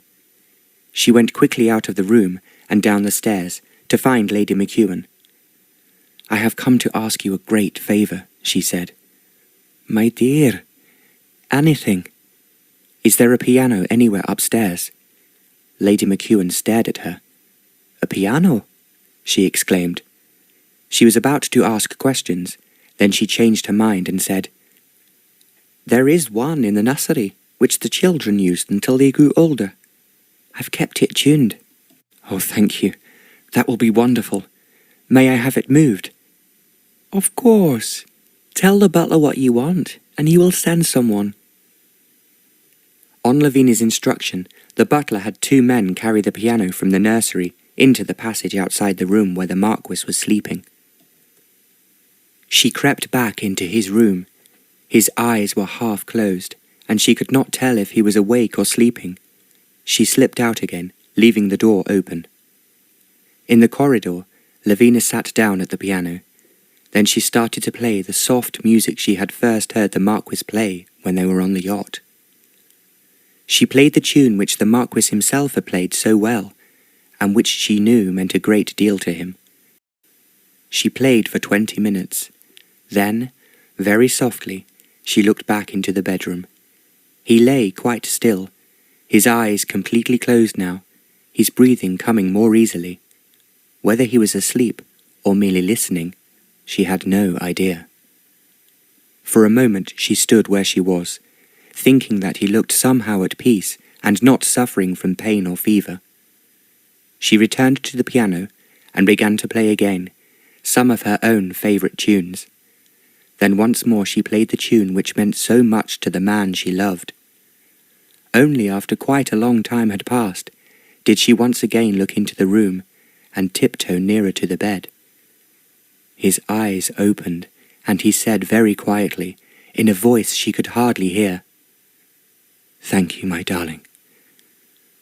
For a moment, Lavina was so astonished that she could only stare down at the Marquis and could not speak. Then, as he put his hand very slowly towards her, she slipped hers into it. "Do you feel better?" she asked. "Are you in terrible pain?" She felt his fingers close over hers, and he said, "I feel no pain now, for I have been listening to the things you told me through the music." "What? Did you hear me tell you?" she asked. "You said you were sorry for me, and also that I meant something to you." "Everyone is worried about you," Lavina managed to say. "I can only tell you of my feelings by playing on the piano, that which I cannot say in words." "And as I listened to you, I began to feel better," the Marquis said. He was speaking in a low voice, almost hesitating between words, but Lavina could hear every one of them, because she was listening with her heart. Her hand was still in his. She felt somehow as if she were giving him the strength he had lost. "I have been so frightened for you," she whispered. "When I heard music, I felt that you were giving me help and strength, and I should soon be well." "Oh yes," Lavina answered softly. "You must get well. Life is so sad without you." "I want you here. I want you to help me," the Marquis said. "Please, play for me again. Then I will feel strong enough to tell you what I want to say." "Tell me now," she begged, breathless with hope. But his eyes were already closed. She took her hand from his, but she had the strange feeling that he released her reluctantly. She went into the corridor, and once again played the tunes which she loved herself, and which she felt expressed in music what she felt when she was riding, dancing, or just looking at the sun.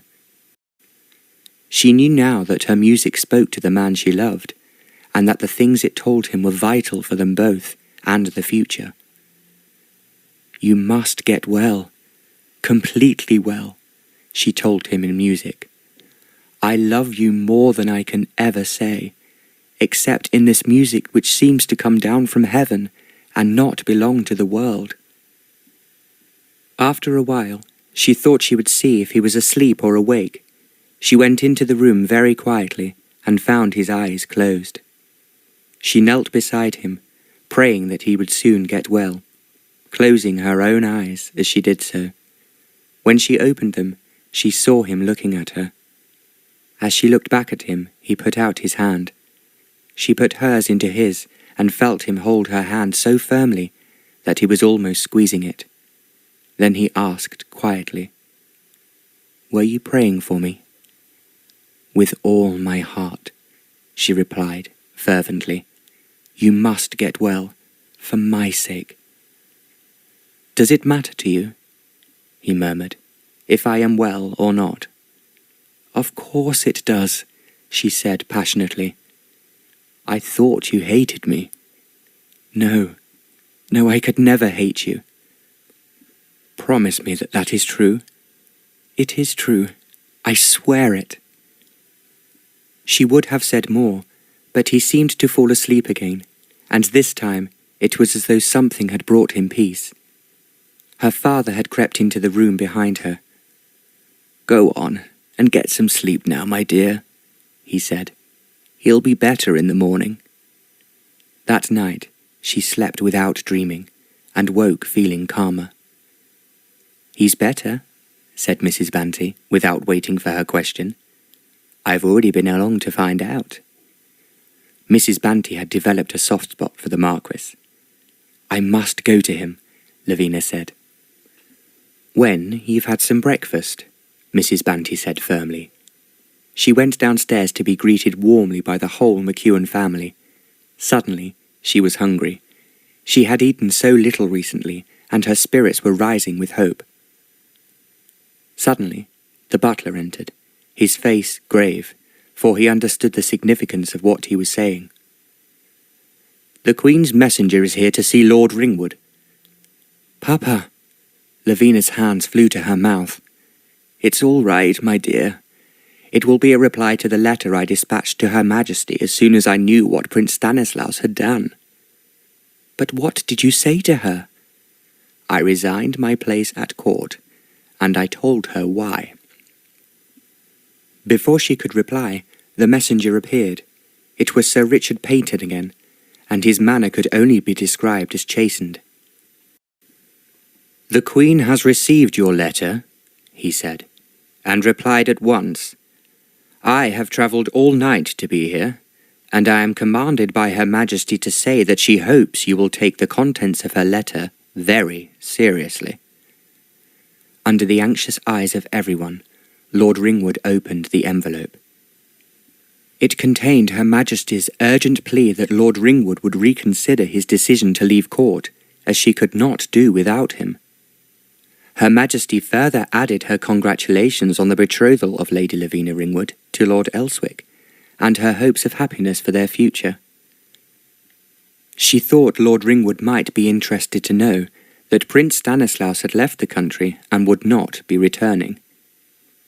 "We have won, my dear," he said to Lavina, tears of joy in his eyes. "Oh, Papa!" She hugged her father full of relief for him as much as herself. "Will you return to court?" she asked. "I think so, my dear." "I must go and tell him," she said, and sped upstairs. She found the Marquis lying quietly, but looking much better than yesterday. There was colour in his cheeks. "We have won," she said, and told him about the letter. "Yes," he said. "But I am still wondering exactly what I have won, or whether I have won anything. You will not tell me." "Don't you know?" she asked, sitting by his bed. "Didn't the music tell you?" It gave me hope. But you were so very angry with me. Has your anger truly died? I was foolish to say those things when we were at the inn. I was distraught. It was just such a shock to hear Stanislaus tell me why you wanted revenge on him. Of course, I always realized there was something that I didn't know. When Papa and I came to see you, you refused us at first, then changed your mind, and later I remember that it was when Stanislaus was mentioned, and you always told me that you had your own reasons. Yes, I wanted revenge on him for what he'd done to me, the Marquis said, but not only for my own sake. I was revenging her as well. Her? You mean Angelica, the girl I once loved. I can see the truth about her now. She was a greedy little predator who wanted me because I was heir to wealth and a great title. For her sake, I became an outcast from my family, but that wasn't what she wanted. It would have meant waiting, perhaps years, for me to inherit, and she wanted the good things of life immediately. Stanislaus tempted her away with gold and finery. He couldn't marry her, but she didn't care for that, as long as there was luxury. But it lasted only a few months before he threw her out. Yes, he told me, Lavina said. He almost boasted of it. She sank into poverty, and lived such a wretched life that she finally lost her wits. That was how she was when I found her again. You found her? Lavina asked, startled. Yes, quite by chance. She was very frail by then, and didn't know me. I was able to take her away and put her in the care of kindly people, who looked after her until she died. You did that for her? Lavina asked in wonder. After what she had done to you? It wasn't entirely her fault. She wasn't really very intelligent, and she fell easy prey to his pretty lies, so I felt I had her to avenge as well as myself. And society called you a curmudgeon who hated women, she said in wonder. He gave her a crooked smile. Society was right, except that it wasn't only women I hated, but the whole world that could exact such a brutal price. I condemned all women as faithless and stupid, and all men as boorish and cruel. I shut myself up with my misery and bitterness, allowing no good, healthy light to fall on it. In all those years I can recall only one thing that brought me joy, and that was the night I walked into a house in London and saw a young girl dancing like a ray of sunlight. He smiled tenderly. I can see her now, a spinning top, her dark hair flying out as she whirled. She was like the embodiment of life itself, young, beautiful, unafraid. I thought you despised me, she said. I turned away from you because you threatened me, the iron prison in which I had enclosed myself. I told myself you were only a child, which was true, but not my real reason. The real reason was that I rejected the gifts of life and joy that you carried with you. I was afraid of them. But I never forgot you. In the years since, your spinning figure has haunted my dreams and danced across my vision, never allowing me to forget that I had chosen a terrible path, that there was another path, if only I dared take it. And then, one day, you returned, grown up, glorious, majestic, asking my help. But by that time, I was in no state to appreciate you. If you hadn't come into my life when you did, it would have been all up with me. And yet you seemed to resent me and be angry with me. I fought you. You'll never know how hard I fought you. I didn't want the warmth and life you brought with you. I'd lived so long away from them that they were too much for me. And yet, while I fought you with one hand, I tightened my grip on you with the other. I put bolts and bars on our engagement, anything to keep you with me, and all the time I told myself that it was revenge on Stanislaus that motivated me. Nothing else. But the truth was, I was daily falling more and more in love with you. I didn't want to admit it to myself, but in my heart I knew. And then, when I thought I was going to die, I knew I had to speak to you, to tell you that I loved you and wanted your love. His eyes held hers. She felt they were saying something to her she did not understand, something more than his lips spoke. Then he said very quietly, "I love you. I have loved you for a long time. I am only afraid that I might lose you." The words seemed to come slowly from his lips, but his hand tightened, and somehow she found herself bending nearer to him until his lips touched hers. She loved him as she had never loved anyone before. "I love you. I love you," he said. Then once again his lips were holding hers captive. She thought it was the most wonderful and the most glorious thing she had ever known. "I love you. I love you," she wanted to say, but it was impossible to speak when the Marquis's lips were against hers. Both his arms went round her to hold her closer still. It seemed a long time later that Lavina found herself lying on the bed beside him. Her head was on his shoulder.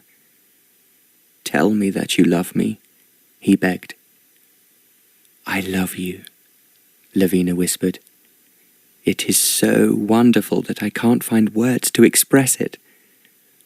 "All I want," the Marquis said, "are your lips. Kiss me again, and I will know I am not dreaming, and that this is real." She kissed him again, gently and tenderly, so as not to disturb his wound. "How soon can we be married?" he asked. "Do you really want to marry me?" Lavina asked. "I am going to make certain that you belong to me, and I never lose you," he said. "You are mine, and you must swear to me, on everything you hold sacred, you will never leave me." "I promise I will never do that," Lavina replied. "I think I first loved you when I heard you playing the piano, and the music seemed to whisper of the love which I had never known, and never felt, until I met you. I always knew that you were different from any woman I had met before," he mused, "but I was desperately afraid of frightening you, and making you and your father have no further use for me once we reached Scotland. Even when I thought I was annoyed with you, you were in my heart. You were so different from any other man I had ever met. And every man you will meet in the future," he said softly. "You are my darling, and I will never let you look at another man." "I'll never want to do that. I want to be with you, to be close to you, and for you to love me, just as the music told me about love. That is how I feel at the moment." "I have a great deal more than music to tell you about," the Marquis said. "You are everything I ever wanted and ever longed for in a woman. I swear to you, my darling, I will do everything to make you happy." "And I will make you happy," she promised him, "so that you will forget the years of sadness. There are so many wonderful things we can do together." "I love you from the top of your head to the soles of your feet," he said. "I shall love you until the time comes for my life to end." "On that day," Lavina said, "my life too will be over. I want nothing in the world but you." She was unable to say any more, because the Marquis's lips were on hers. She felt, as he kissed her, as if they were both flying up into the sky to be blessed by God. She knew, in her mind and in her heart, that she had found love, and that she would be true to that love forevermore.